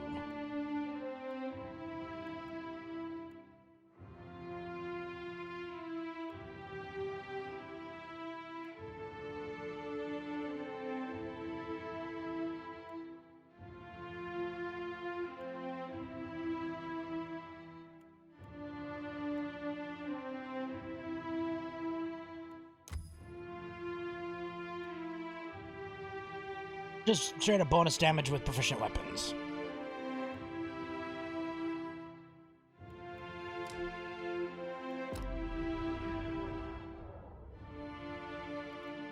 Alright, Zodi, what do you get?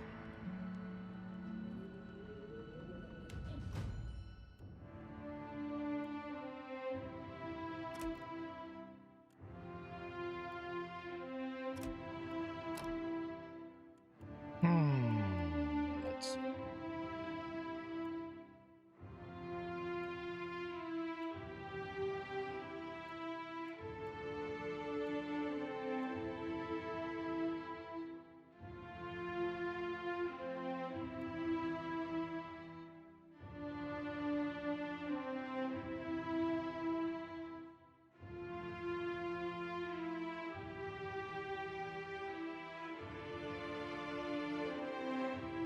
Yeah, let's get this miner. Oh.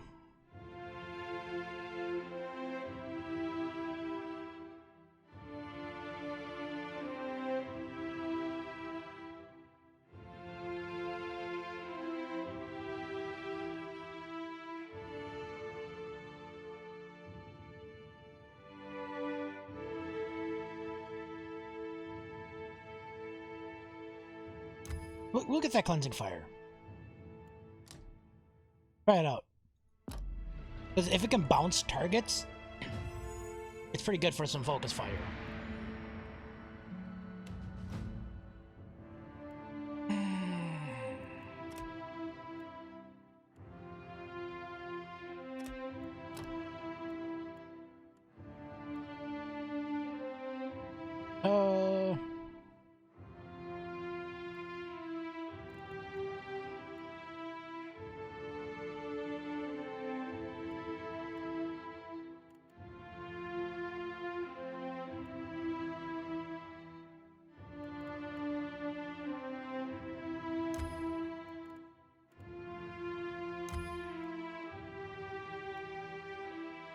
No, I do like this spell, so it'll be nice to have it at all times.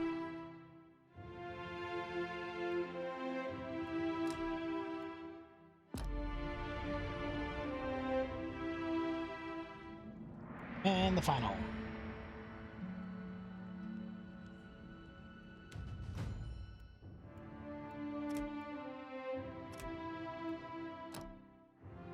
What do I give you?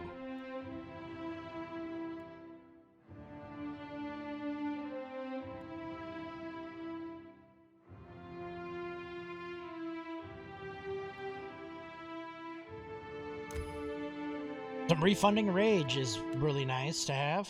Then you can keep spamming abilities. But we'll go with that.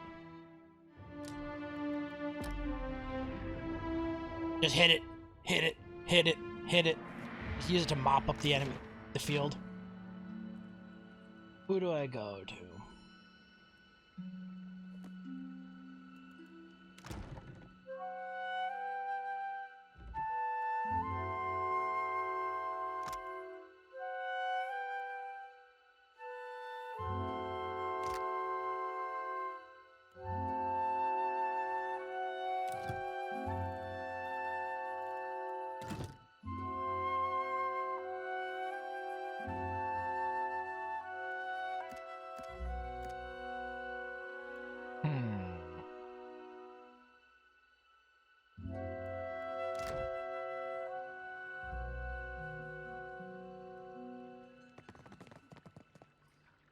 She's probably upstairs on the, Why is your ignorant farmer winking at me? I say it is not every day that a ship pulls into port from Margaret's teeth. You are not too singed, I hope. Do not leave me in suspense, I say. Have you found Matario Cozy? Ask. Whatever I know is for you. I think Matario Kozi contains evidence of Kazu. Was the Highlander made hidden all this time? A question for those with years to gather reeds and scribe their thoughts. It might be that someone or something on the island does not wish to be found. In better times than these, I would have been happy to oblige. Just No further questions. Do not leave me in suspense.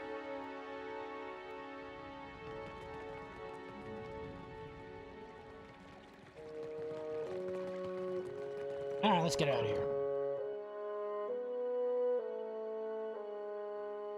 Yeah, I'm kind of more inclined to do the solo because they're all assholes. More like, screw you guys. None of you guys deserve the help.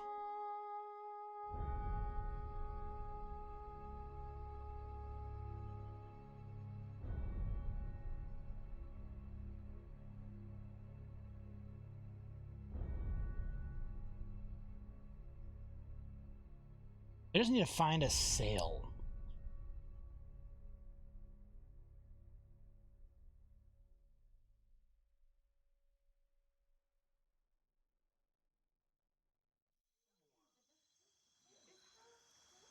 Book burns warm in your pack.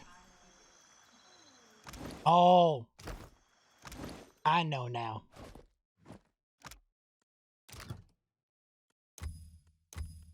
Yeah, it was the air I need. Sure. Let's talk to Magran.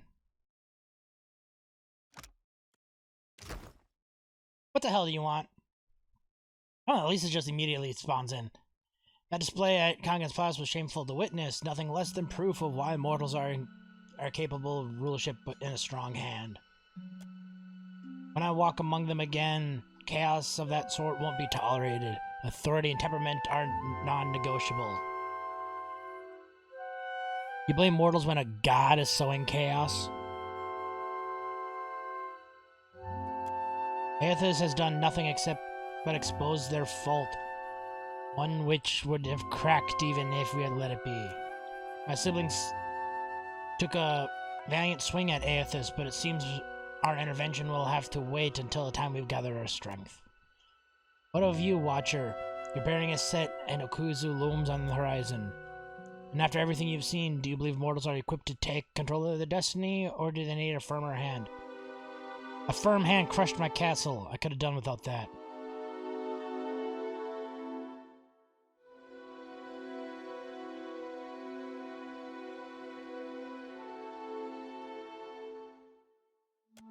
Your heart is thick with vengeance. Even in defiance, do you serve me? Find Aethys, follow him to Ukaizu, let my justice fill your sails. How my siblings preened impostures after the events at Hasango, but came to no closer consensus. I cannot stomach so much disorder. You didn't need to reignite the outer lighthouse. You helped the colony knowing that Aethys is already moving towards Ukaizu. Why? Juan are overprotective of the native Audra. I knew they appreciate it.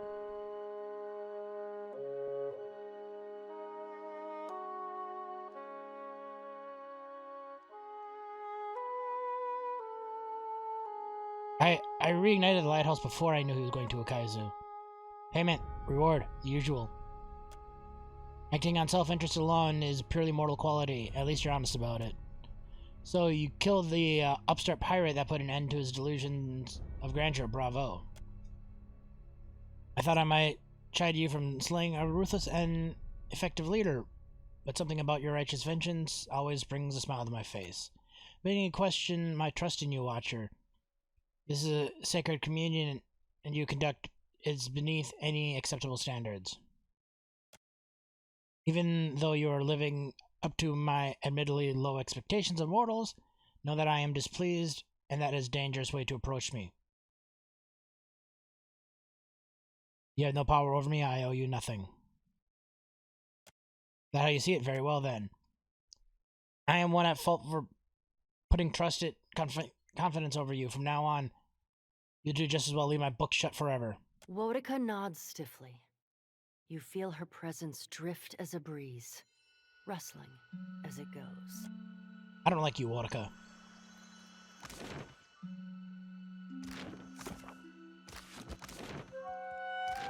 Alright, let's get out of here.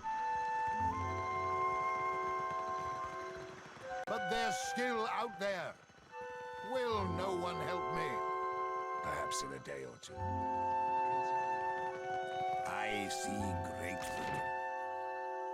Join you, Shoti. You got nothing else to say?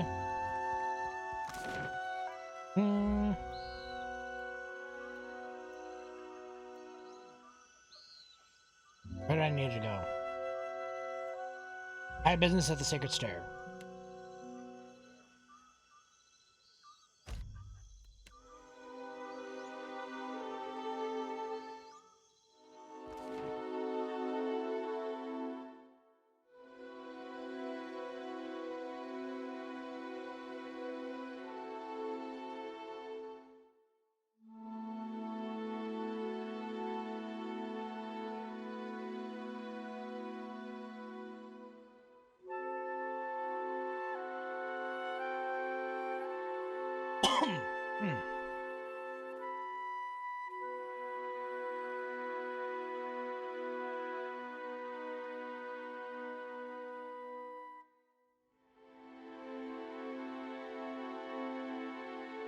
So I'm assuming you get a unique ending based on who you pick.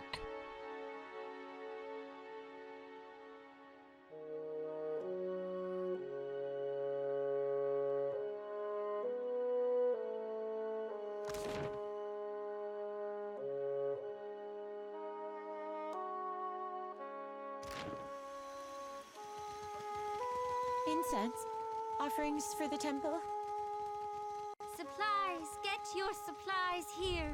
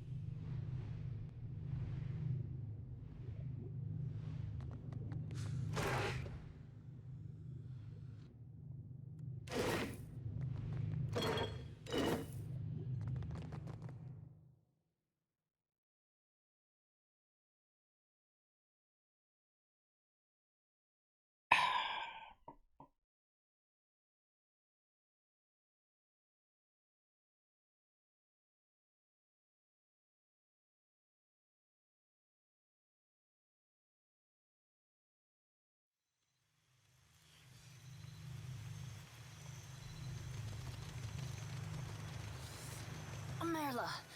Burned. From her unkempt hair to her agitated pacing, Flown Adet gives off an air of restrained chaos. She waves over you with quick few motions. You're early. I'm sorry, but we aren't ready to look into your condition yet. You can have a seat over there. Hope you don't mind heights or birch. You aren't one of our patients. Ah, Madiko, you that watcher. Senteri, I'm sorry. It's been a busy time here. Castle sent a runner ahead of you. Guess he's excited about all this. Did Castle say what all of this is about? Never mind, I'll explain. It's the Adra, of course. Everything's been about the Adra. We've catalogued a number of interesting properties unique to Luminous Adra. But there are some very specific qualities we are investigating. Qualities that a Watcher happens to be uniquely suited to exploring. You're just what we're missing. These aren't needles involved, are there? I'm no test subject. Consider yourself an equal partner in the pursuit of knowledge. The things the Adra can do. Luminous Adra has special effects upon Kith. Even to the humblest, it offers some small improvements. Rejuvenation, vitality, the kind of thing you sell to people back home, ne? But what about those who have already harnessed their own essence? Consider the talented Cutpurse, for instance, who can cross a room by slipping briefly into another place. The world between. Luminous Adra holds enormous quantities of essence, the kind of energy we can't replicate or restore. And these formations have a kind of connection to each other across the in-between. I believe we can harness this connection and your natural abilities to transport a person across great distances in a moment. When you say you've been researching the effects on Kith. On volunteers, well-paid volunteers. So you could say travel across the city. That is the very least of it, amico. We've only managed short jumps thus far. I'm hoping that your own gifts will make the difference. So fast travel We've between collected places. a number of illuminating readings, and our machines are ready to harness the Adra's essence. But for the moment, we are effectively blind when it comes to targeting the next pillar. Now, if someone were capable of sensing that essence in the in-between, even of manipulating it, someone like a Watcher, for instance. You want me to use connection to the Adra? I could target a specific pillar. Precisely right. We've had luck with shorter jumps, but those were as much spellcraft as science. The idea is for you to focus on the next connection point. The machine will use that new link between the Adra veins to create a tether, as well as provide the energy for you to jump effectively. What's really exciting is, so long as you are holding that connection open, your companions can jump alongside you. What if we all just walk instead? The next pill is due east of here, in the middle of a farm. It's not as tall as this one, but you shouldn't have any trouble finding it. Oh, and don't worry, we paid the farmers. Probably should have done this one first, because if this would allow me to travel between earlier, well, sure, let's do this. Gilardi. Very well. You stand there. Ansel, the machine.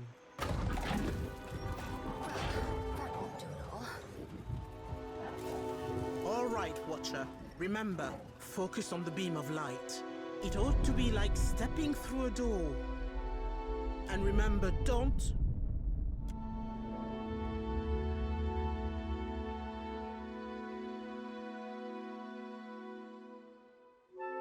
Something's going wrong, isn't it?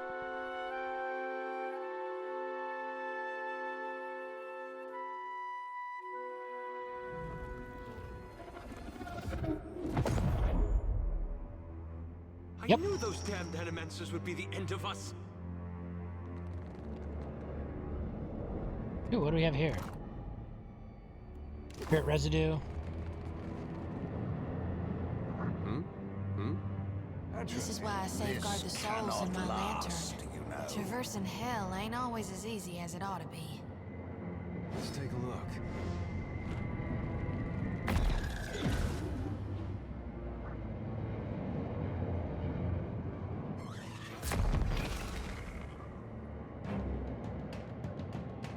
Death to our enemies! Yeah, that's it! I don't think I can pull that off. You can't be on sick!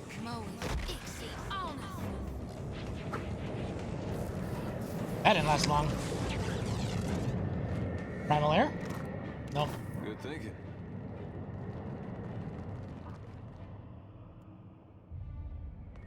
You up there, run! We have to go. Can't. No, please.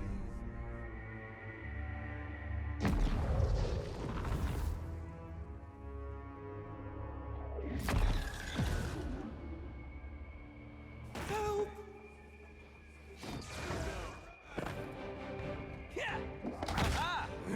Didn't even get a chance to save them.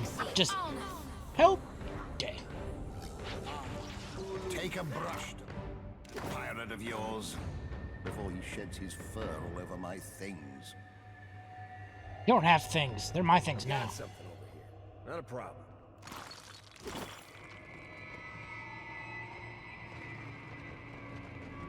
Tread cautiously. The Lord's foot sent an heavy bullet our camp.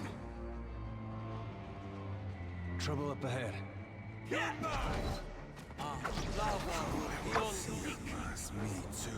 Ooh, Soul Collector. He's got a lantern too.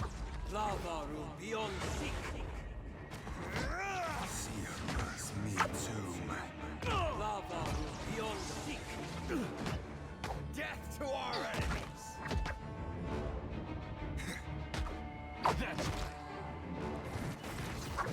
Yeah! How do you like that? Me too. You can't win.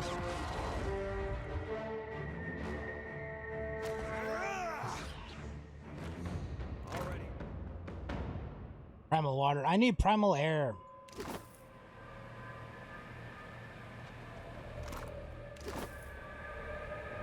Wall formed of tessellating blocks of bismuth rise before you, and from the wall, your face juts like 3 moon high. Its mouth hangs silent wide. Damp, frigid wind seems between the rocks. It carries a whisper in its wake and chills you to the core. What have we here? The voice of Rigmond rumbles from the stone. A wayward watcher has wandered into my realm. Whatever should I do with you?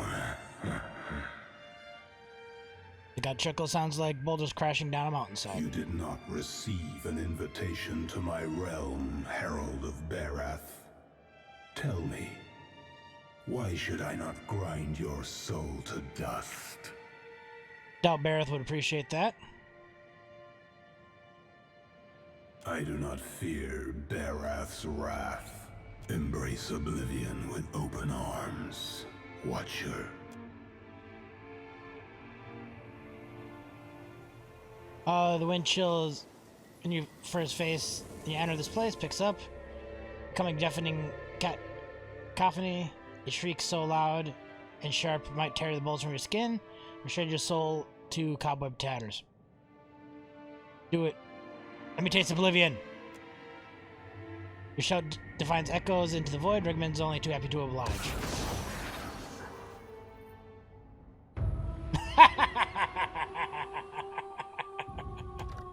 Oh, that was good. I had to do it. Do it! Do it! Poof.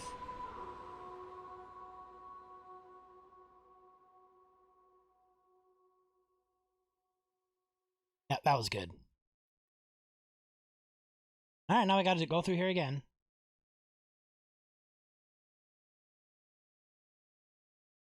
At least I slaughtered this place.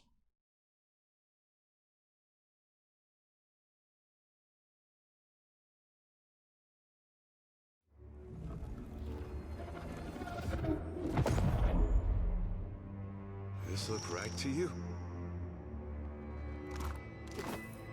I'm on it.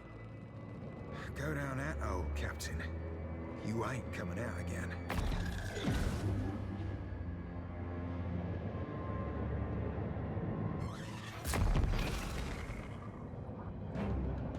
You're mine!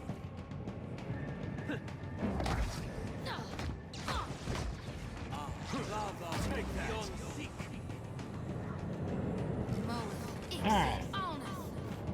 Let me loot. Thank you.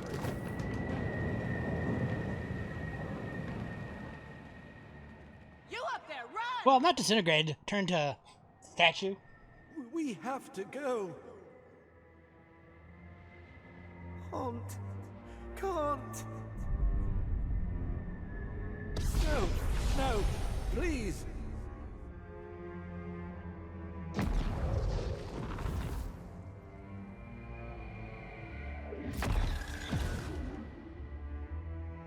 Help!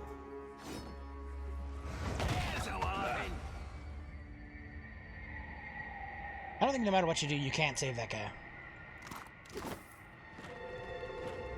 What do you suppose that belly thing is? Tread cautiously.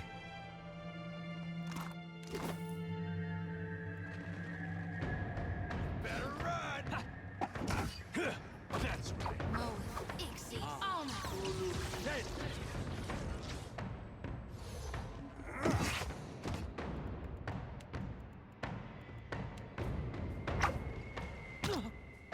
There's Lava beyond seek.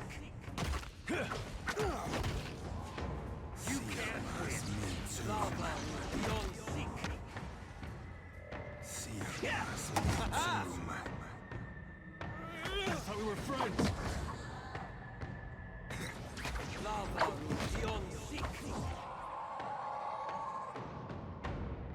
Hurry up and die. Alright. Leave it to me. What, a wayward you did not receive an invitation to my realm, Herald of Berath? Tell me, why should I not grind your soul to dust? Could be useful. But I have no need for a vassal. Everything I desire, I do for myself. Embrace oblivion with open arms. Say nothing. As much as it would delight me to scatter your soul, you belong to Berath. I will spare you that fate. For now. I can go to mid again. I know you wouldn't do it. After I'm done with Aethys, I'm coming back. Let's say nothing. Now, on to the matter that brought you here. Your Animancer friends meddle in things beyond their comprehension. Were I not the generous creature I am, you would have died. Be sure to tell the Animancers that they have failed, and that they have drawn my gaze. I will not hesitate to obliterate them if they irritate me again. Uh-huh. I do not make requests. You might prepare yourself, Watcher. Aethys's plan is a bold one, brilliant in its simplicity, and he has the will to bring it to fruition. What will happen to us? Well, you know what I desire, and do send my regards to your Animancer friends. I'll never stray again if you just keep me away from Remergond.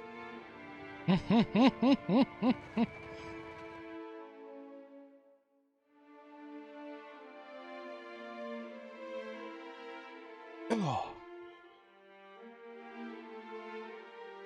So which god am I gonna come across next now?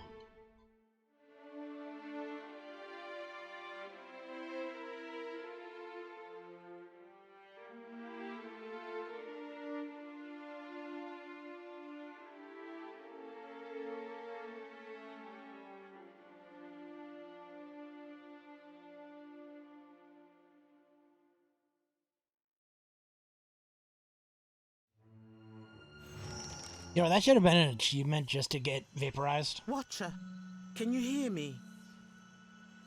Oh, thank the gods. Thank Helia. Merla, you had us in a panic. I don't have to tell you it didn't work. The current spiked, and you went completely still. Breathing, but nothing else. We sent for the physician. Myself, I was about to try throwing some water in your face. What happened? Did you feel any pain? Do you remember anything? Bregman sends his regards. You had some kind of vision? A near-death experience? No, I mean, I literally went to the Beyond and spoke with Rigman. What was it like? Cold. Weird. While you speak, one of the researchers prods you with a copper rod. You hear the device in his hand give a high, piercing whine. Stop the rod away. The device shatters to the ground. The animals look at you and then back. Look at that back at you. Are you feeling any heightened aggression? No. Let's not harass our very patient friend any further.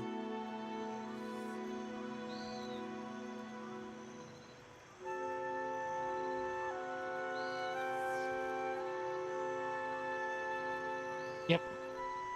Sientere, Watcher, truly.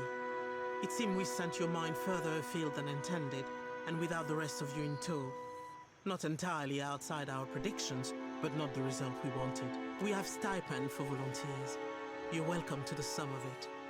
I hope it goes some way toward earning your forgiveness, just as I hope this hasn't put you off helping us. We just have to adjust the current, give you a chance to control your flight, for want of a better word. We're all very glad you're in one piece. We'll have a look at the machines, figure out what went wrong. Until then, I'm sure our friends at headquarters will want an update, and to see I haven't done you any permanent harm. We'll send word.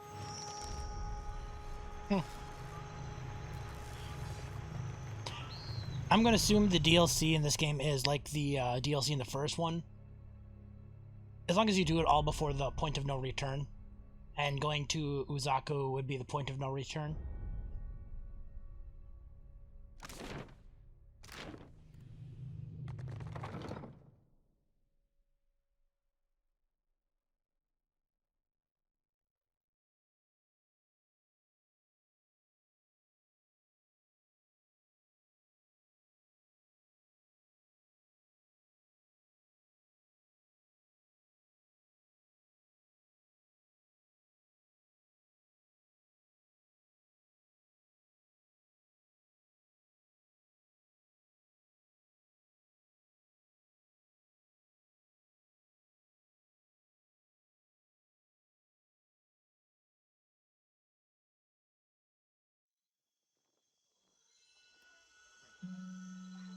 Supplies! Get your supplies here!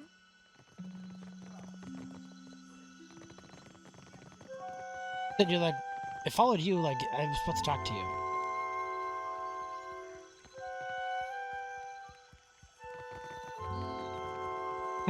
Weird.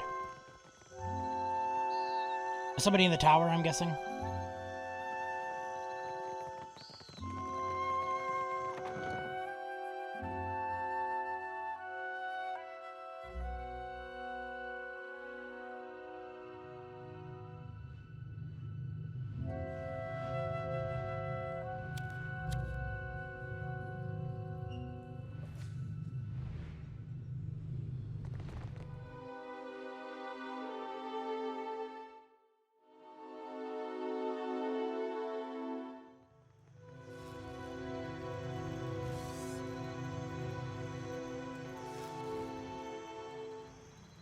Steady, white-haired elf frowns at the table covered in coiled copper wires glimmering in shards of Ardra.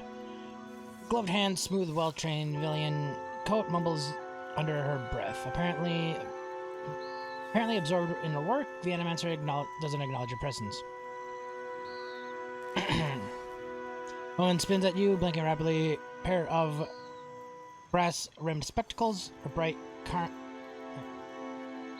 carmine eyes and paper-white skin mark her as one of the Glimfallen. Hello. My apologies. I didn't see you there.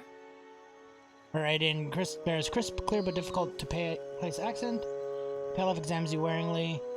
unease clears sense off his shoulders. What are you doing here? You don't get much sun, do you? At first, narrowing her eyes was the only indication that she heard you. Then, with a quiet snort, the edge of her lips curls into a smirk. Ah, you meant because of my skin tone. I take it you've never met one of the glam felon before. We're not terribly common outside of the white that wins. What are you doing here? I, like the other scholars here, am engaged in the study of the soul sciences. Was there something you needed, or may I return to my studies? As she speaks, a drop of blood rolls off the elf's nose, drips to her lips, pulls a handkerchief from the coat pocket, wipes away the blood without a word.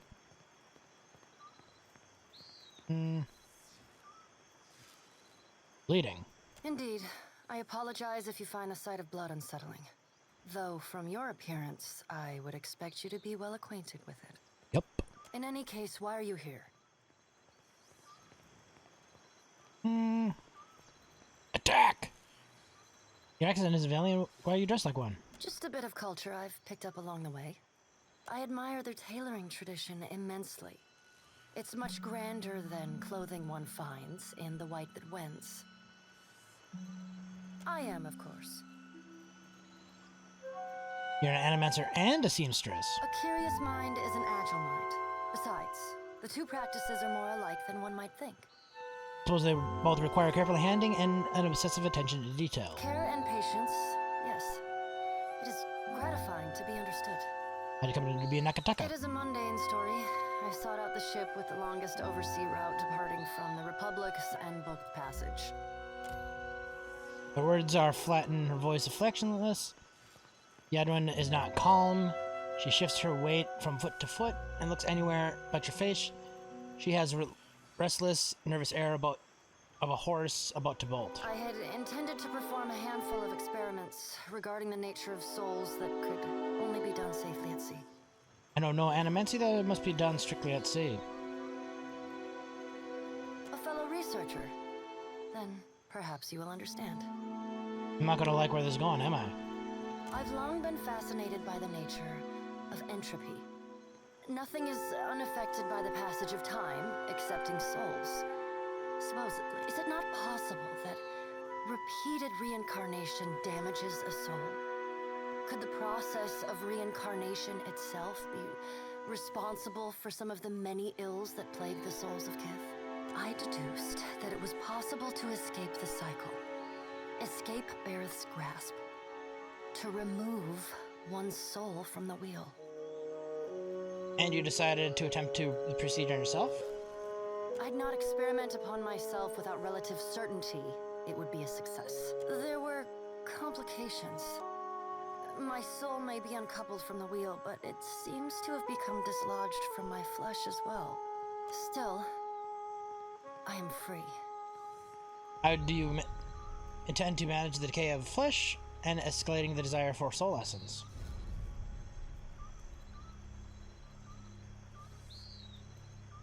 And the answer had better not involve consuming us. I assure you, sir, that I will be admitting no part of you into my mouth. Ever. Aww. Giggity. I am concerned by neither. I will sate my appetite with the souls of animals, just as I sated my appetite with their flesh while in my previous life. In the absence of live animals, luminous Audra has proven sufficient to sustain me. If I catch you nibbling on my lantern, I'll kill you dead. For real dead. Nibble on my lantern. Souls. Nom nom nom nom nom nom nom nom. I worry you've confused me for a moth. And if that doesn't work? I will address that problem when it is before me, should it arise at all. I do not care to borrow trouble. What possessed you? My body and soul are my own. Why should I not do with them as I wish? Who are you to say? I am a watcher. I see into the souls of others and a necessary pass judgment on what I've... Somewhat of an expert on the subject of souls. Kind of a big deal. Truly. Brows raised head or forehead. She leans towards you, fixated on your suddenly intent. Tell me, what do you see when you peer into the souls of Kith? Do you see their misdeeds? Their evil thoughts? Their unkindnesses, perversions, cruelties? I apologize. I have always felt a kinship with your kind. Having witnessed the very worst in Kith has left me keenly attuned to recognizing ill intent. Perhaps you would be amenable to me traveling with you on something of a permanent basis?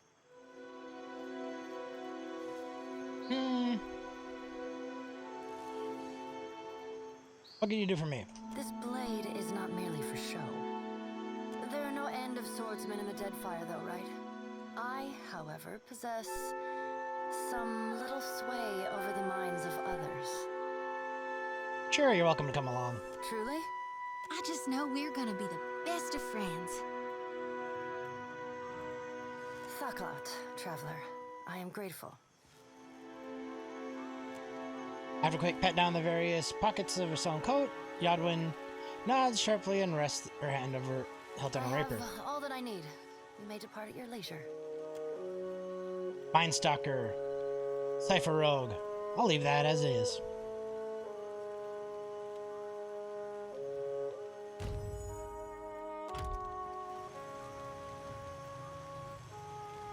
Alright, now we have somebody else to join the boat's fights. I do like how when those happen, you do have your other NPCs join up.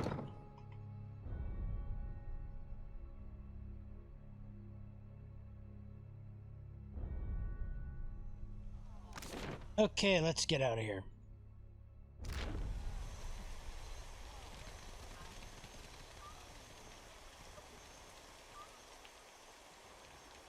May have been faster to go north, or... Why is your ignorant farmer winking at me?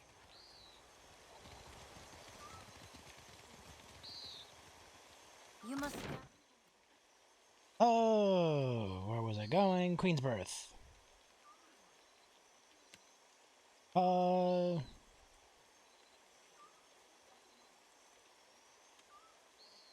Why can't I fast travel to the, Valian?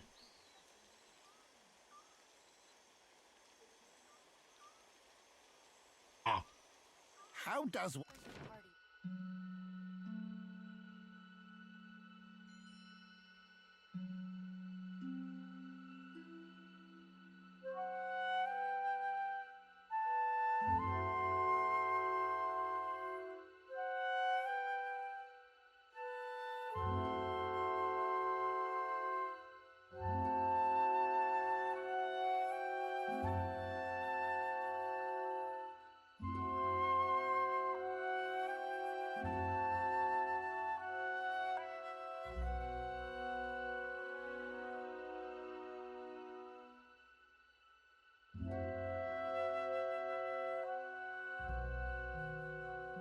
Yeah, but the hard thing is, there isn't really anybody I want to kick off my team.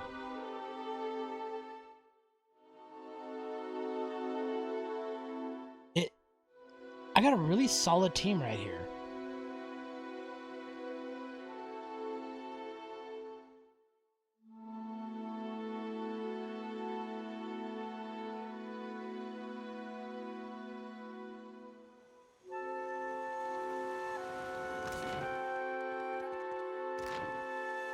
Oh, that's why I couldn't travel to it, because it's nighttime.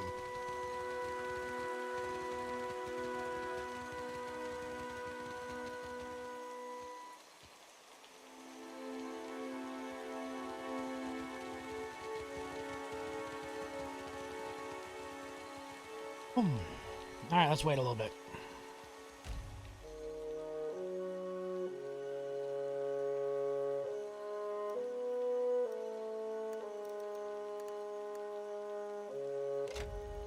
Back.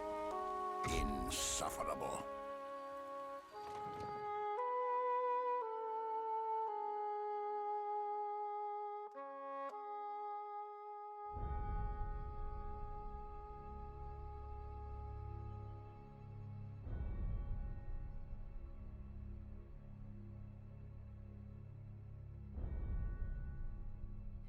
So you reek of that hagfish you carry. Dispose of it at once. No.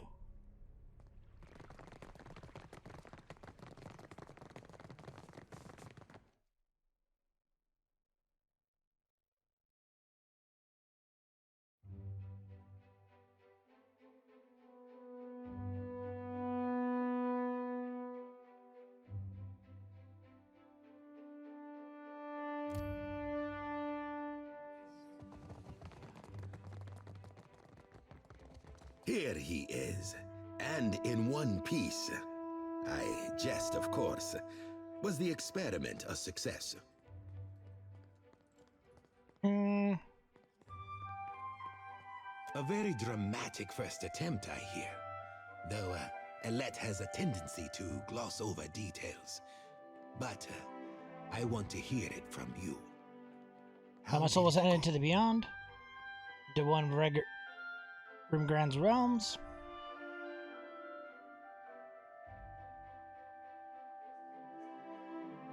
You ever want to drop by and visit Ringrim? You know where to go. Oh, it wouldn't work for me, I think, but... Ugh, I take your meaning. More dangerous than expected, yes? I hope Alette paid you well for your trouble. A small comfort, but you'll return from your adventure a little wealthier, at least. We are in the early days of Alette's research. Flawed as this outing was, there is promise there. This is only the start, you know. The very dawn of a new age of discovery. But just imagine. Imagine if we could transport goods and people more quickly than any vessel or horse. Cure every kind of ailment. Perhaps cure disease altogether. We'll extend our lifespans by decades, maybe even centuries one day. This has all been the work of a single outpost. I want there to be a dozen outposts, 100. Animancers working together to better our lives. Look at what we have left behind. Old Valia is a battlefield at constant war with itself. But the republics have risen from that past. We can rise farther still. And in doing so, we will raise all of Aora with us. Lofty goals. Yes, but achievable, I think.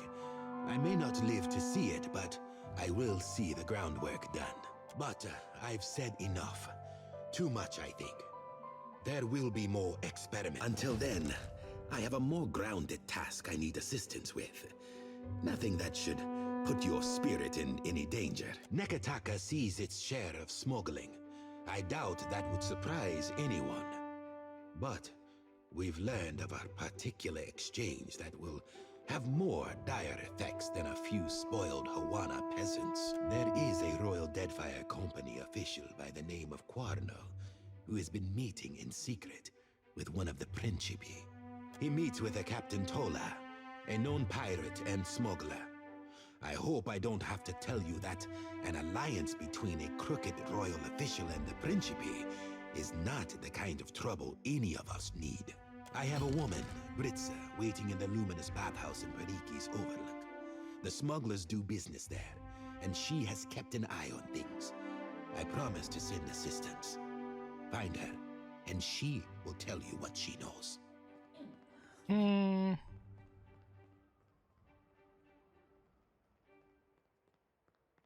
I happen the way, I'll let you know. I know it seems a small matter in the face of all we have to concern ourselves with. But illicit arrangements such as these are the only reason the Principi have not been routed. Per Complanca, do not allow them the opportunity and means to sink more ships. There's always going to be another pirate.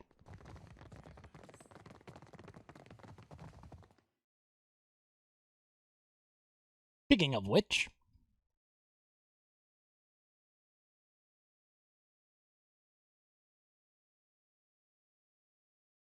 I got some quests to turn in over there.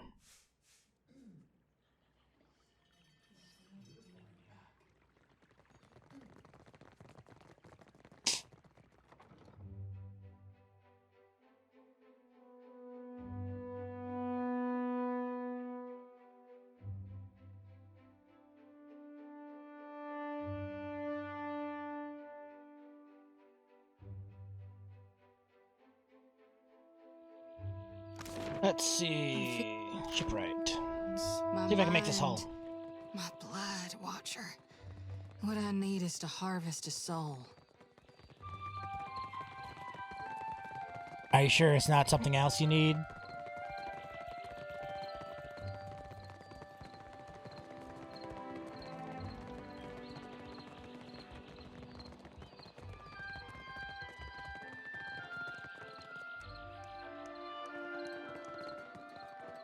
The elf holds his Business green comes and wire goes like the clumsy tide. initiate. What can I... Oh, come to...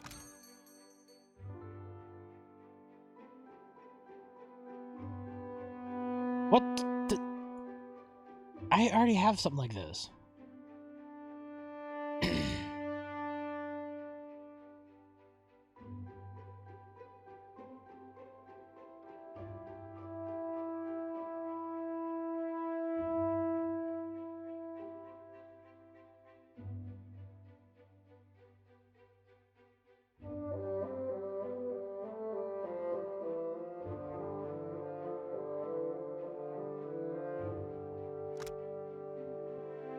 Why do they have 20 of them?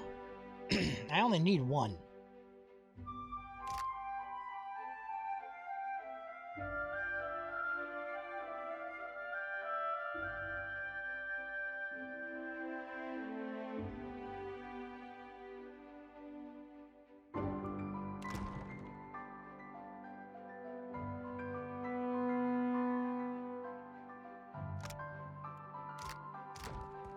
Oops.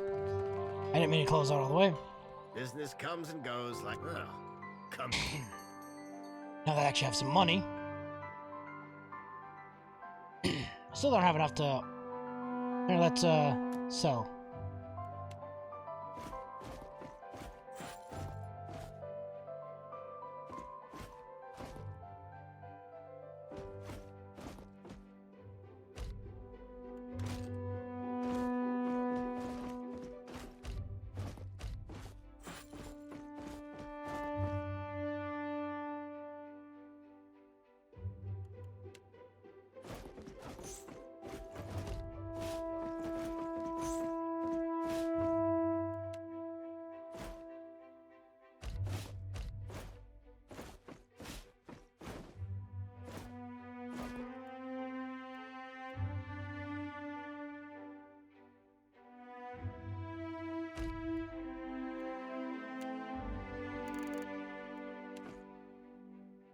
Get one of those.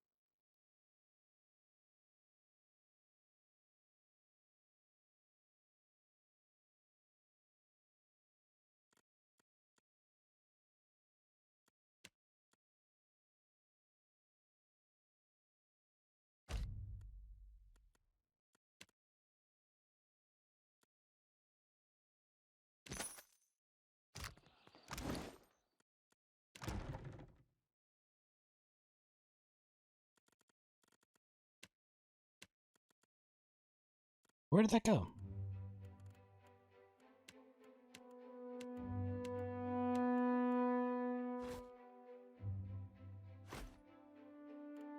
There. Now that should help me sail around a little more.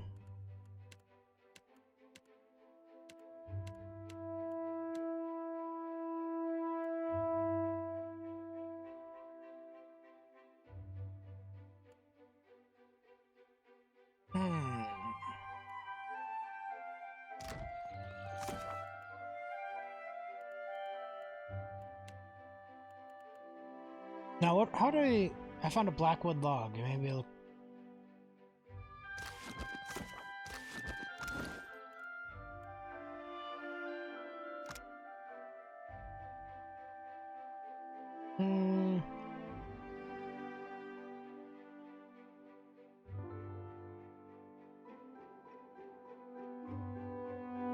Question is, who do I go to get that crafted?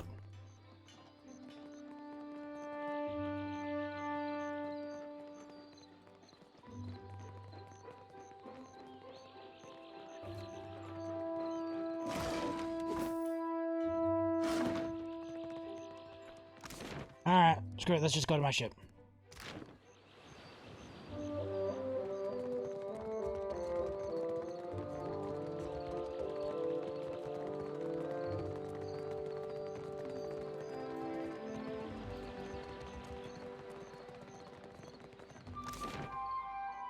To sea.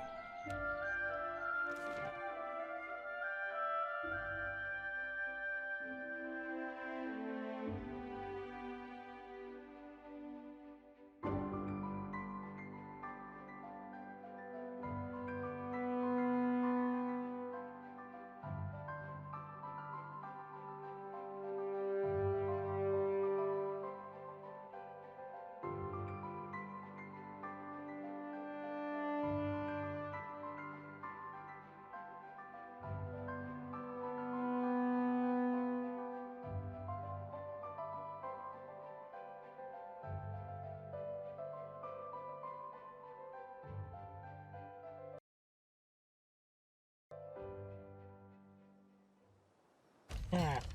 The steward, like I can speak with you.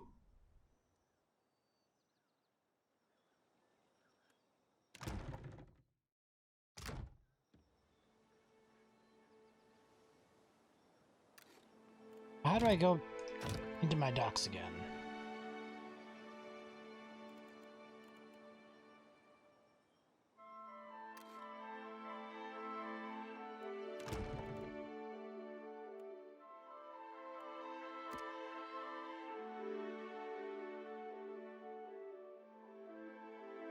Wait a minute.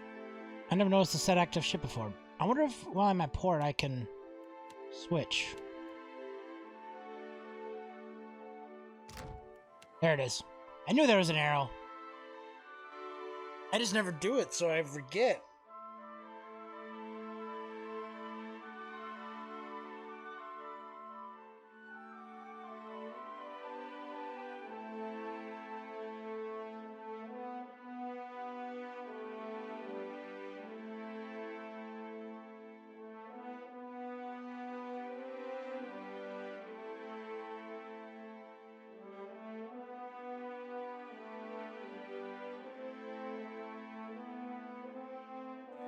Will take what remains of your soul. But I've encountered him twice and I've gained parts of my soul back. So... yeah.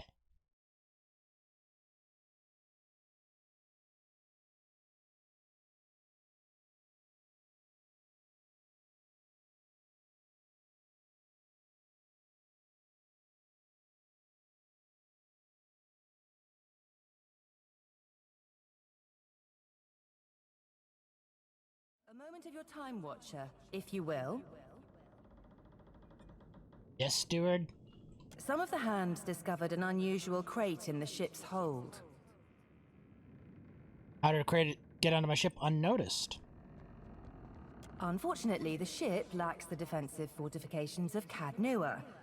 A crate could have been slipped aboard at any of our ports of call, assuming it wasn't placed among our goods as we took on supplies. It is roughly a yard to a side and labeled beans. The hands who noticed it were tasked by the cook to bring up ingredients for the evening's stew. Alright, thanks for swinging in, and maybe I'll see you tomorrow. No beans in the crate, then? Wave of affirmation rolls the steward. The spiritual equivalent of a nod.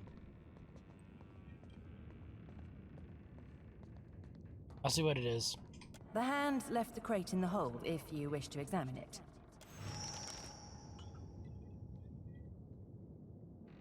This the beans crate?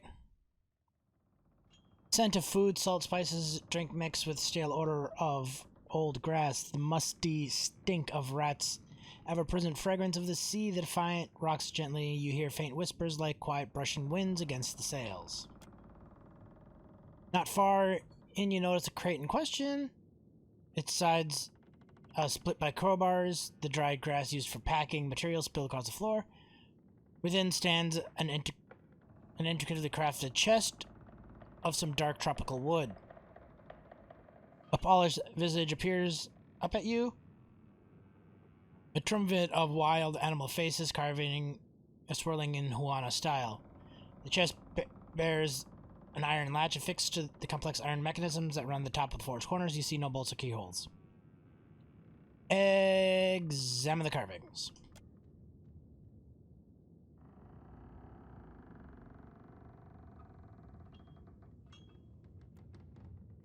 Examine the latch.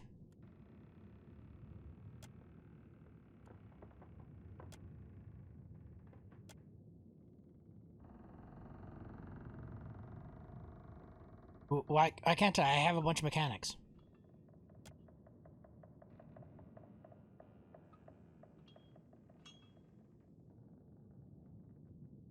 But why can't I?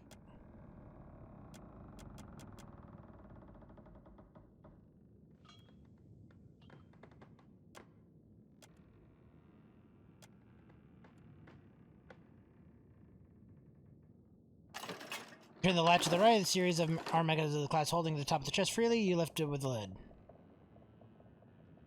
Laying within cradle grass is a Moan head, modeled to flesh rattling cut free from his body, wherever that might be. Slowly peers down the cargo. I can't say I was expecting a head, not even a little. Want me to fetch my lantern? Peer down the head, you feel a strange prickling sensation in the skin. The soul energy rises from the crate, throbbing in the air and time with the beating of your heart. It takes shapes before you.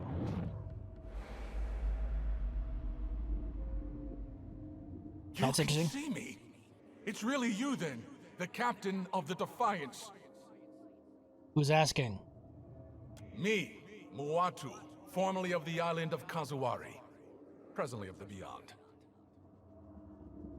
Why are you on my ship? But it must be you. You opened the box. You can see me. I come from the island of Kazuwari, and we need your aid. So how'd you come to be dead? An unfortunate side effect of encountering a swiftly moving blade at roughly shoulder height. Yes. I love that. I love it. We had to get a messenger to you, but we couldn't let me be seen leaving Kazuwari. An inelegant solution, maybe, but an efficient one. You're more excitable than most spirits I have met. I do talk to the living too, you know. Of course, but anyone can do that. Well, nearly anyone. Not me, because of, you know. I came from Kazuwari, where the most skillful hunters, the most hardened explorers, the deadliest warriors all gather to earn the favor of Tawamawai. But Humaire, the island's caretaker, says the essence that sustains the island has sickened. Curdled, she called it. The animals, the trees, they all churn with anger and fear. So ask me, what can I do about that the caretaker can't? We need a watcher. No one else can talk to souls, Humaire said, and souls are our problem. You're a watcher, right? The watcher, the one who died and lived again, who speaks to the gods. That's the watcher we need. More like it's spoken at by the gods. I knew it! I knew Humaire wouldn't have lied. You will help, won't you?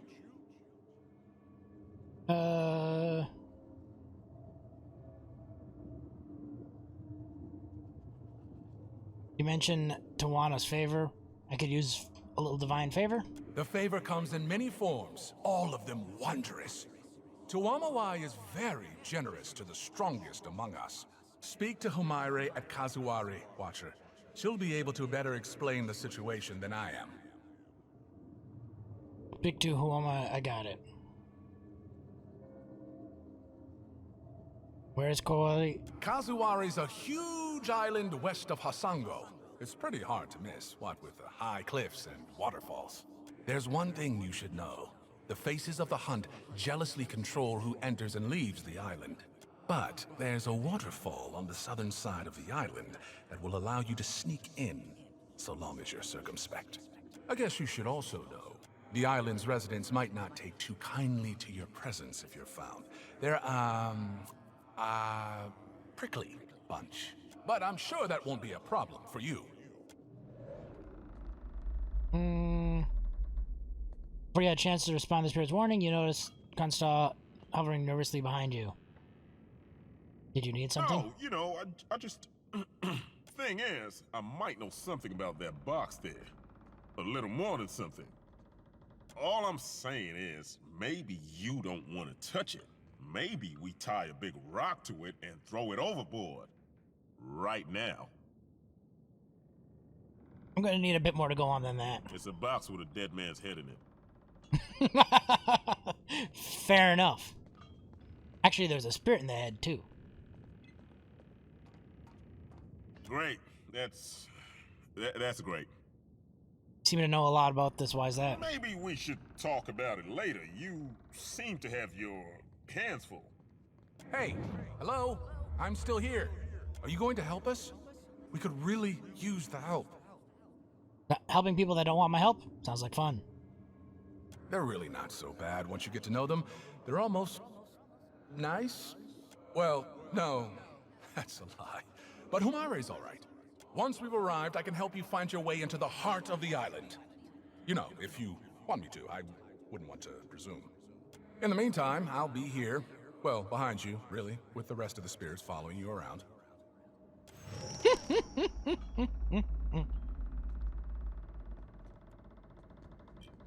Watcher, tell me what's on your mind? How are you feeling? Have you suffered any recent nightmares? Always. Not a day or night goes by that I don't glimpse the darkness. But that's all right. It calls to me. My duty and my God. It knows. I got a wildness in my blood, Watcher. So you're much closer to achieving your purpose? Oh, I am, Watcher. Can you hear them in there? The new souls I caught. Already they're giving me such sweet, deathly dreams. You know where to find me if you want to talk.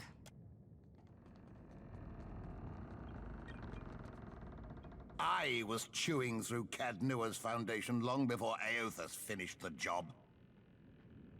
Alright, well, I guess let's get out of here. I'm assuming that is another DLC plot point.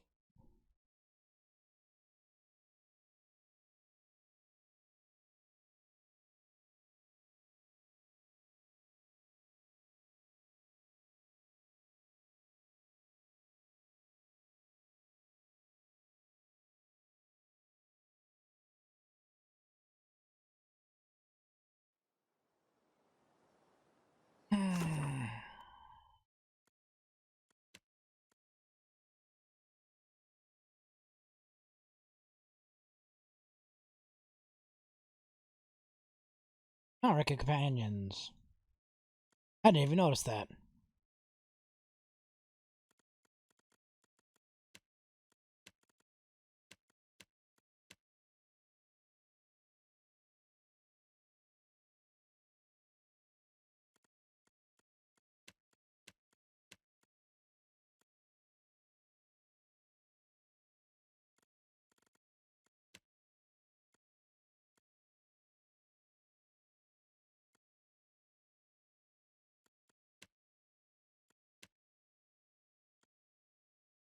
Alright, well, let's, go finish off this Prince P.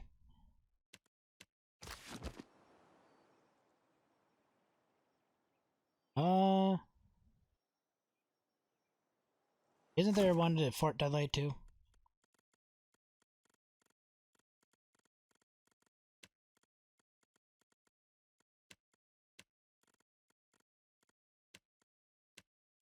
I guess not. Okay, so let's go to Dunnage.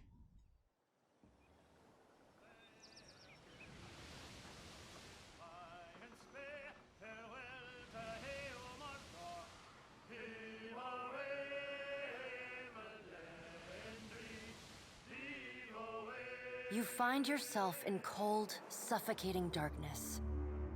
There is a familiar weight in your hand. A lantern. It sputters to life, and the world shifts into focus. A staircase spirals endlessly below you. With nowhere else to go, you start down. A wave of blistering heat hits you. Then a sea salt wind. Divine voices boom and screech. Their words shake the platform beneath you, shake the very air around you. The gods are fighting. Lay your blame elsewhere, Wodica. I won't suffer your arguments any longer. Mogren looms large before you, an accusing finger leveled at the melted visage of Wodica. Wodica screws her mouth into a sneer. You fool! If only we had attacked him when I first proposed it. Accusations drip bitter as bile from her tongue.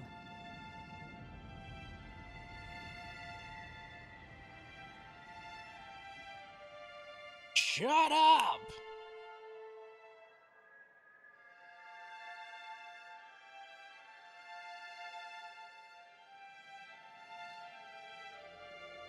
Even the Kith loses patience with you, Wodica. The pallid knight looks down at you, a frown etched deep in her otherwise statue-still features. I am afraid we are not at our best. The Watchers returned. Perhaps we should hear what he has to say. Helia's birds chatter anxiously among themselves. Wal's many eyes alight on each god in turn. We make little enough progress on our own. Are you planning something? Oh, that's obvious. Not for lack of trying. Feathers rise along the crest of Helia's head as she stares pointedly at Mogren. We try, but agreement eludes us. Andra's storm-dark eyes swivel to meet yours. Is there nothing we can do? Mogren glances at the pallid knight from the corner of her eye. After a thoughtful pause, she speaks. The time has come for us to seize the power we have long left untouched and absorb our scattered children. Andra nods, her lure bobbing bright. Terrible though it would be, perhaps you are right. Didn't Mogren mention this once before? I did, and I was scolded like a child for my terrible audacity. A curl of steam rises from her nose. The pallid knight looks on, impassive. Should we be killed in our god forms, we can possess you, our godlike children. Or should we face a force too powerful to stand against, we can absorb your souls, granting us additional strength. I mean, Allegan, Tenku, and me? You, Helia's wayward daughter, Andra's precious son, and thousands of others. Yes, we would all die. The pallid knight speaks with the chilly temperance possessed only by the god of death. But the time for that plan has long passed us by. Are we to keep nothing for ourselves? Not a single secret retained? Not a solitary mystery? Mogren elbows one of Wal's floating eyes away. Aethys will lay bare our every secret soon enough. What is one or two revealed now? But we get ahead of ourselves. First, the Watcher must get to Ukaizo, and that will be a trial all its own. Right, because I haven't had one of those lately. Mogren smiles. And more are yet to come. The Guardian of Ukaizo has stood watch over that place for millennia. It will not stand aside, not even for Bareth's herald. Helia, who had been lost in quiet, anxious conversation with her birds, breaks in. It yet lives. Of course. Our progenitors crafted it. A pair of Helia's finches come to join Wal's floating eye. They hover just out of Mogren's reach and swoop in to poke her when she's not looking.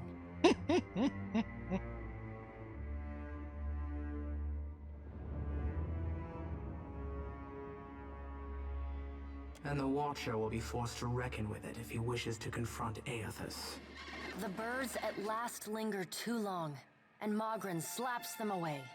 They burst into a cloud of essence, then reform, and fly in a screeching chorus back to Helia.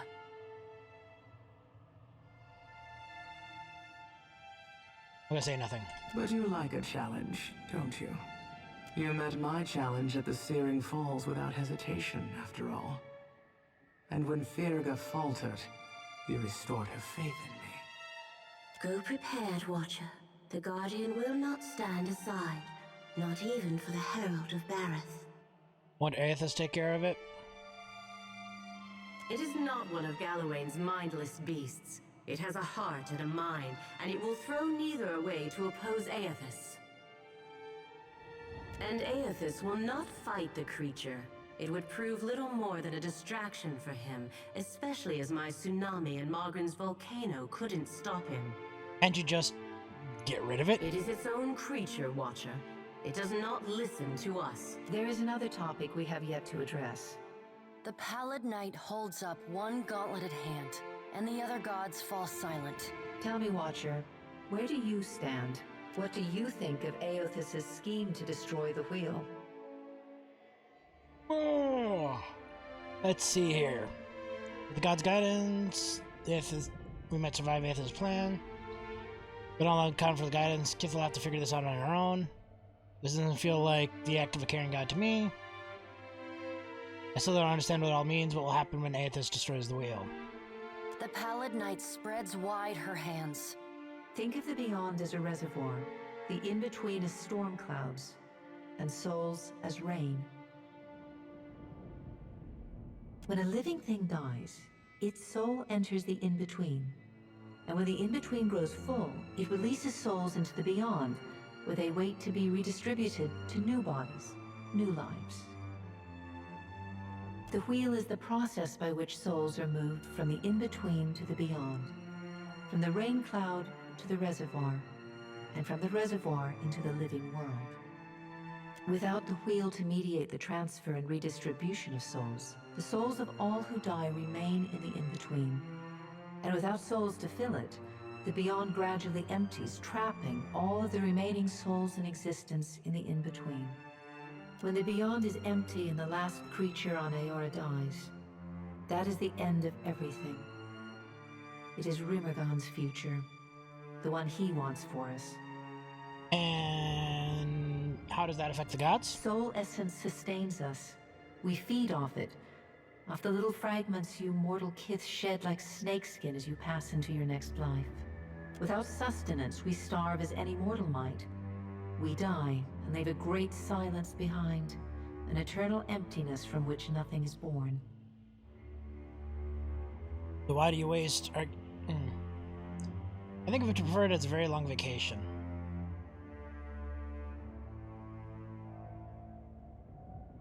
Decisions.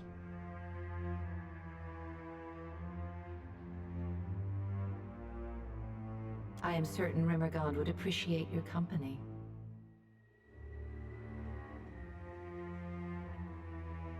Tell us, Watcher, where do you stand?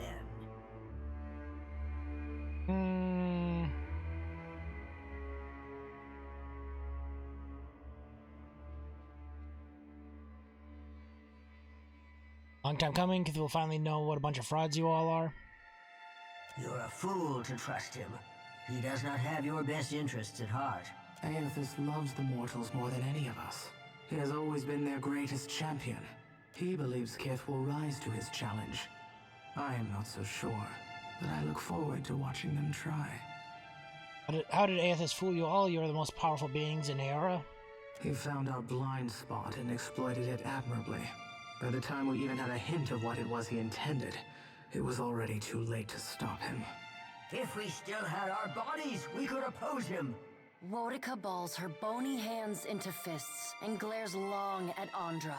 Do not lay your blame on me. We set them aside after I killed Abaddon, it is true, but you did not fight the decision then. She turns her back on Wotica then, and looks instead to the Pallid Knight. What if Aethys is right, and Kith succeed in rebuilding the wheel? What then?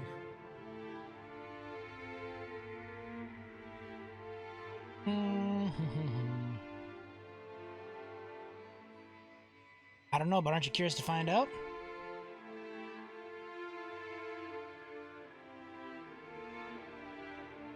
Wal grins. Always, Watcher. And what if they fail? Then they die. And so do we. We have to help them. Helia's voice rises, near to panic. Wotica drives her fist into her hand. Help them! We should finally bring them to heel! The Pallid Knight raises a hand and stares at Wotica until she falls silent. Watcher, Aothis yet values your counsel. The Pallid Knight's eyes bore into yours. An impassioned plea from the Hound of Aothis may still temper his actions. Confront him at Ukaizo.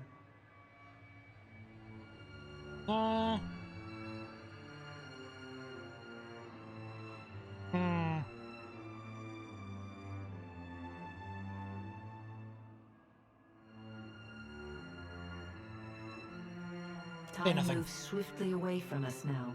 The Pallid Knight spreads her hands before her. Go, Watcher. Do what you must. The edges of your vision begin to dim. Like a sun setting, twilight encroaches on your mind. What happens if I fail to convince Aothis of anything? You will not fail. The Pallid Knight conjures a blinding white light in her palm that swiftly grows to engulf the room. Then, the crack of thunder rends the air, and you feel the floor drop out beneath you. You come to flat on your back, staring at an all too familiar ceiling. Alone, once again.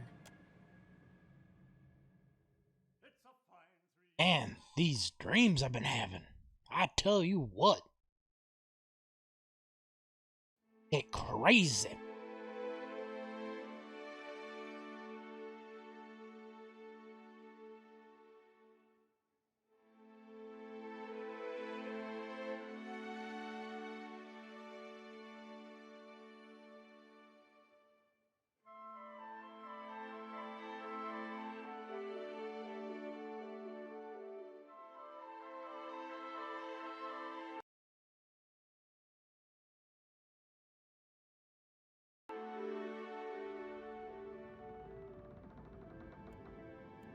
Alright, back upstairs. Let's continue sailing. I can't get anywhere without interruptions.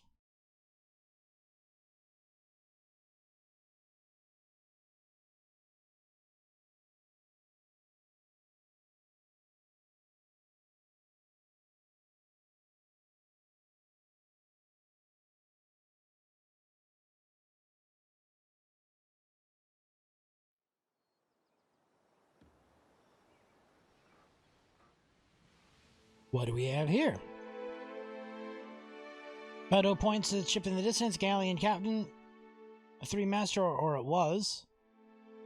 Not remains of the ship's foremast, save for a splintered stump. The bowsprit has been sheared off. See how the crippler captain has the work of pirates, principally most like. Probably upstarts the raiding too close to civilian patrol routes. Amiya leans in close. They'll have taken any gold and what any supplies they have left. Our brow damps with sweat. We shouldn't stick around. Valiant see us plunder one of their ships. They won't give us a chance to explain. Spyglass. Run alongside, we'll salvage what's left.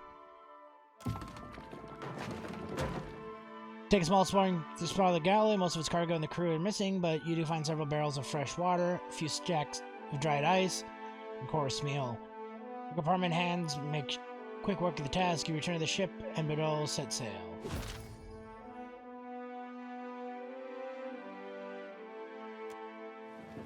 But it suits fairly well. The crew scrambles to the post, be clear of the sea again. Once the ship has disappeared behind you, the crew abandons nervous glances and for relieved laughter.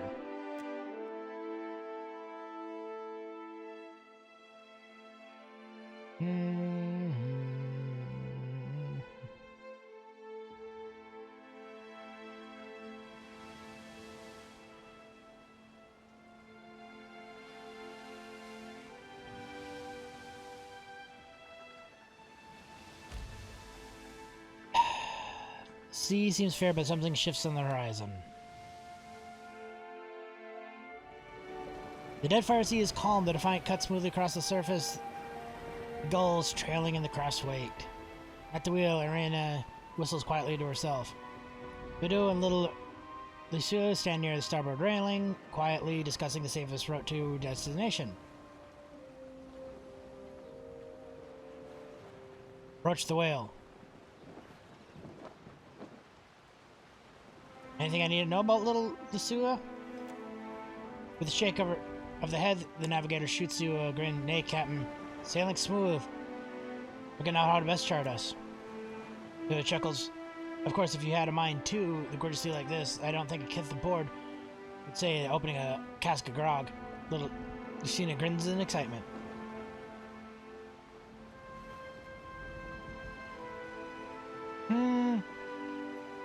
Break open the booze.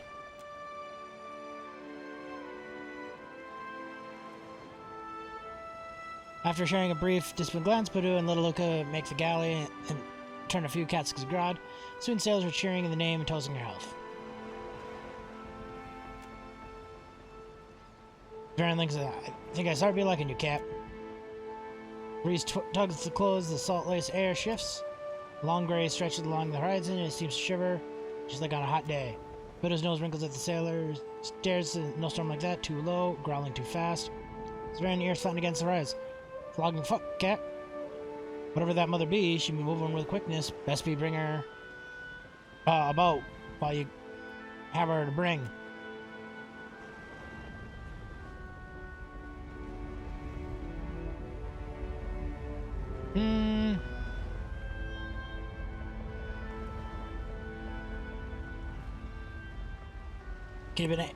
Keep it angled to that bastard. Don't let us roll us. Womp womp. Despite the crew's efforts, the wave continues to rise to one of the top of the ships, vanishes the deck, moves ever nearer vertical. When the ship breaks through the wave, results in thousands of gallons of water slamming across the hull with rending force. Spells move past, leaving the sea heaving in your wake. As the Defiant steadies, you regain your feet, take shock of the damage. Irina clings to the wheel, what looks like I'm flying away. What good God's name is that? Bidu groans from behind cargo crate that pinned the poor sailor against the hull. The crew move to bind the mariner's wounds. The Lucina fronds across the sea. Come from the southeastern Captain, around Takwa. If I had to guess, or the Black Isles, maybe there's an eruption or a quake or something. The Defiant sails on.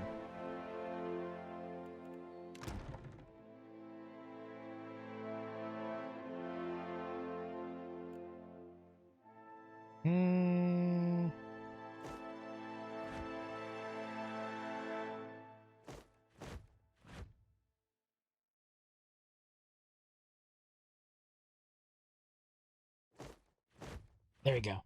I knew I had another helmsman.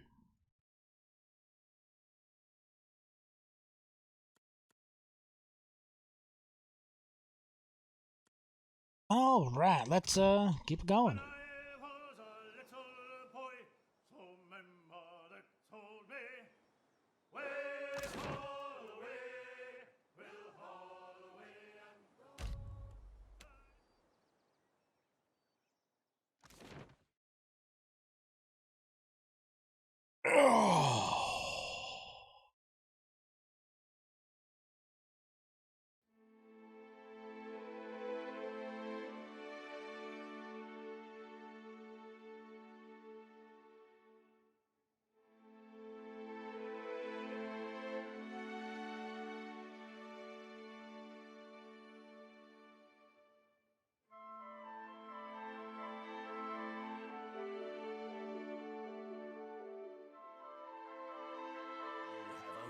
Delayed your death. Alice finishes with the helm of his outfit. Mouth pressed to a thin frown, he gives you a familiar, uncertain way as he's trying to figure out what to say. Seem troubled, care to discuss? Earlier, I told you how confident I felt in your sense of direction, how you've borne your burdens. But lately, you don't seem to recognize the gravity of the situation before you. That troubles me. Speak plainly. Chasing Aethys and treating with the leaders of Deadfire has put you in a position of incredible responsibility. I know you care deeply about a great many things. You're certainly not shy about expressing it. I only wish you took your role more seriously. It so often seems you're oblivious to the lives that depend on you, or unconcerned by them.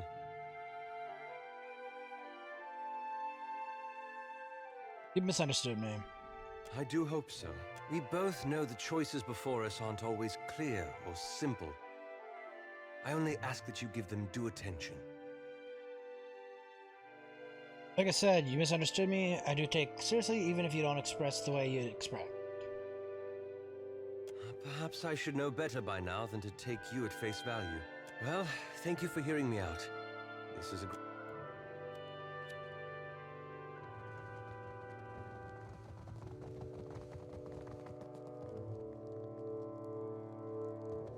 Gelarde, such a solace it is to see you again. Obtain the information from Yesser's tomb. Well, share and share, as is the law of the coast. I've actually spoken with Yenser. Brow hoists up to his forehead. Meaning what by that last? You were able to read his soul, despite how much time has passed? They say dead man tells no tale, but Yesser was quite talkative.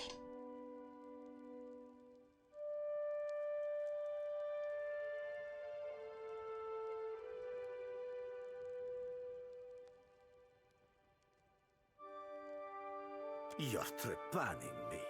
Must be. Well, amico? I must ask that you enlighten me. I mean, his jawbone was moving, words came out. Betharian's a death guard now. A death guard?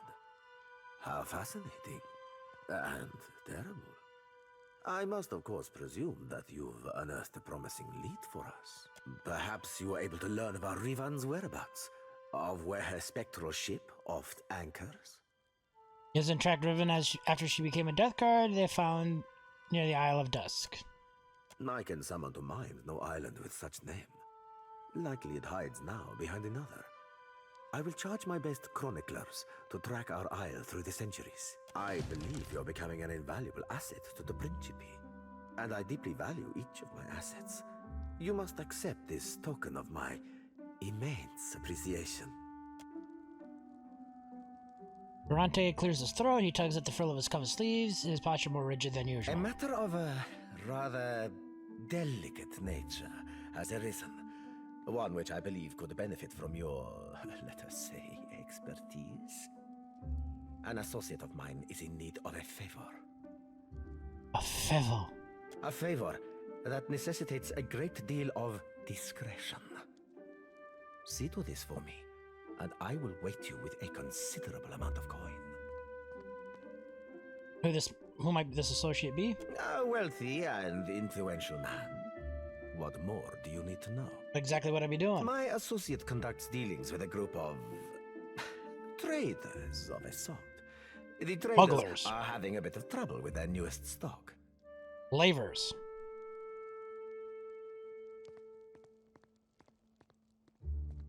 Why need for such discretion? It involves something of a sensitive topic among the Principi.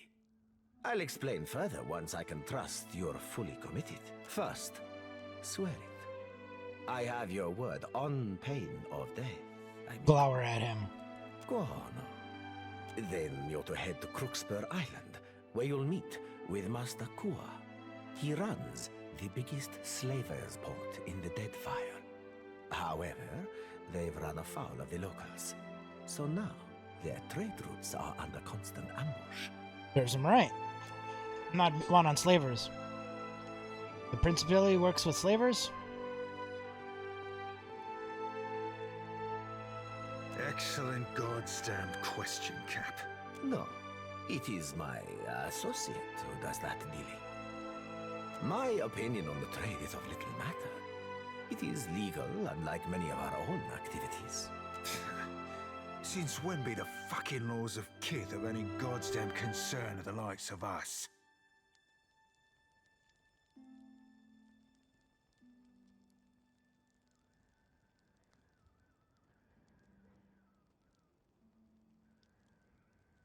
I won't help slavers. I understand you may harbor some hesitation in this regard. But in the case you reconsider, at least allow me to mark Crookspur on your charts. Let me go slaughter them. When you get there, speak with Master Kua.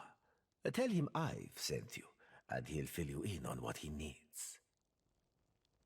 Let us discuss further business now, shall we? Ado, and how is the sea treating you, Watcher? Sword was Rivian's. She was charged with protecting it. Yet by some means you have acquired it. How remarkable. Ah, I know these symbols. This is the Burning Palace, see? The symbol represents the Dokotsi family, which means you are in possession of the royal sword of Gran Vaelia, the Engoliero do Esbirs, ac?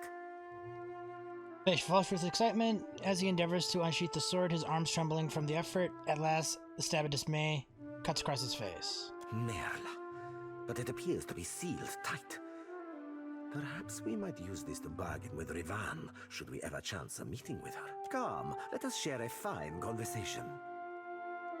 Let's discuss about what you need. I am listening. What weighs on your mind in this moment, Casita? Tell me about the slavers in the Deadfire. Shh, amico, please. I must ask you to guard your tongue. We do not condone slavery within the Principe. But I can tell you, their legal operations are based on the island of Crookspur. If you're hunting for slavers, I suggest you look there. Farewell. Prosperity be with...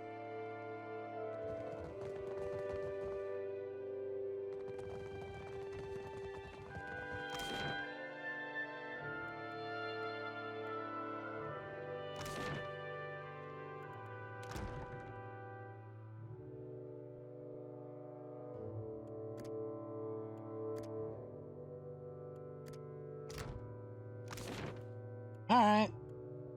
To the sea.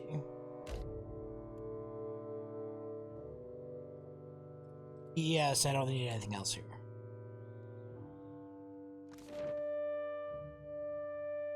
Boom!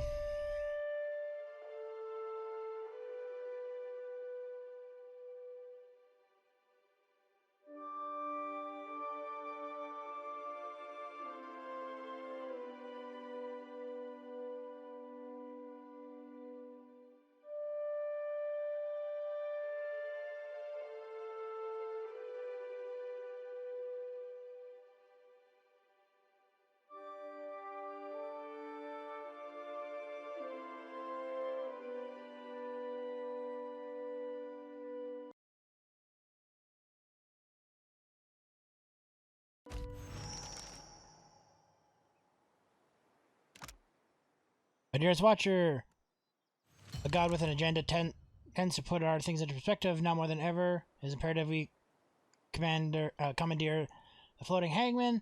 If so, only we may get close to chase Aethys.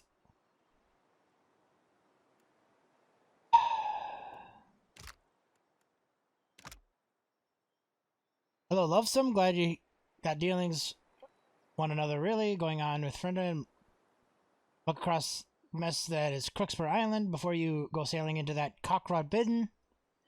Come have a chat with me, will you? I got a proposition that you'll think you find most wickedly entertaining. I reserve the berth for Defiant at Fort Deadlight Docks.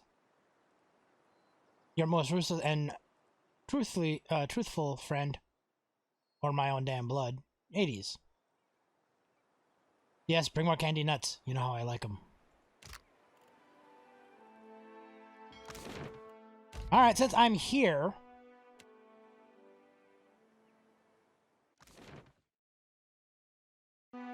You couldn't flag me down before I left, dude? Really?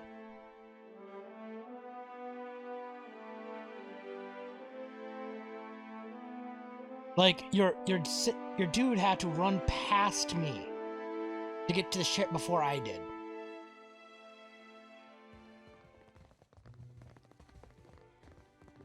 I've been loyal to you a long time, Ferrante, but I cannot abide this. Over here, my friend. Diverus, is it settled now? I do not like having my hand forced by some rogue god. Indeed, the vote has been cast. There can be no dispute. The trader Aldis will hang. Your vote of confidence is appreciated, my Consuelo. Rest assured, you have made the right decision. The Black Pox seas we have? What a fucking farce! Mark my words, Councilman. Your souls will be damned for this scheme. Do not forget your promise, Furante. With Eldis out of the way, you will sail us to Ukaizo, well before the Huana, the Valen Trading Company, or any others can plunder it. The god will lead us there, and the floating hangman will navigate the storms. Watcher, your timing is impeccable as always. We have just concluded a vote of phenomenal importance. Blast this! You can outvote me, but you can't make me stay and watch. One of our Consuelo members, Captain Aldis, has been charged and found guilty of those crimes. And those crimes would be... Defiance. On several past occasions, Aldis has willfully dismissed the mandates of the Consuelo. So she's rebellious, but pirate isn't. Oh, there is more. Negligence. Too often, Aldis has outright neglected her responsibilities to the Consuelo. When a meeting is called, the presence of all members is required. In other words, she didn't come running when you called.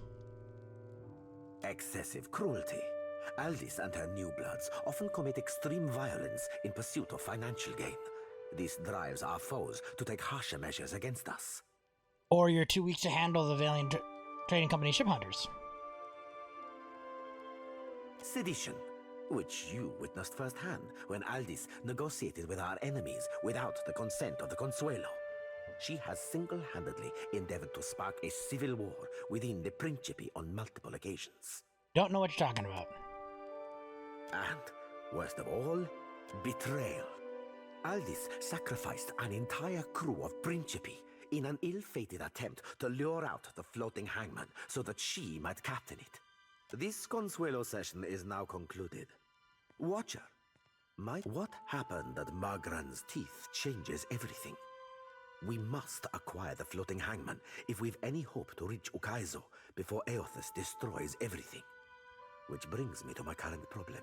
Somehow, Aldis has uncovered a means to summon the floating hangman, but she is hunkered within her stronghold of Fort Deadlight. Myself and the others of the Consuelo must lay siege to get to her. However, you have a means of entry to the fortress. I need what she knows before I can hang her. Obtain it for me, and I will grant you her seat on the Consuelo. I'd say I'm sorry to come to this, but that'd be a lie. I honestly don't like you, dude. Ever since day one. I do know how you hate to lie. So you are loyal to her, and as much a traitor. Ready for fire! Anyone who brings me this boatsaw's head earns 5 ships from my fleet! I will take that seat, if you don't mind.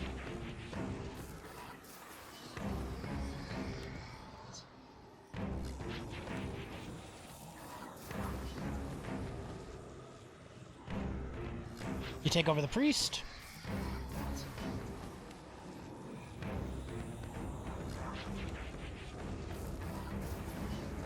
I think this is time to summon some dragons.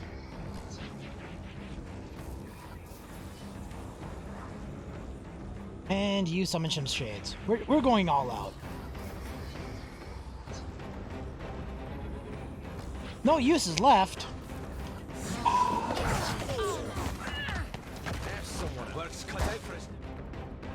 Oh dang, he got annihilated.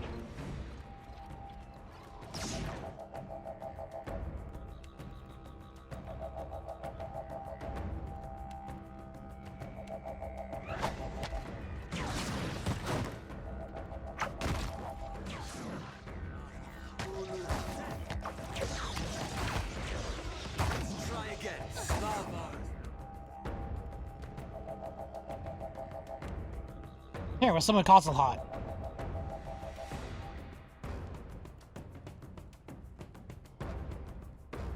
I forgot I had that.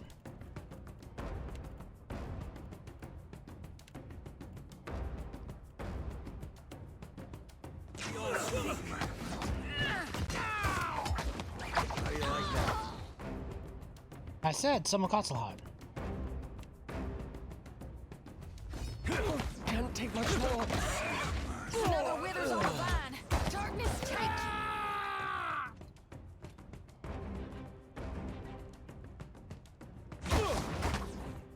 Yeah, Cotzelhot.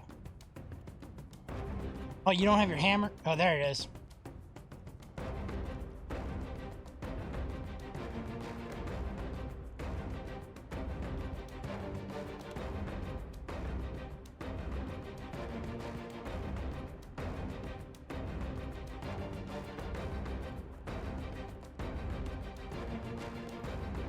Let's see here.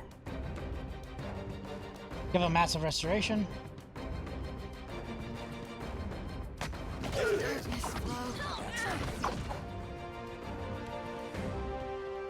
Try this again. Get shoddy up.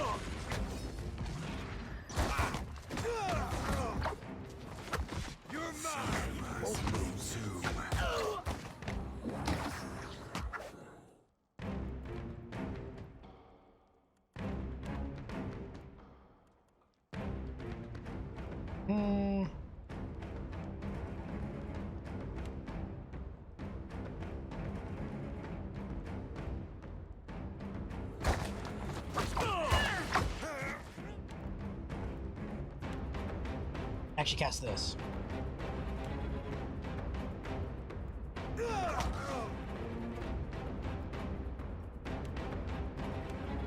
You swig on that.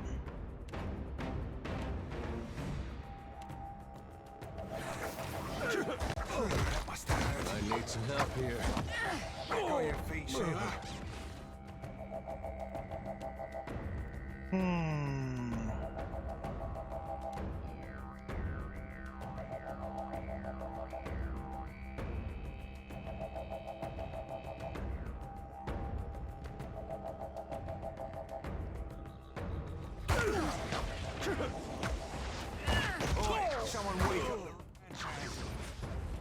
Well, that didn't go so well. Try that again.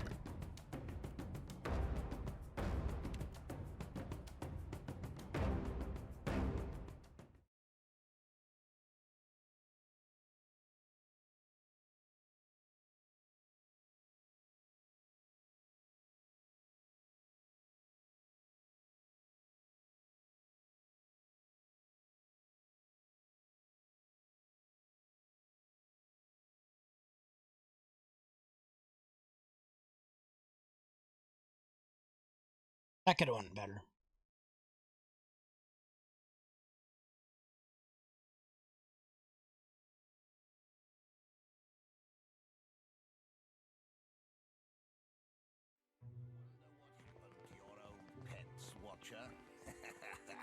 I've been loyal to you a long time, Ferrante, but I cannot abide this. Over here. Indeed. Your vote. The black. Do not. The Let's beat through We this. have one of our Consuelo members. Those crimes are? Oh, they're negligent, excessive, sedition. Which I know what you're talking us about. firsthand when Aldis negotiated with our enemies without the consent of the Consuelo. She has single-handedly endeavored to spark a I'll civil nod war along this one. within the and worst of all, betrayal. What? Myself. I need what she knows before I can hang her. I'm gonna try one more time. Obtain it for me, and I will grant you her seat on the I'd say I'm Consuelo. sorry, Captain, but that'd be a lie. I do know. So you are loyal. Ready for... Alright, let's have you immediately summon Cotzelhot.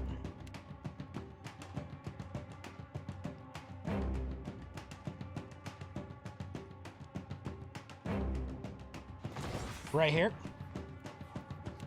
You summon some drakes. Right here. You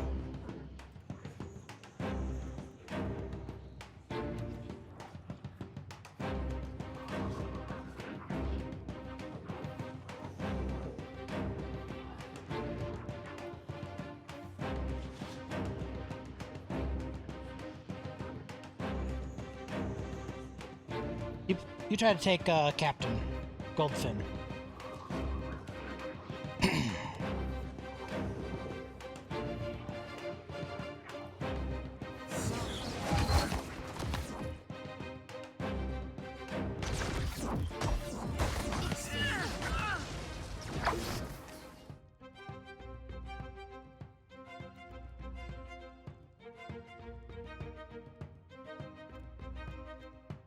let's see. Did you not summon Castleheart? You did summon Castleheart. I don't see where he is, though.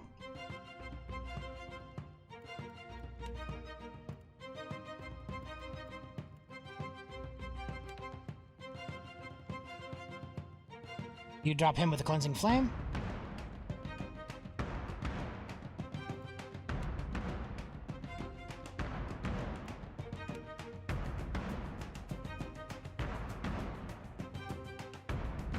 You start focusing on the priest. Oh, there's another priest right there. But yeah, you just swing at him. Or actually, no, you leap.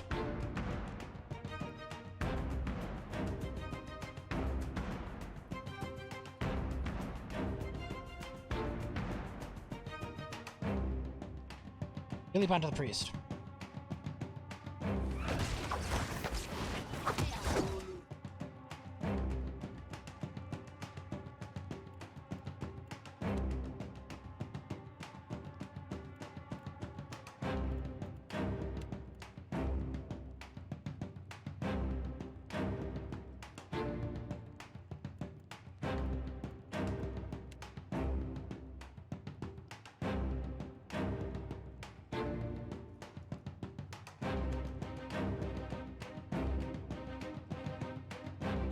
Gouge Captain Ferrante.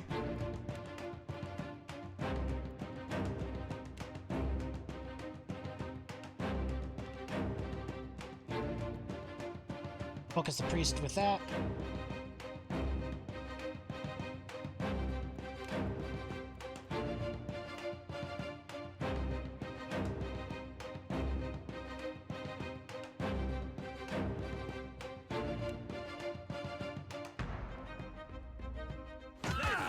How do you like that? Where's Castleheart?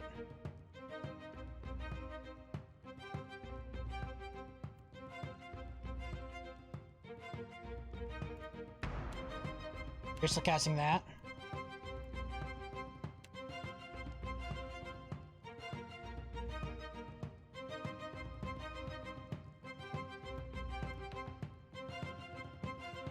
We'll do this.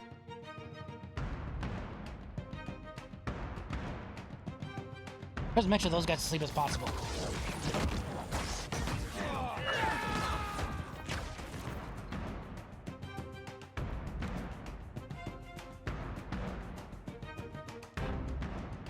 Alright, one priest is down.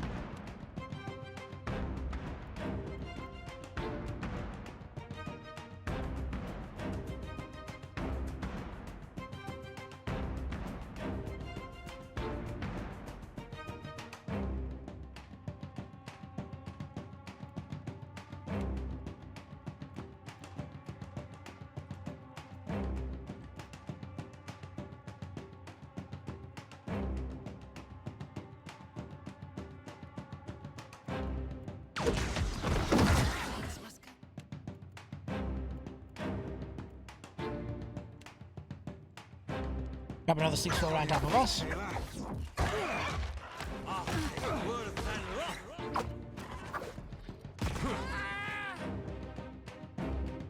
I should have done that first.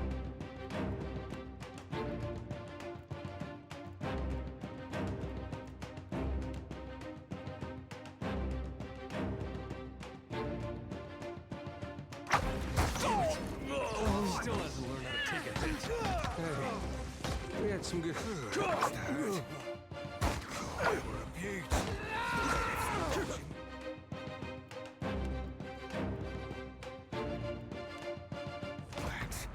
I'll be seeing you soon. When the wheel has ground you all to dust, only I will remain. Alright, try that one more time. I didn't get my Castleheart cast off.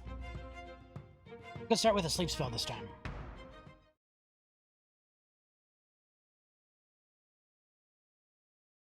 This time, if I die this time, then I will just say I'll go talk to her. Tell her about the betrayal idea. 'Cause I like her.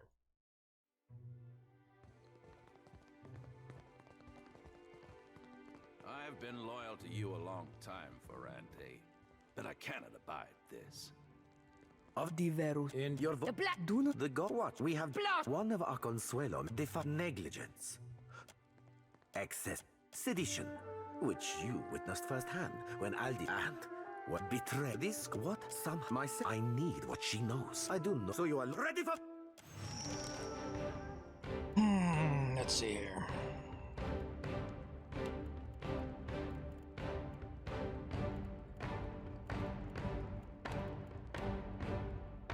Well, actually, we'll start off this with... He'll leap over there. Use some dragons right here.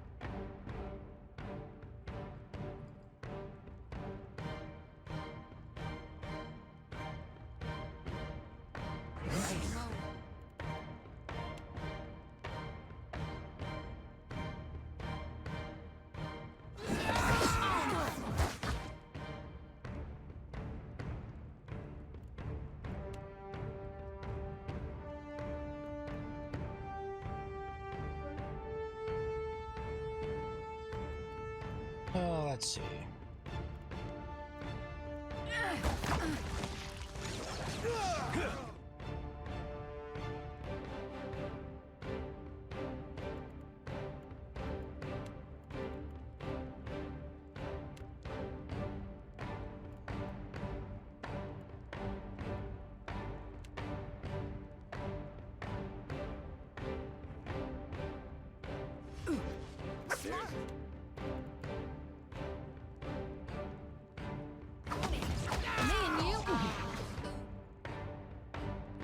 Where's my castle hot? Did it not work again?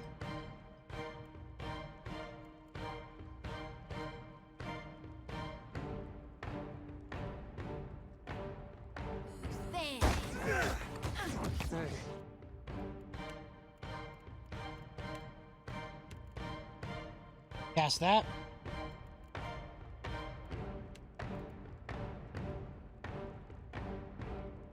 We had some good times.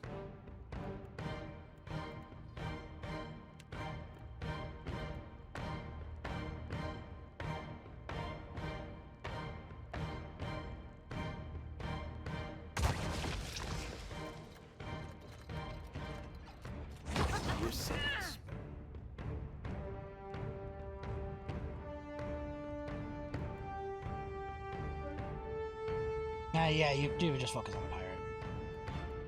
Oh shit, you have a heal. Hot damn.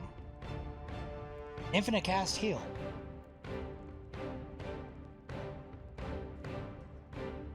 No, heal him.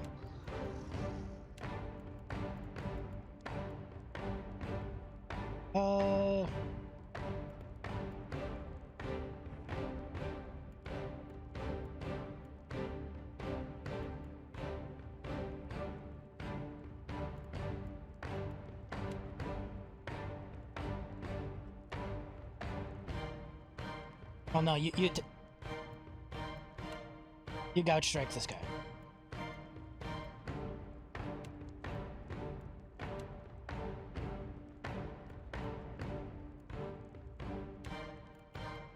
And you charm the priest.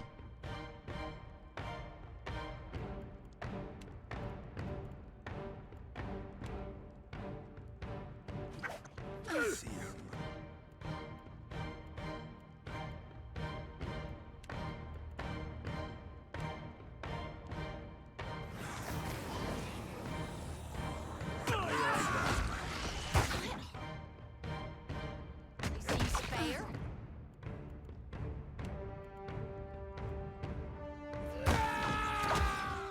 Alright, that's sitting a lot better now. Now you cast this.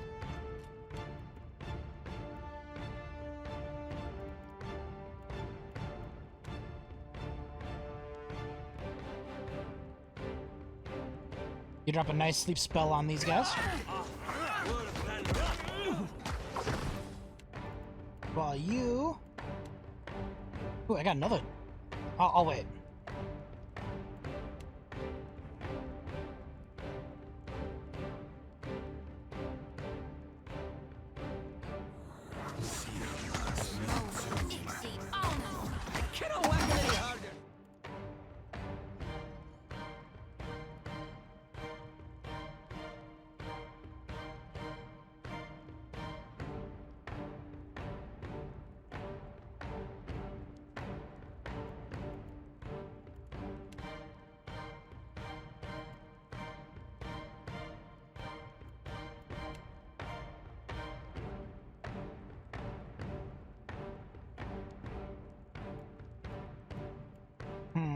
Actually, do this.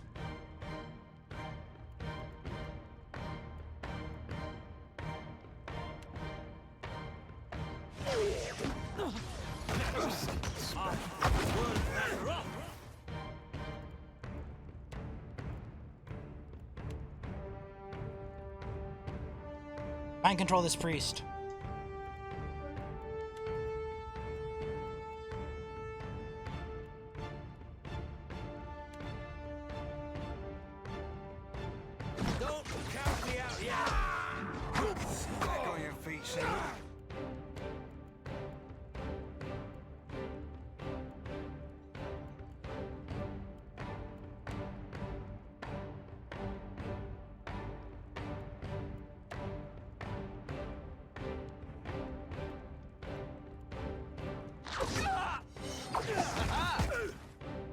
Oh?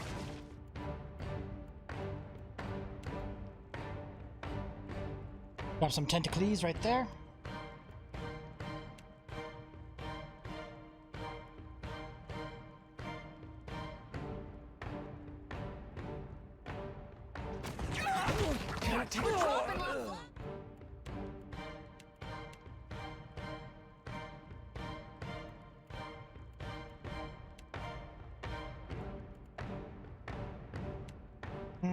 What can you do?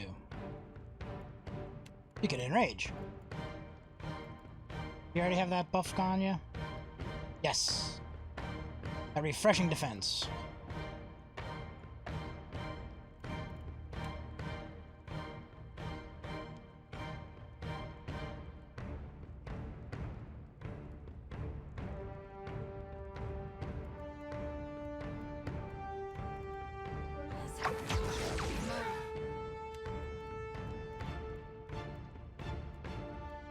Want to make sure you're resurrecting the right people. Ooh, you can get both. Yes. Right there.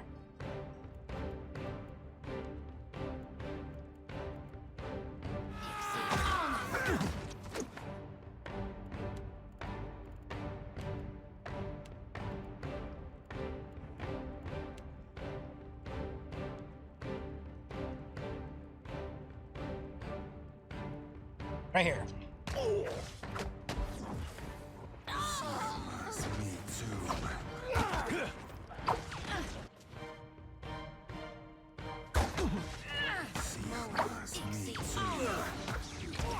Yeah, buddy. Got them both up.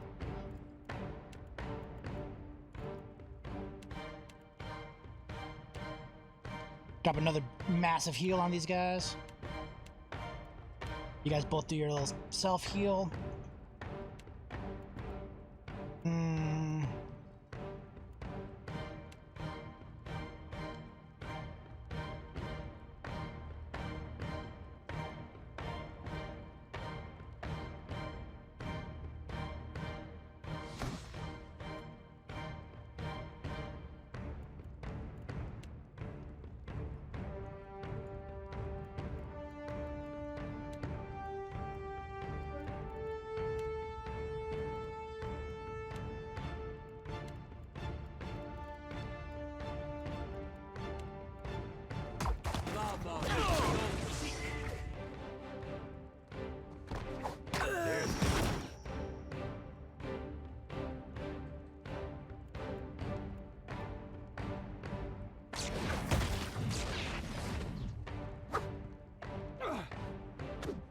I cast that? Thank you. Alright, we're mopping them up here.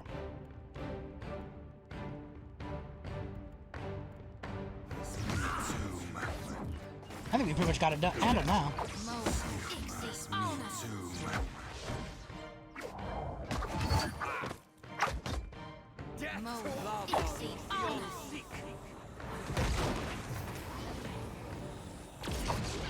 I claim the seat. I'm now a leader of the Principe.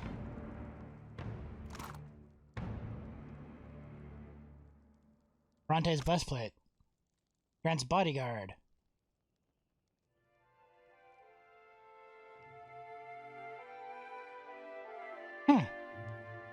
Okay. What are the enchantments? Vigilance. First of the fight. Love of life.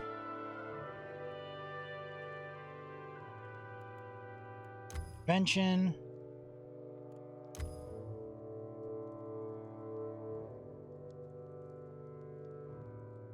Basically a bigger version of it.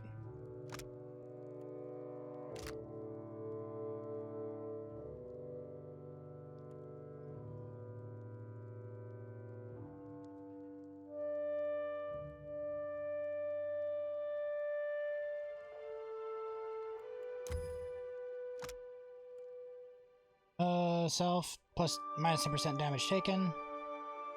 Or grants damage reduction to allies.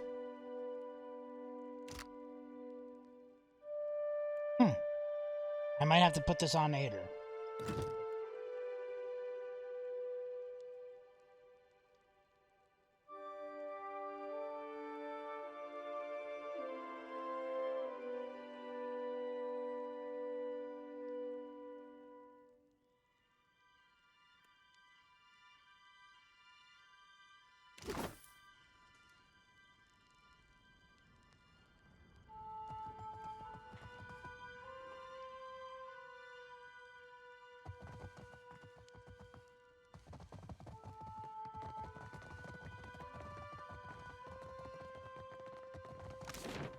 All right, I've annihilated the leaders of the Principe.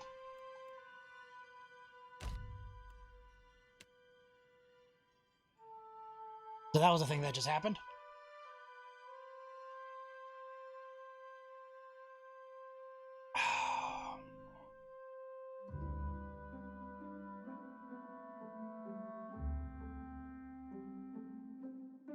Let's go talk to Aldi's.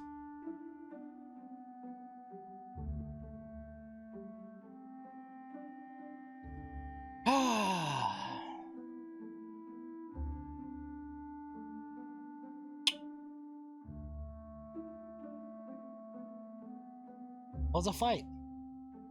That was a fight.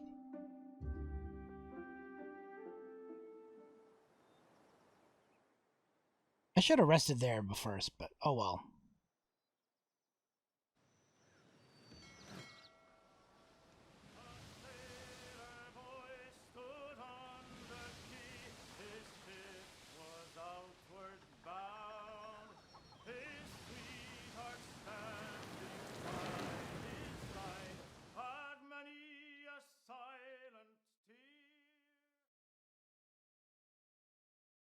Oh, I didn't make any candy nuts. Hopefully they don't immediately bring me up there.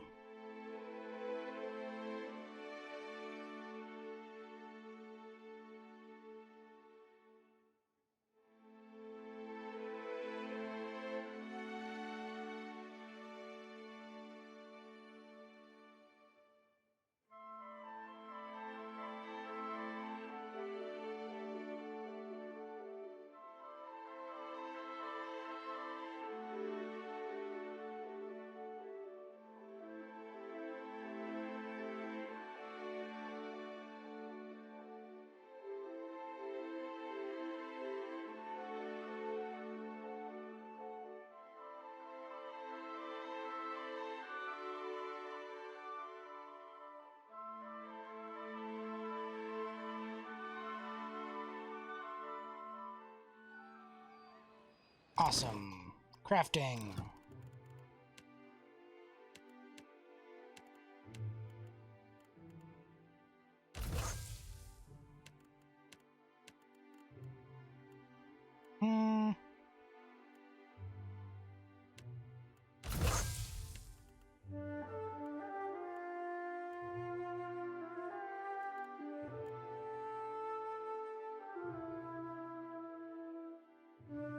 That's cool.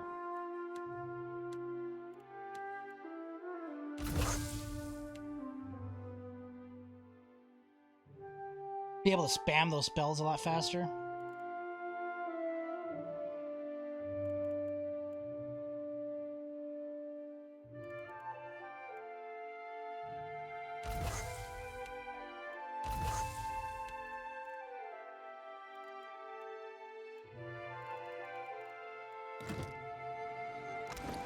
Alright. Are you ready to meet our commander? Get on. Right this way, Captain.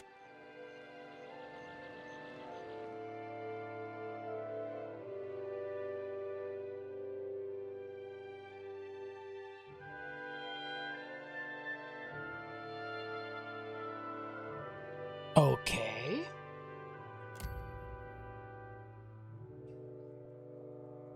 Ah, Captain.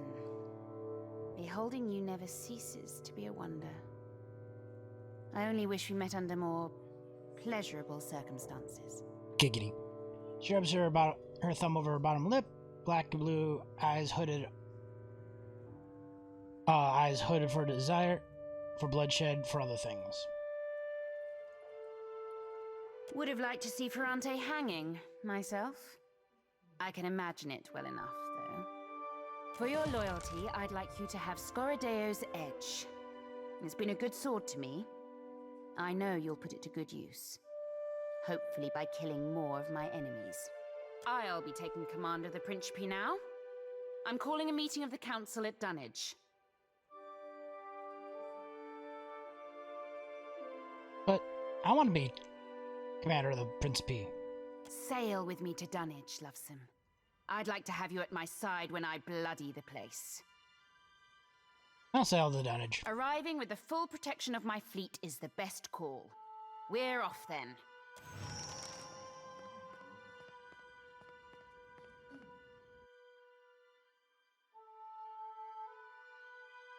Assuming I missed a bunch of dialogue, because I did it this way. Oh well.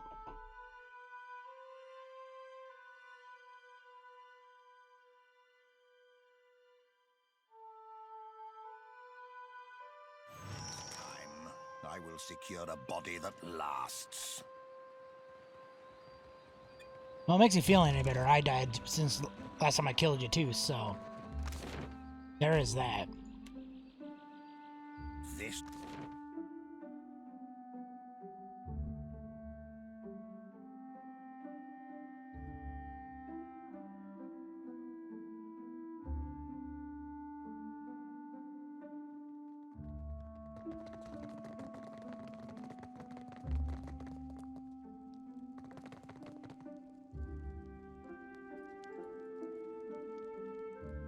Welcome to Balefire Beacon, Captain. Have you a moment? I'd like to fill you in on our next course of action. Everything we thought was important has changed. If a god is going to kill us all, if he's headed to Ukaizo, I say we beat him there. Either it'll save us, or we'll have a hell of a view to Aora's end. What say you? It will take some time to refill the Consuelo's vacant seats. For now, those of us remaining are united behind Aldi's. Our fleets will join in the journey to Ukaizo, with the fabled floating hangman at the helm. I imagine you have a logical reason to believe we would actually be sailing a ghost ship after acquiring it? I did think it a far-fetched idea at first. Ferrante had planned to use the galleon. It has the ability to manipulate the winds and seas. It could part Ukaizo's storms, allowing us to sail through. I guessed his aims well enough through his interest in the galleon's history. But it was thanks to your findings in Isaya's tomb that I knew what to look for. It's Lucia's lost sword that's key. She took an undying oath to protect the Engoliero d'Or spears for the Darkotzi line. If you speak the oath before the sword, the seal on its scabbard will release, drawing Lucia and the galleon to you. Iogure de protegere, mat paladina med Darkotzi, e ure ioste recle, me aurelia Darkotzis ere. Take the sword out to the high seas. Unsheath the sword by chanting the Darkotzi oath. When Lucia comes for it, kill her, and take the Fonferros. In the meantime, I'll set the entire Principe into movement. Expect a formidable fleet at the ready on your return. We'll conquer Ukaizo and sack its riches. You'll see. There you go, I got some questions for you. I'll happily lend you my ear, and my sword, and other things. I thought you'd like to know I helped Mad Morena and Undercroft? So I heard. And so I'm impressed. I like when someone does me and mine a favor. Makes me feel real friendly towards them, you know? And I like to give my friends little tokens of my appreciation, like this. How do you plan to capture and captain the floating hangman? You'll take the sword to the high seas, then unsheath it by chanting Iogure de. Now, I just want to take and to use for my own gains. What do you intend for We Ukaizo? sack Ukaizo. Really run it into the ground. The way I see it, we'll either survive Aora's end to sail off with the riches, or, well, we won't. Regardless, we'll have a hell of a last go. If we can find and pilfer whatever your rogue god's after, who knows? Maybe us pirates will be heroes. Taking off with the wheel won't involve breaking it yourself? Then I guess we go with my second plan. I do shiver to think how the lost city of gold's going to be ours. At least for a time. The future of the Principe. We survive at any cost. We expand, conquer the seas. We live free, and we die as we choose. What Better better life life could there be? If we've only got one life to live, no future for Aora, no more chances for our souls, then we may as well relish what time we've got. We sack Ukaizo. Really run it into the ground. The way I see it, we'll either survive Aora's end to sail off. If we can find and pilfer whatever Can't steal the rogue wheel, it's bigger god's than after, Ukaizo itself. who knows? Then I guess we go with my second plan. I do shiver to think how the lost city of gold's going to be ours. At least... You call this fine Ediran mead? I call it unfit for pigs.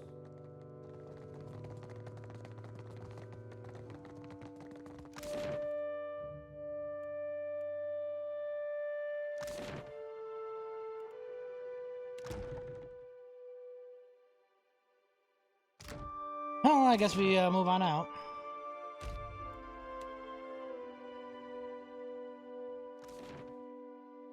I should have slept.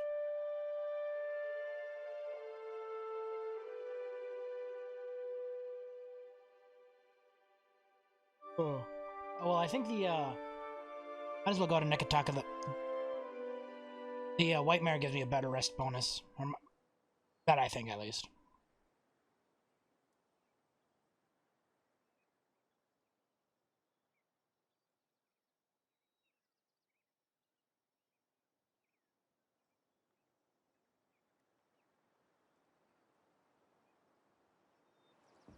Alright, back to Nekataka.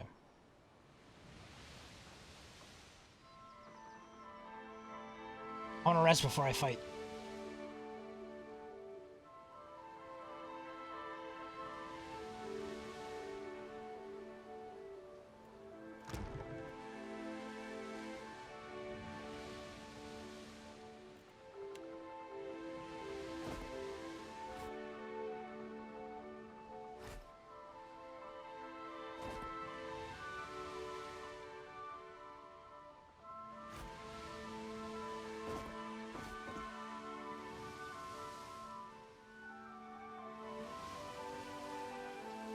Do I have a bunch of fresh fruit?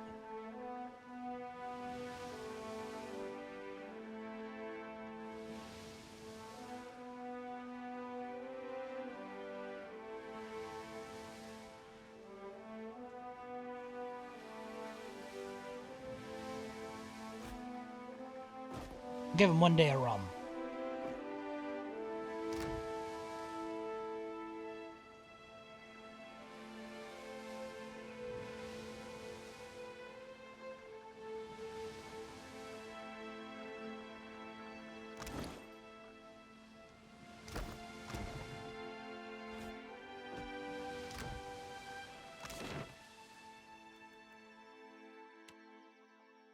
The white mare, the wild mare.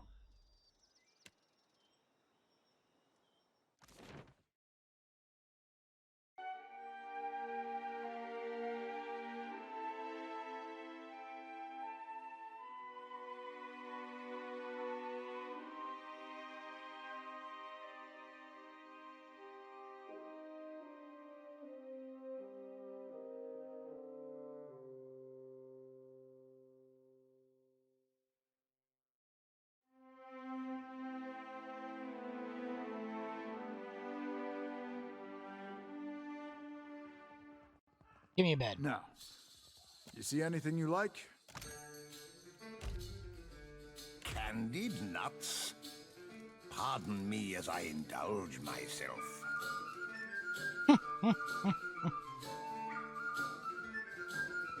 Alright, let's go, summon a ghost ship. This is gonna be interesting. I want it for myself.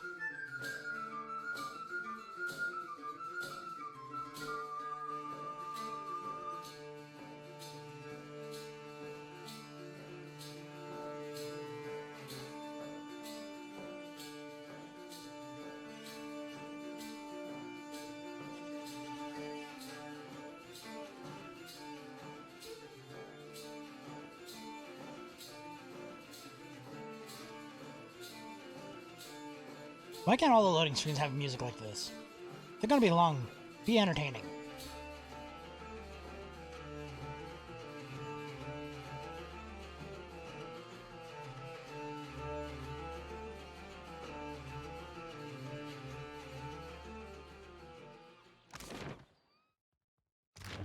To the ship.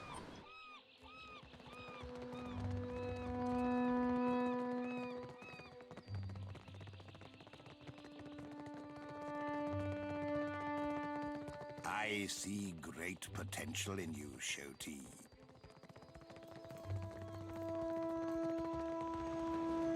Don't we all?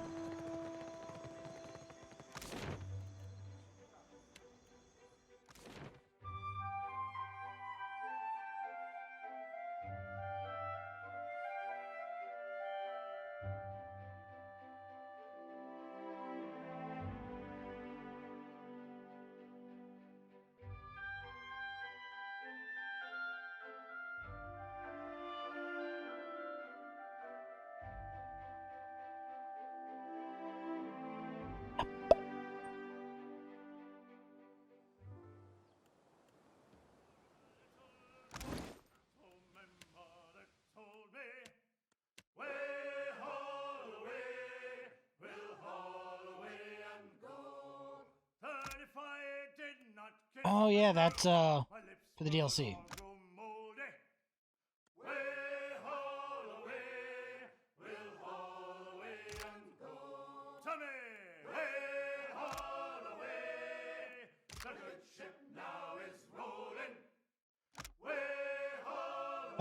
Quest item. Yeah, I've read that one already.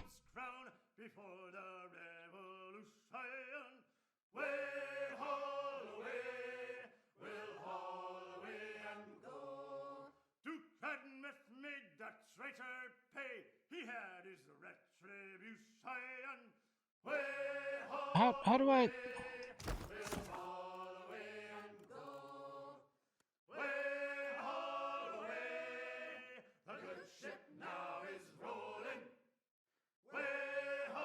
Alright, maybe I have to be on my ship to do it.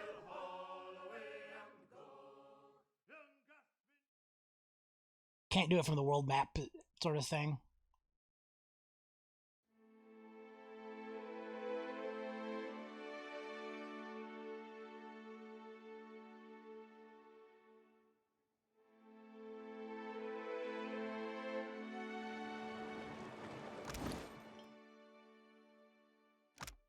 There we go. Ooh. The Angelo du Esperus pulses in your grip, thumbing with power. It rattles in its sheath, and for the first time in 200 years, the blade is drawn free. You wield the sword as your voice echoes across the ocean, eerily rising in volume rather than fading.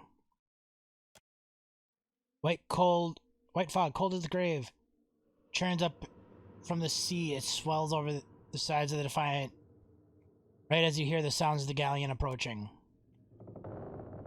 The groaning of century-rotted wood turns into groaning of the undead. While the galleon flanks you, Lucian Rivian cuts you a look through the thick of the fog, her fleshless face lit by flames burning in their hollowed eye sockets. Then the Death Guard and her skeleton sailors are boarding your ship, coming for the sword, coming for you.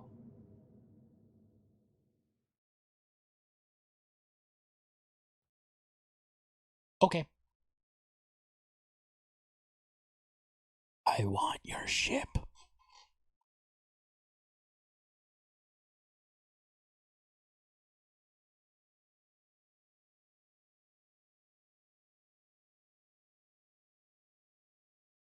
Give me the floating hangman. I want it.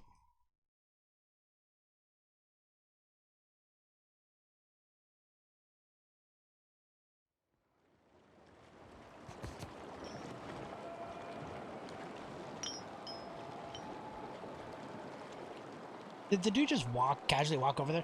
A group of rabid undead swarm your ship, but then abruptly halt, rippling part for the captain. Be sure, heavy striking strides, Rivian approaches. She stops swords, fiery eyes peering into, burning through you. Termeo engoliero do spears.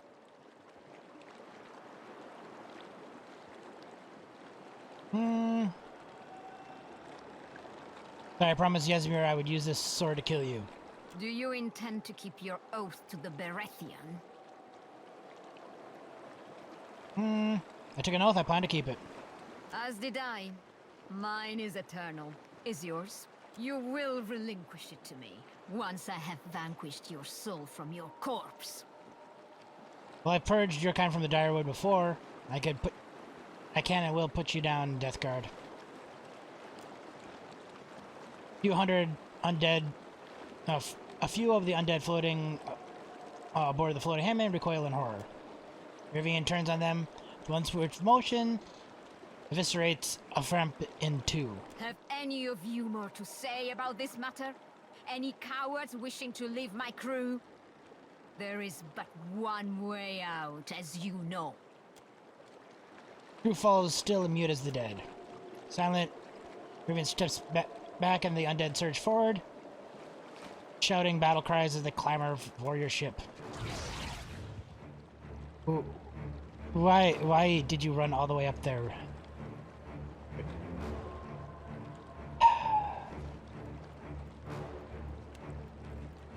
I think drakes are in order here.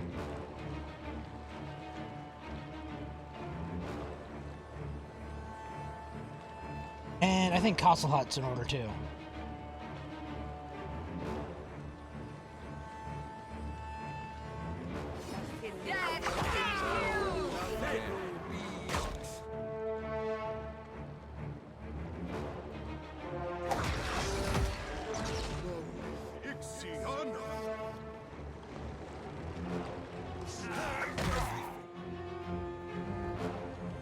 Yeah, Castle Hut.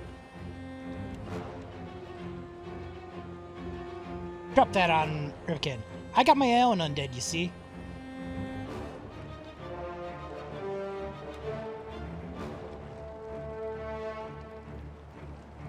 That order's too tall.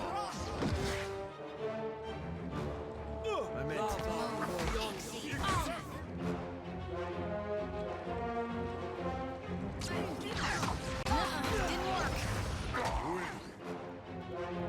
You. Summon some drakes over there. While you take an epic leap to get out of the way.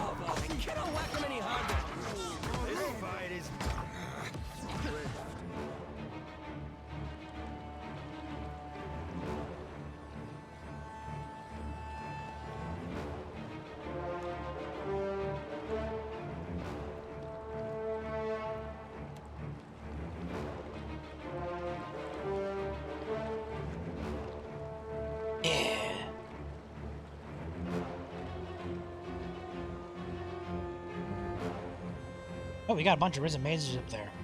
Probably should take them out. That's not very long.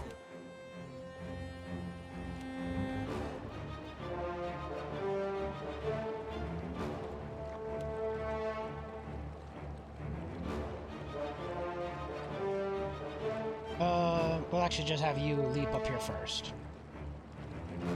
Outer Rage.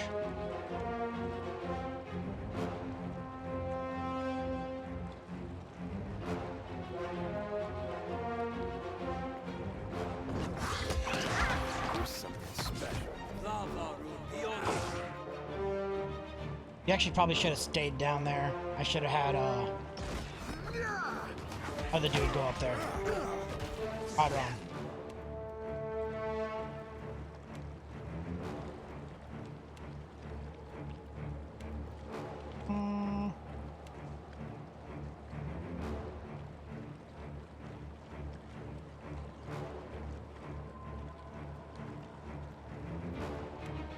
Up some tentacles right there.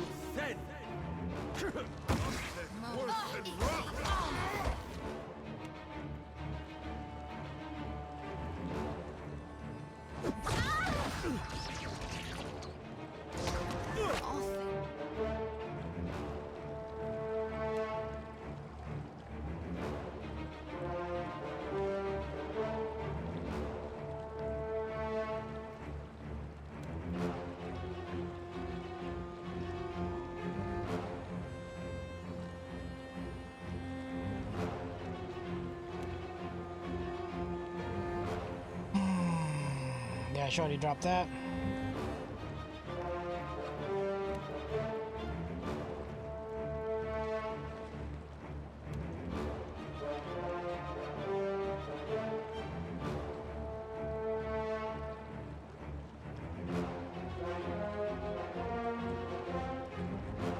Oh, there's no spirits. There's only spirits. Oh well.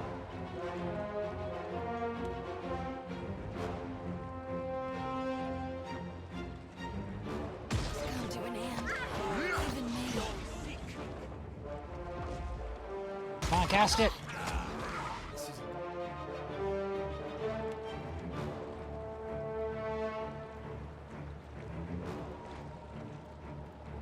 Try this again.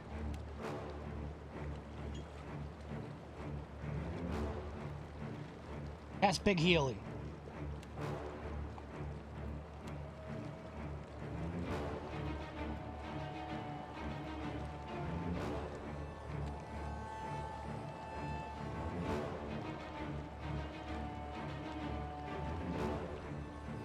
Oh, you're over here by yourself.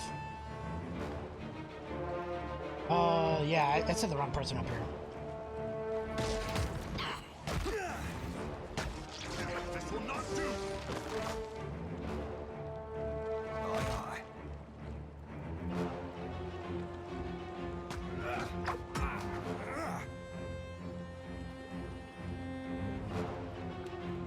Did you not cast that?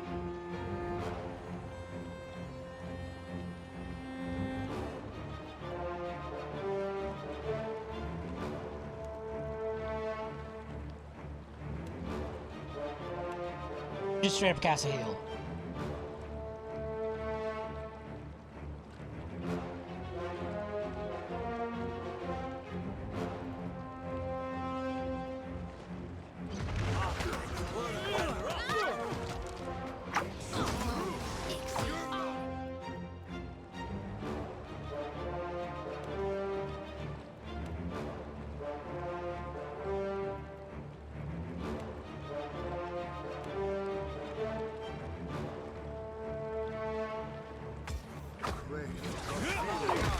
Damn it.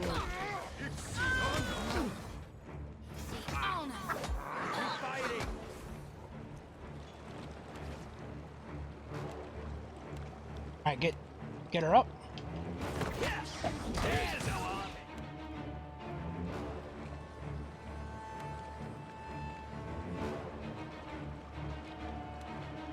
Him up. That order's too tall. This is futile.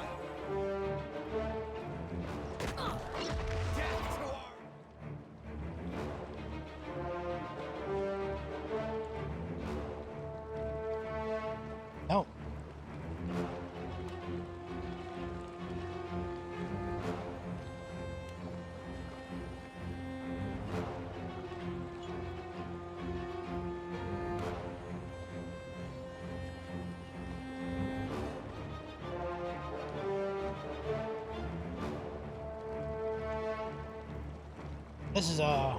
This is a fight. What do I do now?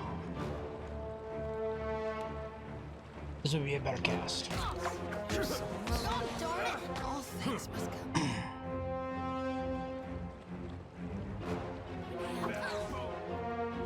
Jody's done for. Need a hand?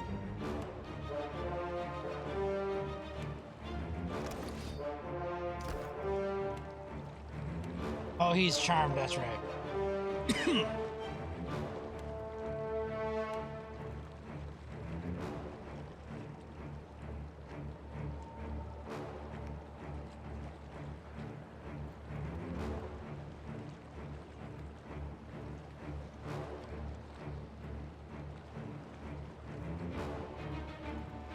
Let's see here.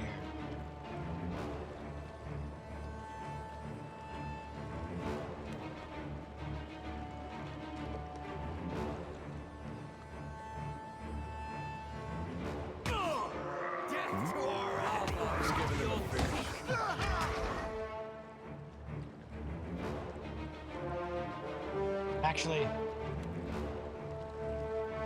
cast it on this guy right here.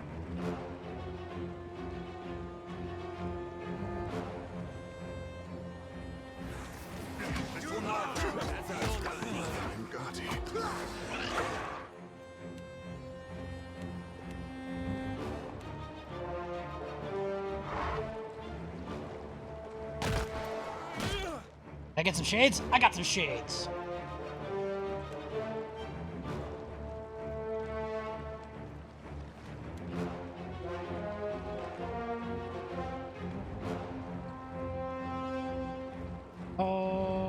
Oh, that orb is on the same spell slot.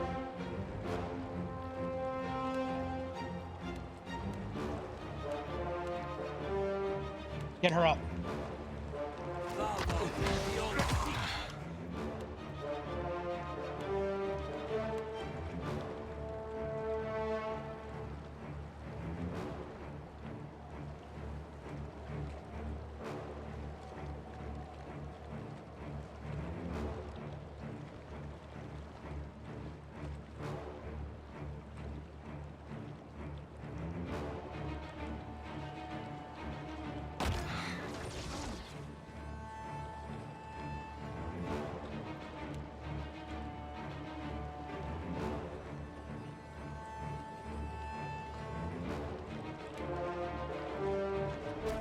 I don't think so. Won't lose.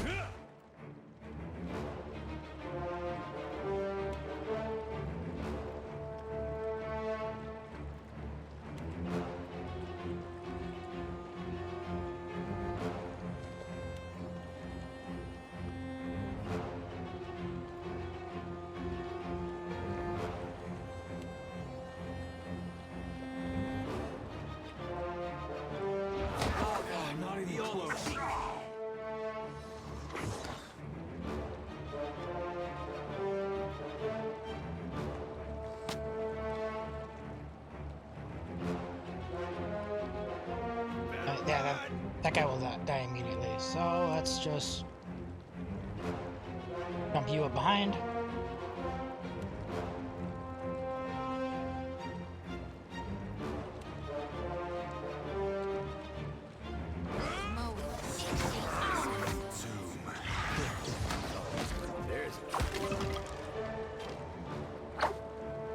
That it? Oh, one more. Balls.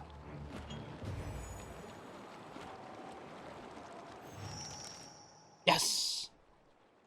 With lots of the undead slain, the floating hangman is now yours for the taking. Standing at the helm of the floating helmsman, you signal your bosun to head out to sea. Wind rips through the tattered sails, rotting wood groans, and the ship picks up speed.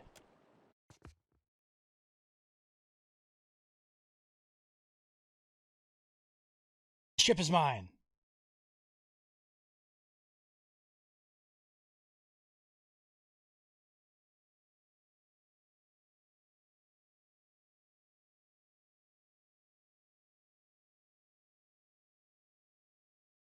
That was intense.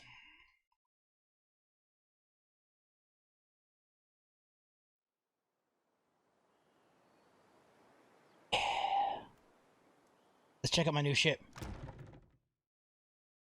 Von Ferris.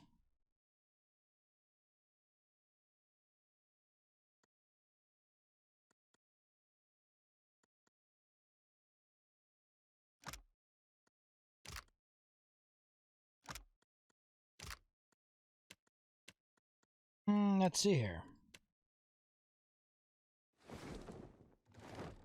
That item cannot be removed. Lame.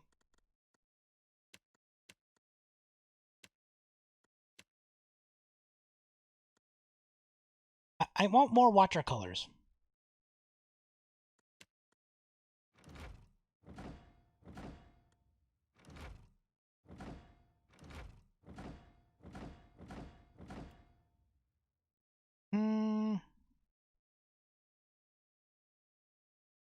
Any more cannoneers?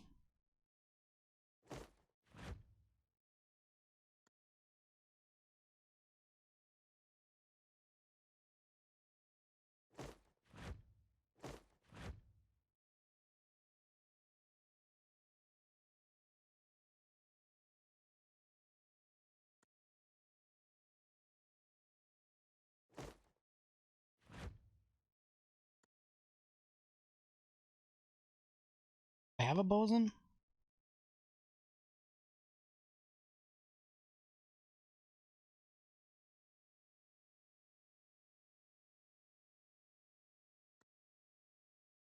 I don't have anybody that's a bosun. Alright, well, I guess you're a bosun. Oh, I gotta be back at shore. Let us check out the ship. Let's go put what the interior of this bad boy looks like.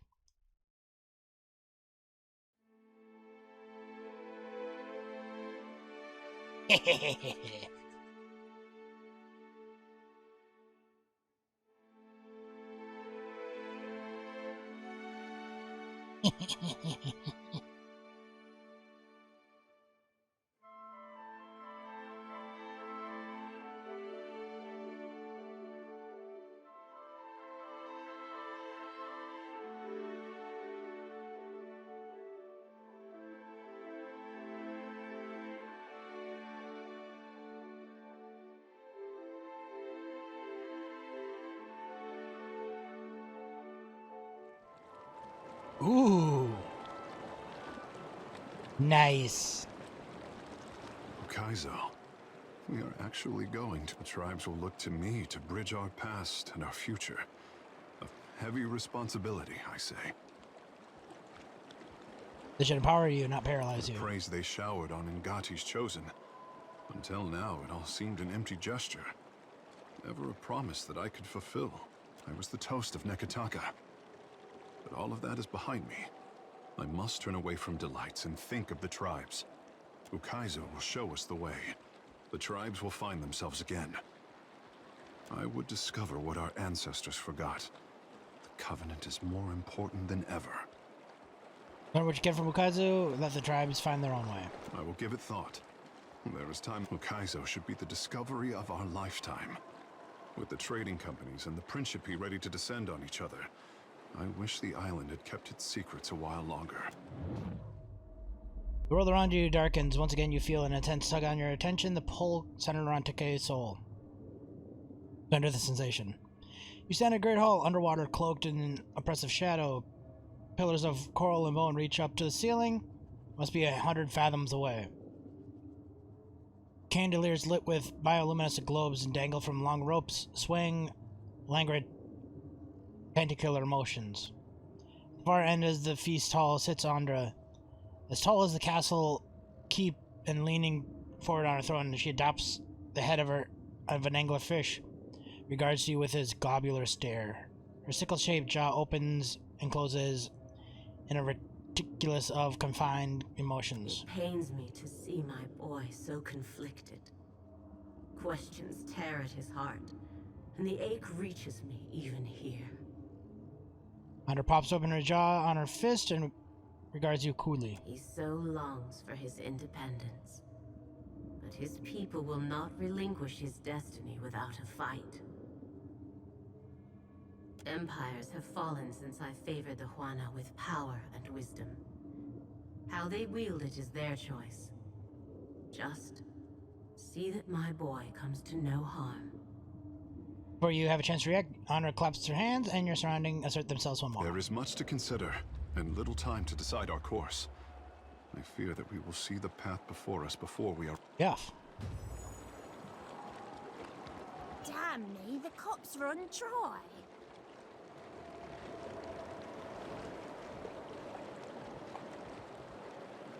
Not quite like the open sea. Let's check out what the a new captain quarters look like.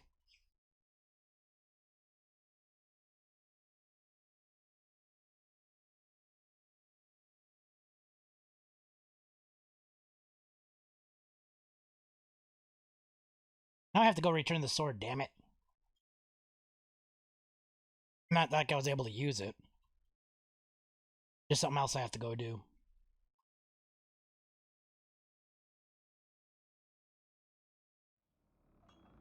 Ooh, ominous. Can do.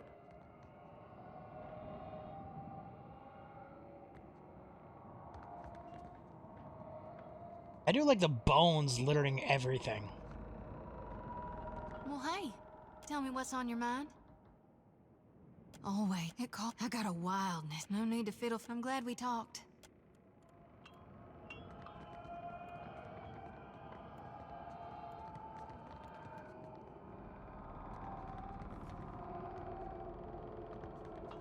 At least the ship is pretty much the same.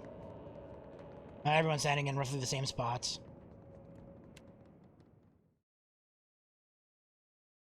Alright, let's take a rest. That was a day's adventure in its own.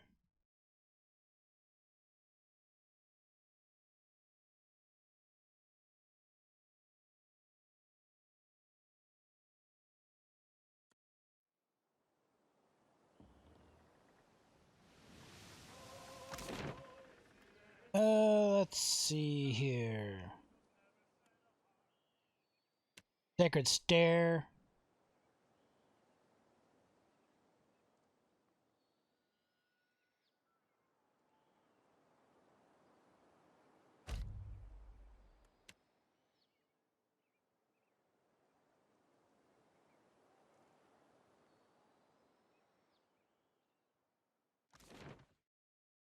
I don't think I can just straight up get in there again. Unless maybe if I talk to the priest nicely, he'll let me in.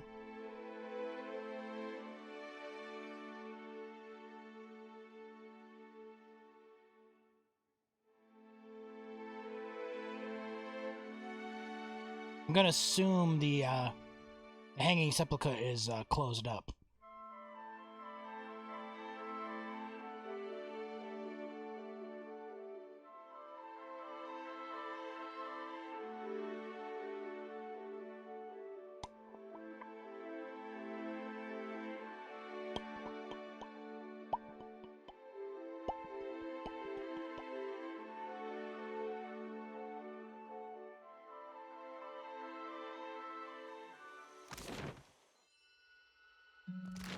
Oh, no, it's open. So I can just walk on in.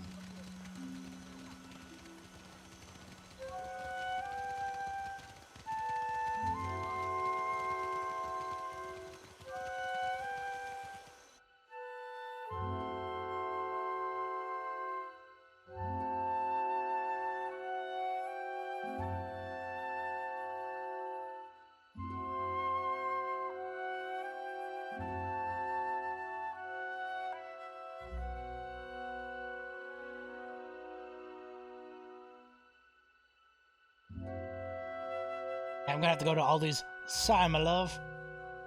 I wasn't working for you the whole time. I was having you work for me.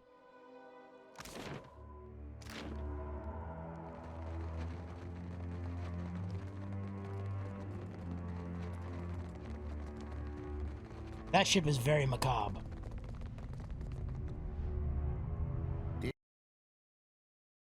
Affairs, brother. Did you know you reek of that all that beauty and fresh air out there?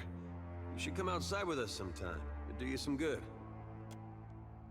The fires flare harder in the Death Guard's eyes. Oh, right. That's my fault there. Shouldn't have brought it up. Again now, speak. I come to return your sacred charge. Takes a brave soul to relinquish such a rare and deadly weapon. I'm ready to resume ward in it then. If you're ready to relinquish it. You know, Cap, and this be just a thought, but you could always not be doing that. It's a good sword and all, but maybe it's best not to owe Bareth any more favors. I'm inclined to go with Adair's advice. I warn ye. Don't think you can keep both the weapon and your life. Not forever. Bareth be thanked.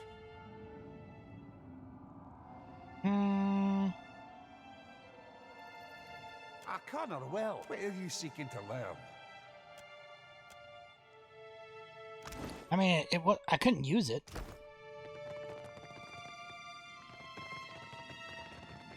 Let's go rest.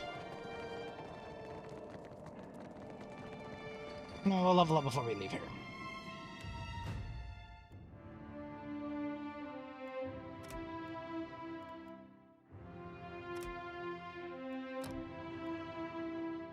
I get one ability. We got sticking on the other one. Yep. Mutually exclusive. It's the same ability.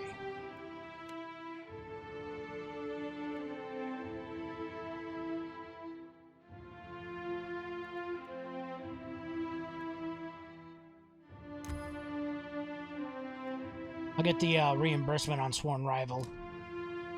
Help my points go a little further.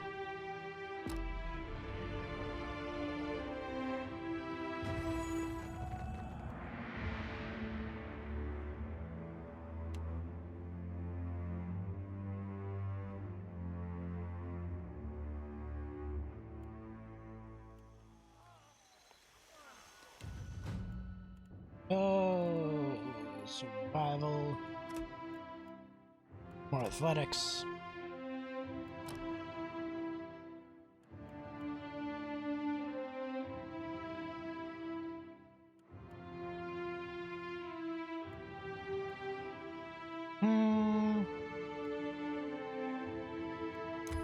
Increased health from the attacks. Help them stay up a little longer.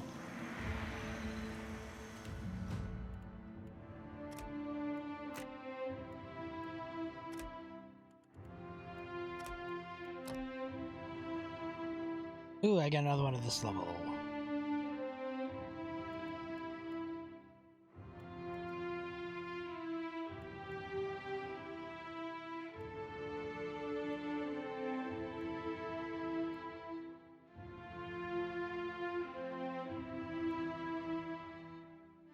We'll go increase range.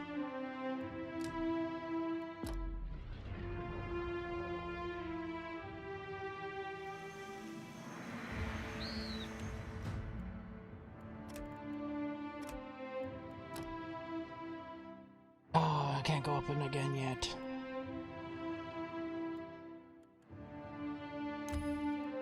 We'll go increase range again.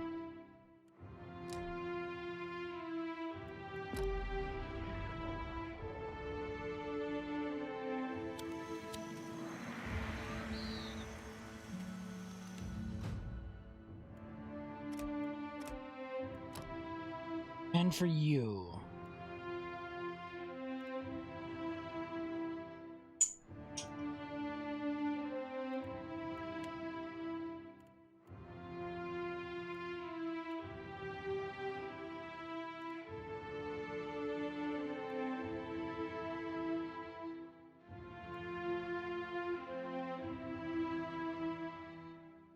Yep.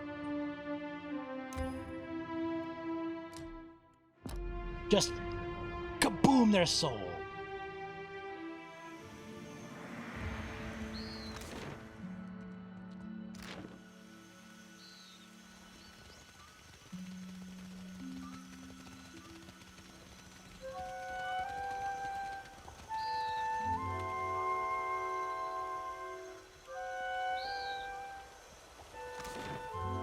Alright, Queen's Birth. We'll go to the Wild Mare.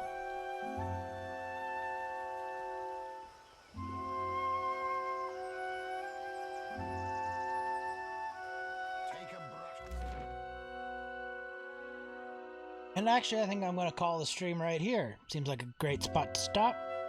I'm getting incredibly hungry. So, thanks for hanging out. And tomorrow, we'll probably continue more of this. Say hello, maybe talk to Aldi's, go do some DLC. I think we're getting close towards the end of the game, so... Thanks for hanging out, and I'll see you guys next time.